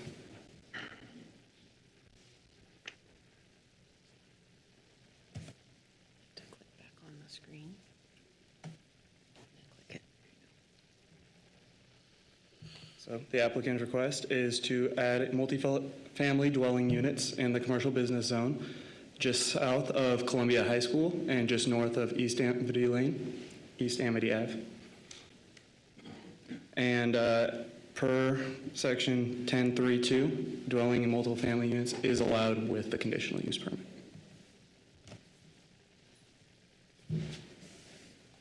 So there are 5 criteria for a conditional use permit. These 5 must be met to approve this project at this location.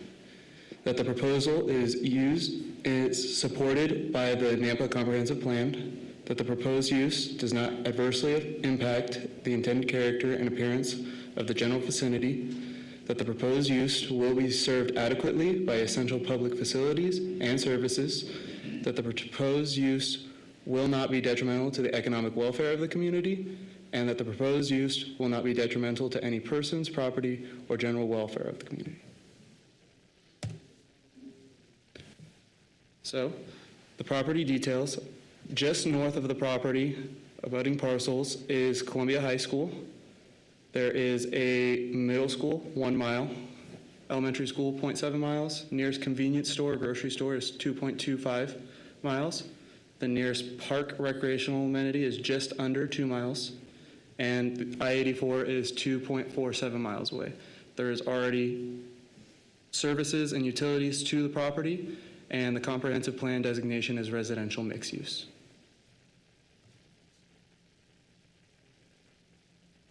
So on to staff analysis. Parking will be calculated per Nampa City Code 1022-6B and will vary on unit. Public interest: the City of Nampa has determined that it is in the public interest to provide a variety of housing types within its confines. Expressions of that policy are published in Nampa's adopted comprehensive and master plan.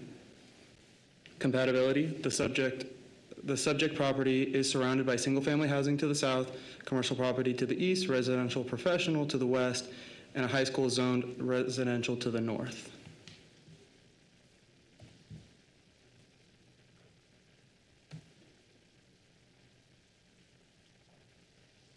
So some correspondence. Engineering does not oppose this application. However, they have recommended some comments and conditions. The engineering department commented on the access, vision clearance, and public utilities. They also stated that a TIS would not be required due to the size of the development.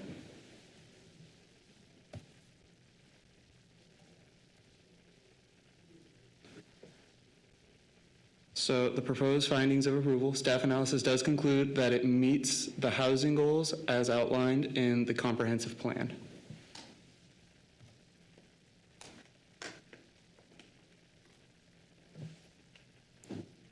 So the conclusion: proposed multifamily dwelling units in the BC zoning district meets the goals and strategies outlined by the comprehensive plan and is supported to improve housing affordability.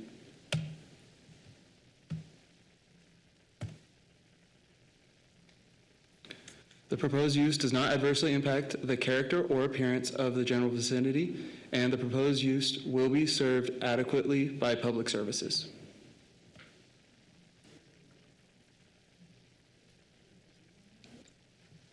Not only does it not adversely affect the surrounding area, but emergency services and utilities are very accessible to the property, and other services such as high school, middle school, elementary school, and access to convenience stores, recreation, and the freeway are very accessible to this property. It will not be detrimental to the economic welfare of the community, and it will not create a nuisance by the virtue of its operation. Conditions for approval. Should the commission choose to approve this request, here are the conditions of approval as outlined in your staff report, including the conditions mentioned by the engineering department. Here are the two potential motions: either to approve or deny the conditional use permit for multi-family dwelling units in the BC zone on 4404 and 4416 East Amity Avenue. And I will stand for any questions. Thank you, Damien. Any questions? In the staff report, you have a copy of the neighborhood letter, meeting letter, and you have a blank neighborhood meeting roster. That means they had the meeting and nobody showed up, or we were missing the neighborhood meeting roster. Commissioner Kehoe, usually they'll submit a sign-in sheet for that meeting, and if it is blank, that means that no one attended the meeting. When was the meeting? Quiet. That's why we're asking questions.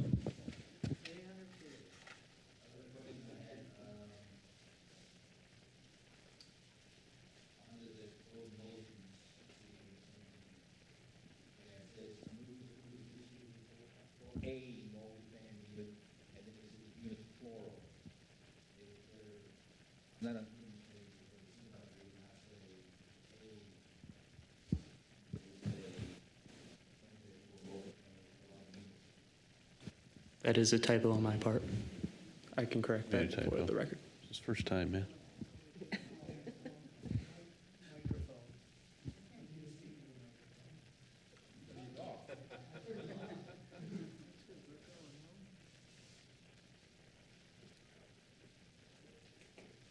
Okay, did you hear the question about the A, or, I didn't hear your answer.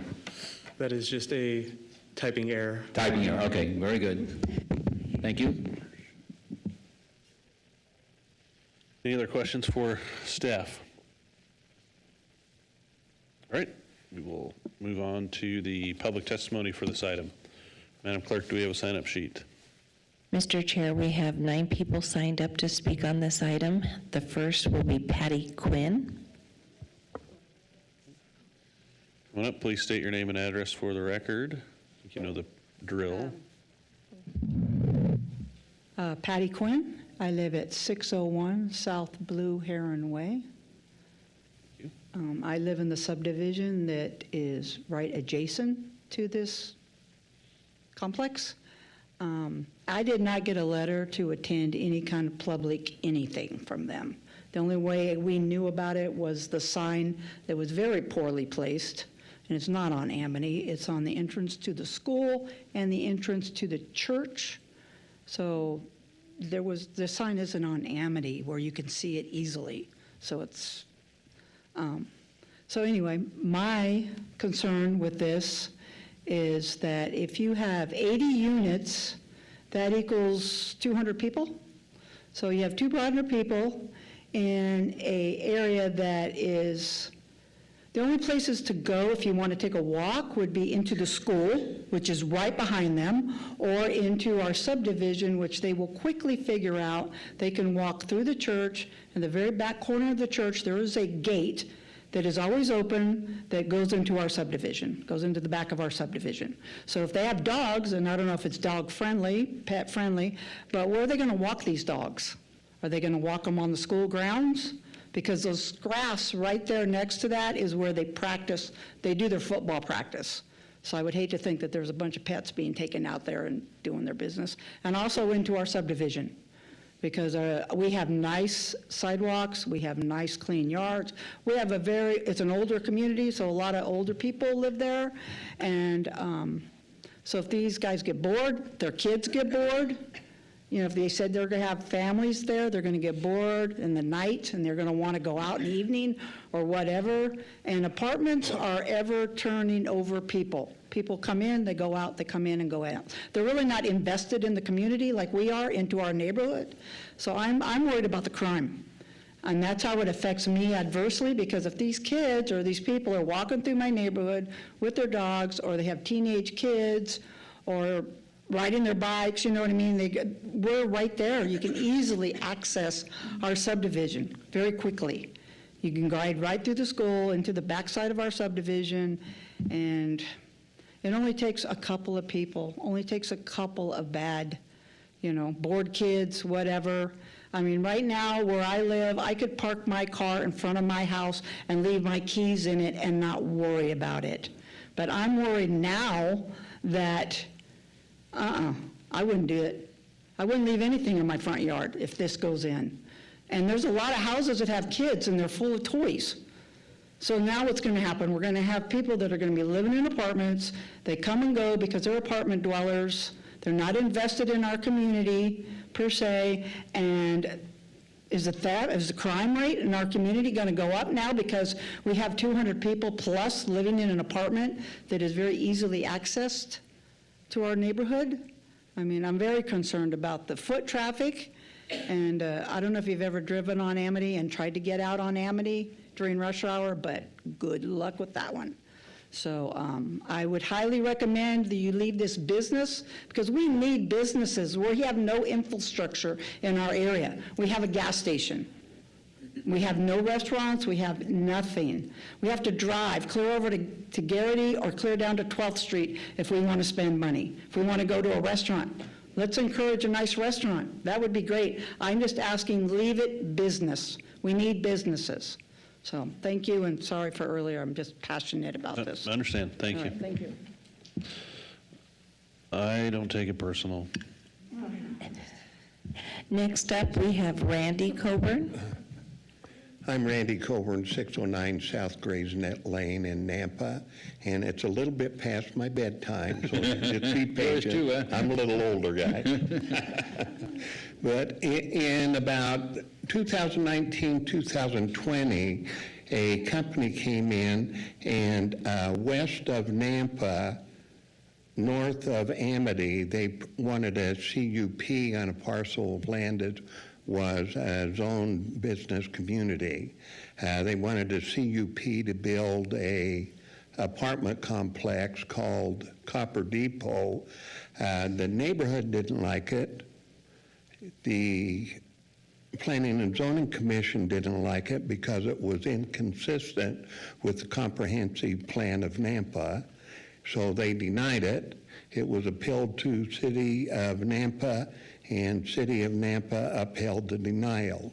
A year later, another construction company, Hawkins, came in and wanted to build a apartment complex, a regular apartment complex. The first one was a affordable housing unit. This was just a regular apartment complex. Neighborhood didn't like it. City Council or Planning and Zoning didn't like it because it didn't meet the comprehensive plan of Nampa. So Planning and Zoning denied it. It was appealed to City Council, and City Council denied it. Shortly after that, Lance Thusen proposed his current project that's west of Happy Valley, south of Amity to Railroad, and bordered by Indian Creek, that included industrial, commercial, and residential, which did include apartments.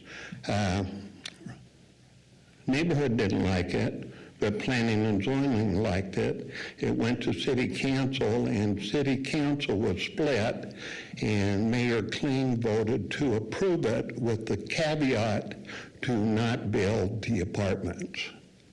So it was recognized at that time that they didn't want apartments in that area.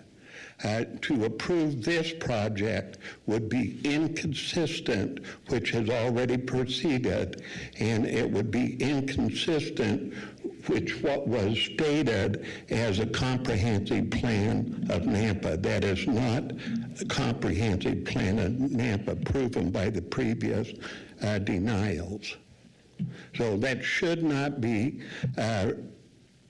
issued a CUP to build those apartments. It should be turned into business community. That particular project on Grays Lane in Nampa is now a business community project. So that's what the proposed CUP should stay as business community and put businesses into that area, not apartments that are 3 stories tall. That's all. My time's expired. Thanks, Mr. Coburn. Next, we have Vicki McMinn Coburn. Vicki McMinn Coburn, 609 South Grays Lane, Nampa, Idaho. During the Tom Dale administration, I worked on the comp plan, and we determined that the north side of Amity ought to be business commercial, and the south side of Amity would be the residential. So during the Chisholm Estates Planning and Zoning hearing and City Council hearings, Mayor Kling asked the developer to please not do apartments, that she didn't want them on that area of the city. And so I too am asking you to deny the apartments. We need business infill for all of the buildings and families that are moving in across the street where Chisholm Estate and the property next to it are going to be. Thank you. Thank you.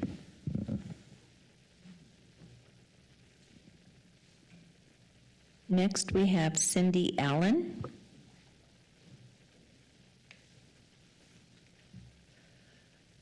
Good evening, I'm Cindy Allen, A-L-L-A-N. I live at 232 Buckskin Drive in Nampa, 83687. And I was just going to bring up what Vicki said about in 2000, the Tom Dale Planning and Zoning came up with residential south of Amity and north of Amity business, small business, low-grade commercial, that sort of thing, so we can take care of our own there, because other than the Chevron station, we don't have anything. But I don't have anything else because Vicki just said it. Thank you. Next, we have Doris Phillips.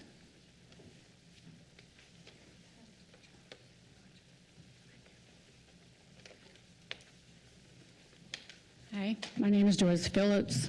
My address is 220 South Ivy Street, Nampa, 83686.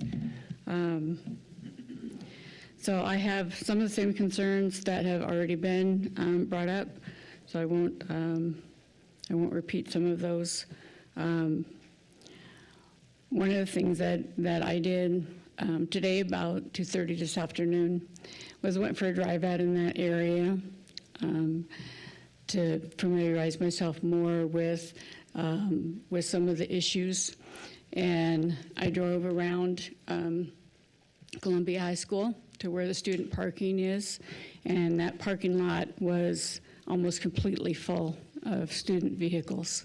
So those are vehicles that are coming in to Columbia High and then going out in the afternoon, in addition to the people that are going out from the other developments. There's already development going in along Amity with a number of houses. I don't have the number of houses that are going in there. That's already adding traffic to that area. There is not really a lot of space. When you look at, I drove by to look at where these would be, and I could not believe what a small area that those would be packed into.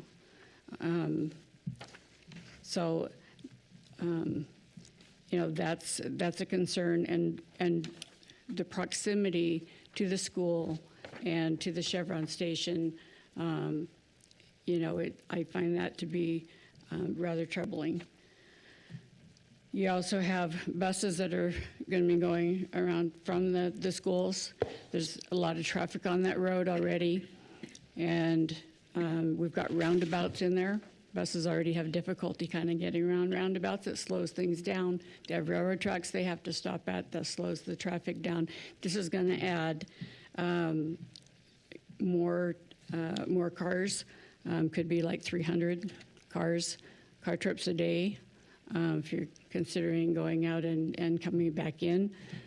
And I don't know if there's any plan to widen the road or put in turn lanes to accommodate all of that extra traffic. But I just feel like that is not a good use for this. I think that we need to really consider if we're changing something, the zoning on it. I think we need to seriously consider that and leave it business commercial. Thank you. Thank you. Next, we have Nancy Hook.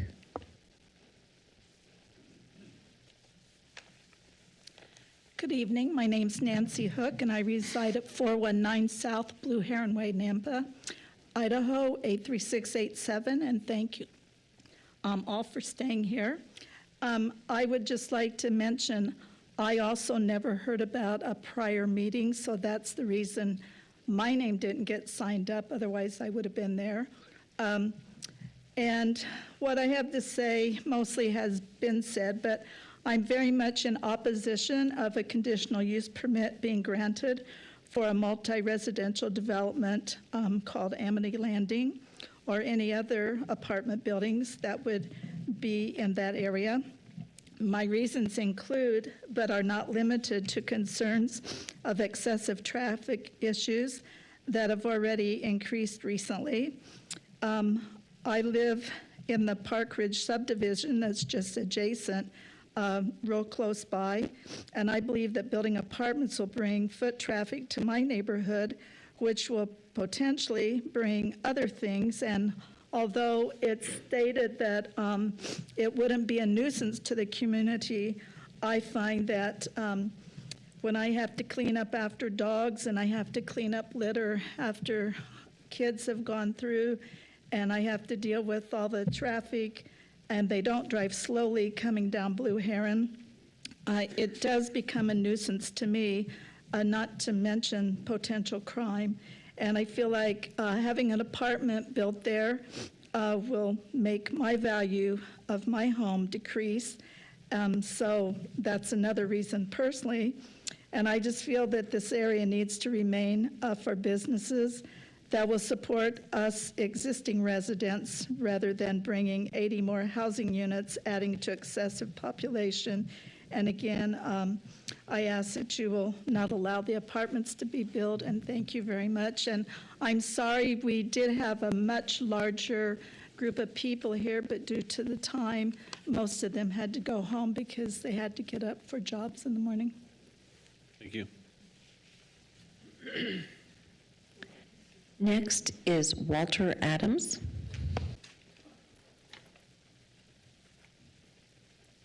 Kind of like Randy here, I'm a little bit older.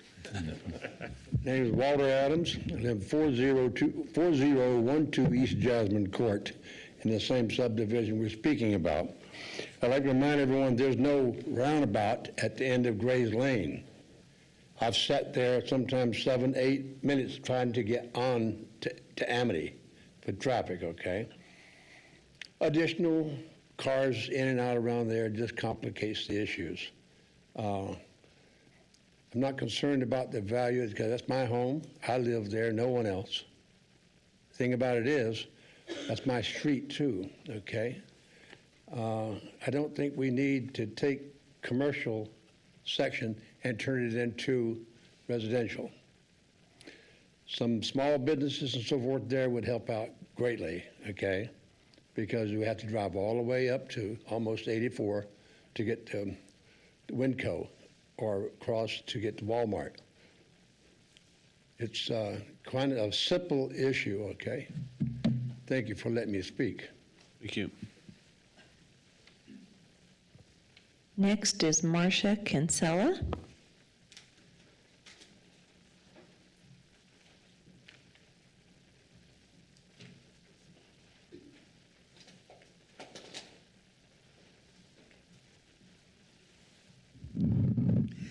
Marcia Kinsella, 3424 East Park Ridge Drive, Nampa, Idaho, 83687. I've got a real problem with two-lane road of Amity and a two-lane road of Happy Valley. And you're building 196 homes there at the corner of Happy Valley and Amity, which has increased the traffic considerably.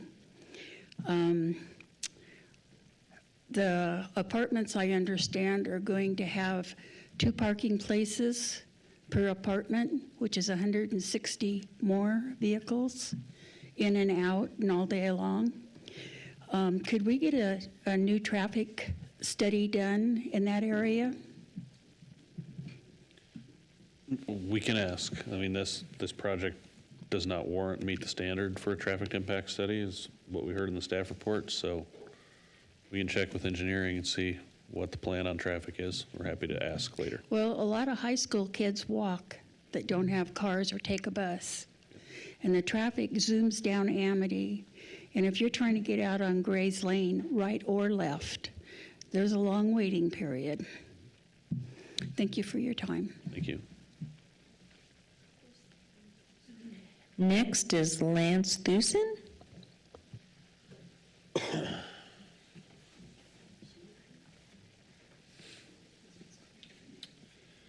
Commission Chairman, my name's Lance Thusen, and I reside right around the corner, 1835 Southside Boulevard. I reside right around the corner, 1835 Southside Boulevard.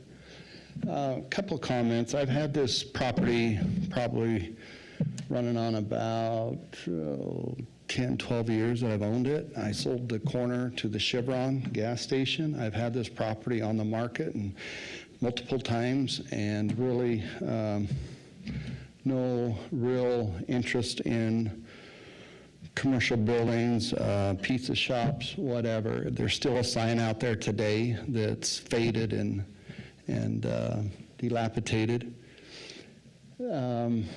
My memory is a little vague, but if I remember correctly, I came before the P&Z and I believe I got approval, a recommendation for approval to the city council. I went to the city council. It was, as Mr. Colburn mentioned, it was a tied vote, and Mayor Kling sat right there where you are and looked at me in the audience and pointed at me and said, look, I'm going to improve this. I'm going to break the tie. I'm going to improve this, but I want you, pointing at me, to come talk to me about this apartment complex. So we have 191 homes being built across the road and a 200-door apartment complex on 10 acres that's currently approved. The mayor waited for the appeal process to end. Before 5 o'clock, she called me and said, now, the appeal process ends tonight. I want you to come talk to me tomorrow. I came down, met her in her office, and we visited about the 200-door apartment complex along with 191 residential lots. And her understanding was that the 200-door apartment complex was up at the roundabout. And when I explained to her that we had moved it, it wasn't there. It was presented down at the end of Gray's Lane on the south side, and it was a buffer between the 191 lots and the existing out parcel, which are commercial properties. She totally understood, and we went forward, and today we're approved. We have not started those 200-door apartments, but we are approved through the city council to do those. This project across the road, which is Kitty Corner now, is for an 80-unit multifamily unit.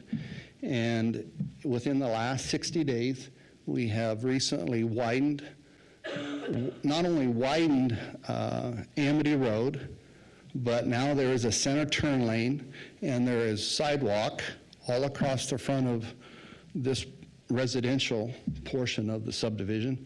When we come in with the 200-unit apartment complex, Kitty Corner, that road will be widened and there will be sidewalk there as well. There is also a little corner parcel on the southwest corner that is reserved for commercial, and when that's developed, again, we will widen the roundabout, we'll widen and put in sidewalk and those improvements. It's time, Mr. Thewison. All right. Thank you.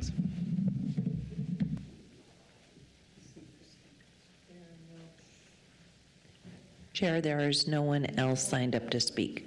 Okay. Don't even have to ask. Ready to go. Denise Corman. I live at 319 South Buttercup Court, right around the corner from the proposed apartment complexes. Pull the mic down a little, please. Oh, sorry. Thank you. I understand the need for affordable housing. There's certainly not a lot of it in the Nampa area. But we moved here 17 years ago, actually when there was affordable housing. And one of the things that we loved about this area, especially this by the school and whatnot, was all the green space.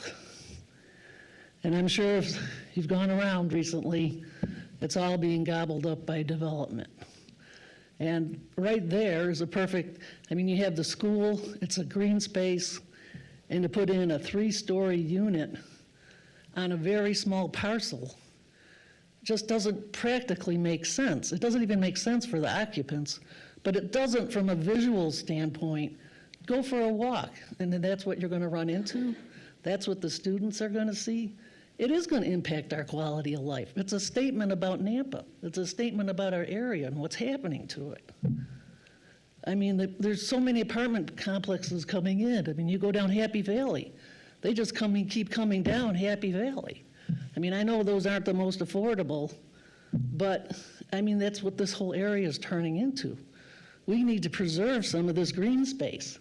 And while that's just a very small part, it does count. I mean, everything else you heard, you know, the traffic and whatnot, the density of the population. You know, we're trying to protect our standard of living too. And that's why we've stayed here so late and appreciate you guys staying here so late. You know, like for example, speaking about the Lake Lowell and the wildlife and that, you know, I mean, these are, like you said, once it's gone, it's gone. And we just keep, you know, it just keeps going away. I mean, someone posted a picture of California, LA, back at the turn of the century when it was all orange groves. Well, that's exactly what's happening here. I mean, I get it. The farmers are retiring and cashing in, so to speak. But we're the voices. We have to stand up. We have to preserve some of it. Thank you. Thank you.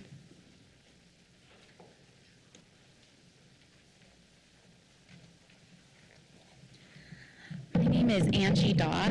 I live at 4628 Longbow Bend, and I'm the Idaho Falls person, so thank you for staying late for us.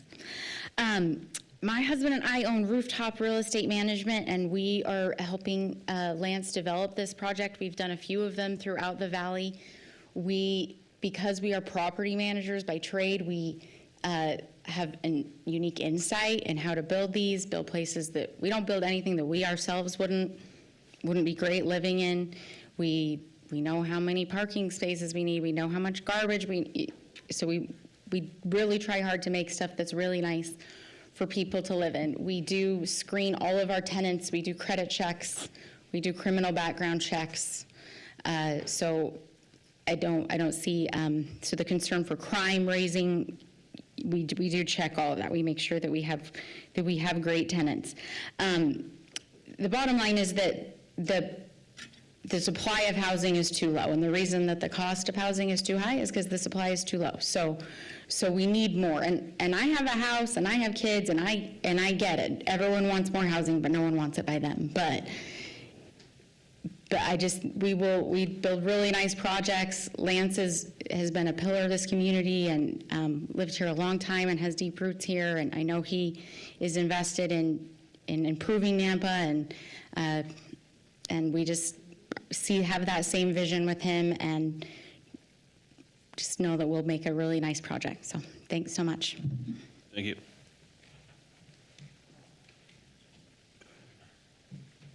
Is there anybody else that would like to speak for, against, or undecided on this application?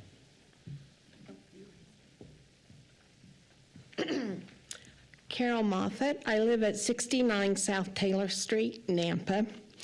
I agree with all the people why these apartments should not be built. But I have a question. What on earth, why are you pushing apartments? Everywhere you go, apartments, apartments, apartments. And the other thing, they are extremely expensive to rent. There's no way I could rent any of these apartments. And apartments does cause high crime. We don't have enough policemen in Nampa as it is.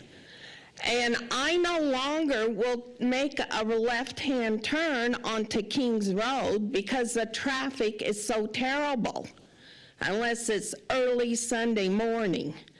But we don't need any more apartments in our community. This community is family, so let's keep it looking family. And I enjoy the empty, like she said, empty spaces, the green spaces.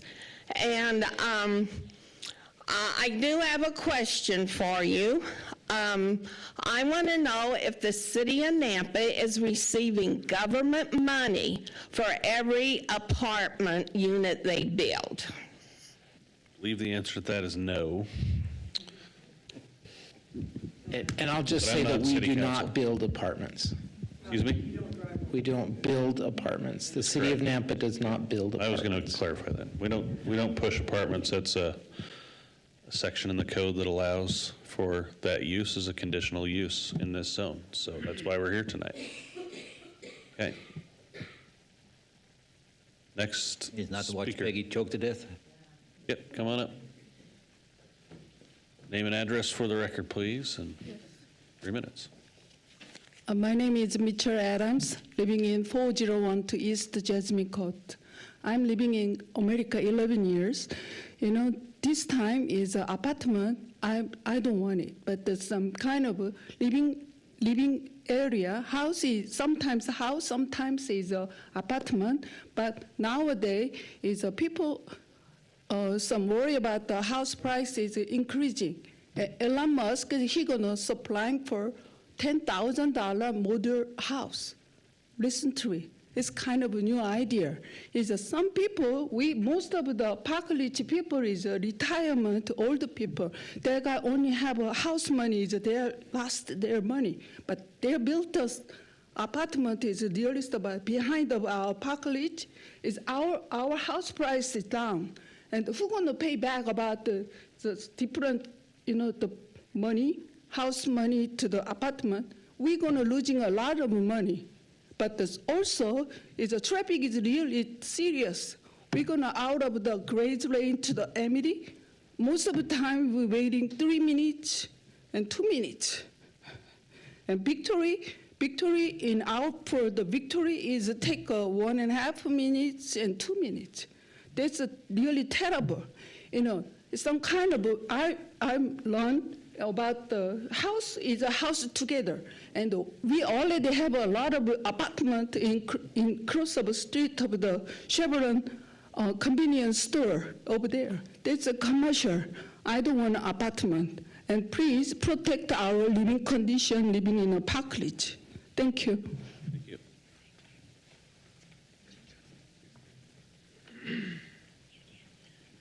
Anybody else that would like to speak this evening? Or against or undecided? You already spoke. You can't. I'm kidding. That was a different public hearing. I'm kidding. I'm Cheryl Higley at 12441 South Abbott Downing Way. And I just want to add that I agree with the fact that businesses are needed. Once those business parcels are lost, they can never be replaced. And with the development, my husband and I volunteer at Crossroads for Love Inc. at Crossroads Community Church every week. And so I'm very familiar with that area because we drive out there every week. And so with the housing going in on the south side of the street, businesses will, even more so be needed. And there aren't any businesses other than the gas station in the nearby area.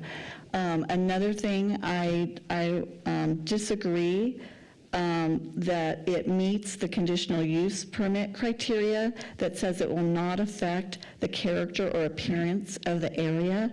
I think a wall of 3-story apartments will definitely change, it'll have a negative impact and change the look of the area. It reminds me of what you see around the village in Meridian, and this isn't Meridian. Nampa is more rural, that's why we moved here. We chose to move here because of the rural atmosphere. We could have moved anywhere, and we chose to live here because of that. So anyways, I ask you to deny the application. Thank you. Thank you. Okay. Anybody else like to speak for, against, or undecided? You already spoke. Vicki McMinn, Coburn, 609 South You can't Graves speak Lane. again. I was wondering Ma'am, if we could have you- a compromise You have to sit down. You can't speak again. of 2 stories instead of 3. You can't.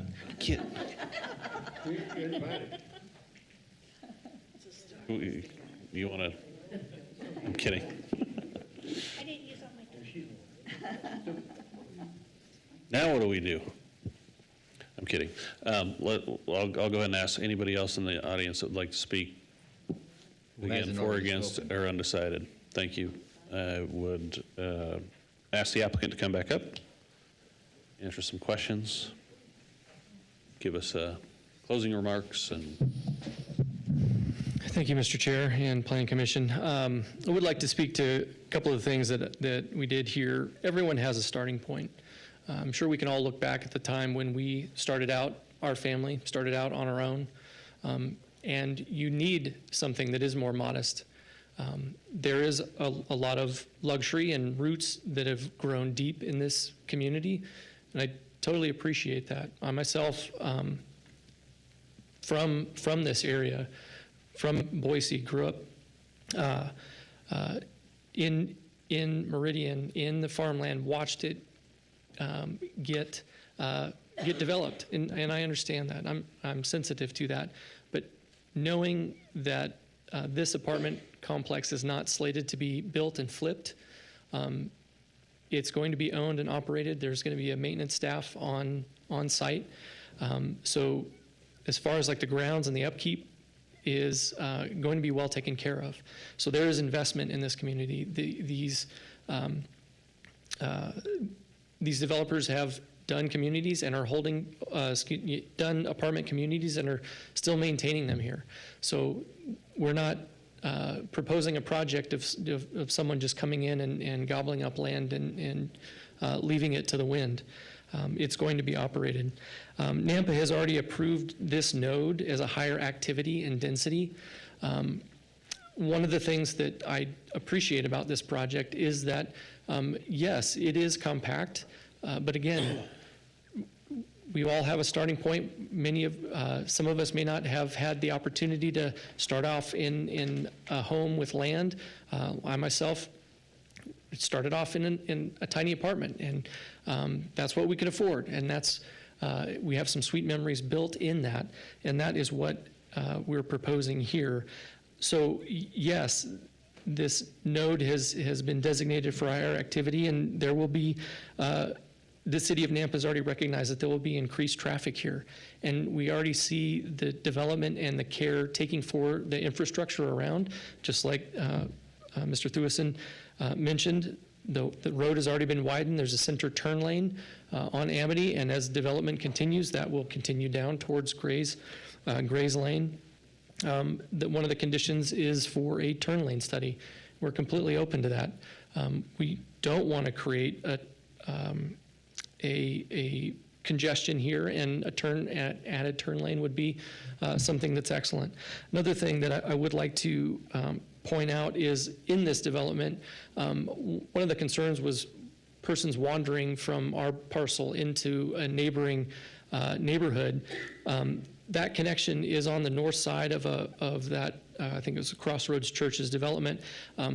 To get from our parcel, one would have to cross over onto the high school parcel and then go through a gap onto the church parcel and make their way around.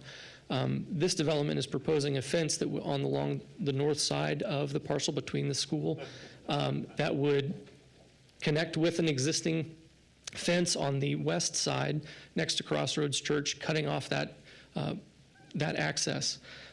So they're providing more of a fenced-in area to prevent wandering feet. Speaking of wandering feet, those students walking to school, they have a couple of added safety benefits from this. One, the ditch is closed.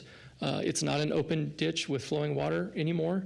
And then two, we are putting in a 10-foot sidewalk along Amity, which would allow students to walk away from the current edge of pavement, away from the traffic, across this parcel, and just keeping them a little bit more safe on their way to school. And with that, stand for any questions. Any questions for the applicant? Mr. Chair, I got a question. So the parcel itself now, is the ditch no longer a ditch, or is it just tiled? It is currently an open ditch. But it will be tiled in order to? Correct, in order to do this project. Yep. And that's because the ditch runs right through the middle of it, right? Correct, sir. Any other questions for the applicant? Okay, thank you. Entertain a motion to close the public hearing. So moved. Second. Have a motion by Commissioner Kehoe, a second by Gardner to close the public hearing. All those in favor say aye. Aye. Aye. Aye. Any opposed? All right, public hearing's closed. I had a project, and I'm just going to tell you a story to kind of highlight. Now it ties into this, right? Yeah, hopefully. at a project that I was working on. We had a client that had a parcel, and it had 2 different irrigation easements that ran through the parcel. And we went back and forth trying to figure out how to build that what they wanted to build on it, a commercial building. Could never get financially how to make it work because of the constraints that are posed by that irrigation easement. And I look at this parcel here, and we were told that back in the Mayor Tom Dale era, this was slated as BC. And if I'm not mistaken, we've had Tom Dale, then we had Bob Henry, now we've had Mayor Kling for her first term. So that parcel that's been slated as BC has sat there vacant that entire time. Nobody's put any buildings on it, nobody's put any businesses on it, but it's been available for development that entire time. Now the challenge here is, think about, you've got a parcel that's got a ditch that runs right through the middle of it. And so there's not, and that's a big time constraint that you would have to try and build around. And so when I'm looking at this, I'm looking at it, and we have a developer that's willing to make this project site work and put something on it, where it's been vacant for how many years? A lot of years. And so for me, I'm inclined to look at this and say, this is pretty cool, because somebody's going to make this project work. They're going to make the improvements along Amity. They're going to fence it off, and they're going to build these buildings. Now, you say that, the high school's right there. One of the cool selling points is that that's however many families that could live there that could walk to school, because they're right there next to the school. And they're not going to have to go out into traffic. They can just walk right outside of their building and go down to the school. And so that's a selling point to it. The other thing is, I have a daughter that just got married this last summer. And her and her fiance, at the beginning of the year, they went out and got pre-qualified to go buy a house. You know how much they got qualified for? $200,000. Do you know how many houses were available for them to purchase? Not one.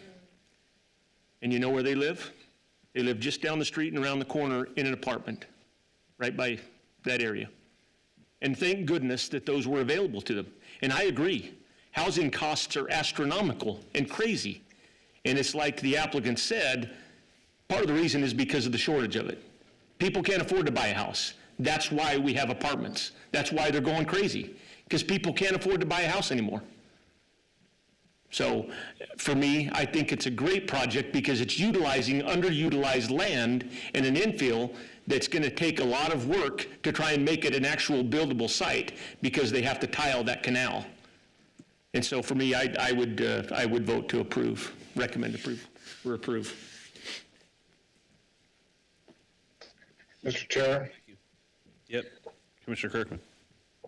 I really appreciated Commissioner Garner's story. I like that story, like my bedtime story. So, same situation. I had a daughter that was married last year, and they obviously they couldn't find housing either, and ended up they're living in an apartment down by the Idaho Center. I don't have any issues with this project. I think it's needed. The location, I'm all right with the location. My only concern is traffic, and it's a mess there. It's a mess because of the high school. It's a mess because the new bus barn is just down the road from that. That adds to the traffic, and the development on the south side there of Amity is going in with all those homes. I mean, it's just going to be a disaster times 3 with the traffic. However, that being said, traffic is pretty much a disaster all over town. But as far as the project itself, it's needed. This community needs it. I'm not a huge fan of apartments, but nonetheless, that is something that it's needed. And sometimes we forget that we live in a country that loves the free market, and that's what we espouse, is the free market economy. And if there's nothing that's going to be built there, if there's no commercial, zone for commercial forever, no commercial wanted to build there. So I think this is a great utilization of this property, and I'm for it too, if we can get rid of the traffic. So then everybody's against Daniel it. could fix that for us. Mr. Chairman, Yes. when I first opened up the packet and I looked at this project, my first thought was, what's around it? And I look at the homes that are there now, and I look at the school that's there now, and I think about the gas station, because I don't even live anywhere near this area, but I've gotten gas there a couple of times, and I've always wondered, why is it just a gas station there and nothing else? But where I live, 2 blocks away, 2.5 blocks away, is the same situation. And it's been 15 years, and there's still nothing built on the empty lots. It's a gas station on the corner, just like this, and nothing around it. And this same thing is going to happen here. It's going to sit here with that tile that has to be done to put in that, cover up the ditch. That's a lot of money, folks. Somebody's willing to spend that money to put in an apartment complex. The kids will walk to school instead of having to drive, to cut down traffic in your area. And when I opened it up, the packet, and saw the application, I said, wow, that's just what we're looking for, because all the cars are in the center of the development rather than on the outside. People don't like looking at cars. They'd rather see a nice-looking apartment building versus a parking lot. And this guy, this applicant, did exactly what we look for. He put the cars in the middle where nobody will see them except the people that live there. So again, I'm for this because of those reasons. I think it's the best that's going to be getting there for a long time. Take it while you can get it. Thank you. Mr. Commissioner, I just want to kind of point out some things that Mr. Thewson said. With development like this comes monies and the ability for that development to do the frontage improvements, and then also, down the road to make those road improvements as well. Without development, those projects cannot happen, and that's what's important for the citizens to understand is, the city doesn't just have millions and millions of dollars to go fix roads before the development happens without significantly increasing taxes. I think we'd all agree our taxes are at a point where we don't want to raise them anymore, so we will have to rely on development to happen to make those improvements as they go. Mr. Chair, one more thing to kind of parlay off of what Commissioner Miller just said is, once these go in, if these were approved, once they're built out, and that subdivision and all that area south of there is going to be built out, that's when you're going to start seeing some more commercials start taking an interest in that area. I live in that area, and I would love to see more commercial restaurants, that kind of stuff come in, because I have to go all the way to Winco or down to Walmart. But that's when we'll start to see more commercial take interest, is when there's rooftops there. And but there's a lot of room on the other side of Happy Valley. So there's a lot of room to build some commercial when that time comes and they see that it's viable for commercial to come into that. So once they start seeing the rooftops there, I think you'll see some more commercial demand. Thank you.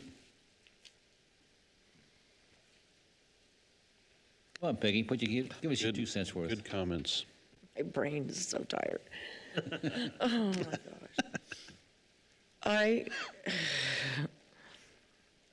I can see both sides. I'm kind of stuck in the middle. The traffic is just awful out there, and safety factors for sidewalks and everything for kids just make me question it. So.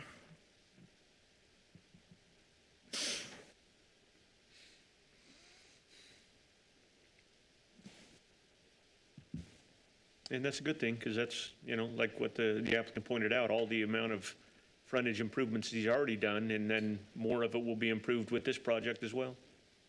And so it will continue to improve as those get developed out.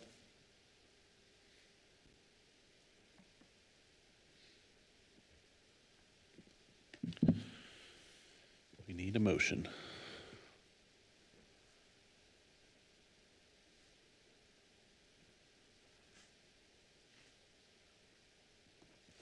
Mr. Chair, I'll make a motion if there's no other comment. Go ahead. Okay, I move to approve the conditional use permit for multifamily dwelling units in the BC zoning district at 4404 and 4416 East Amity Avenue for Lance Stewison, with recommended conditions and findings for approval as stated in the staff report. Second. We have a motion by Kirkman and a second by Gardner to approve the conditional use permit for this item. All those in favor, say aye. Aye. Aye. Aye. Any opposed? All right, that motion carries. CUP is approved. And the CUP will become effective 15 calendar days from the date of the written decision, and reason statement is provided to the applicant unless an appeal has been filed with the Planning and Zoning Department. Hey, excuse me, can I finish reading? Okay, we're not adjourned yet, so we need to kind of finish here. You guys can walk out quietly, but we need to finish the meeting. No action should be taken on the CUP until the appeal period is concluded. The applicant must confirm with planning and zoning staff that there have been no appeals. Thank you for your patience this evening. And now, do we need to open next item? Unless we want to force them to send out more signs. We haven't adjourned. Ma'am, we're still in the meeting. No, we haven't We need to adjourned yet. open the public hearing and continue it to a date certain. We are going I'm to looking at the 26th as a potential there. And if The for next some, if for public some reason we don't have a quorum, that'll just Open the kick to the public next hearing or- meeting. That's correct, yeah. Okay, so, You'd have to open it again and continue it. yeah, Oh, I guess if you didn't have a quorum, right. We did. then It'll it just would go to the next back. meeting. Yeah, Okay, and it'll be first on the next agenda. yeah. He actually did that. I'm sorry, Chair. People need to be quiet or get out. We're still conducting. Excuse me, we're still conducting business. Quiet, please. Please leave if you're going to be noisy. Thank you. So all I need is a grumpy attorney. All right. Don't poke the bear, Chair. So I just need to read through this. We'll have a motion to continue, correct?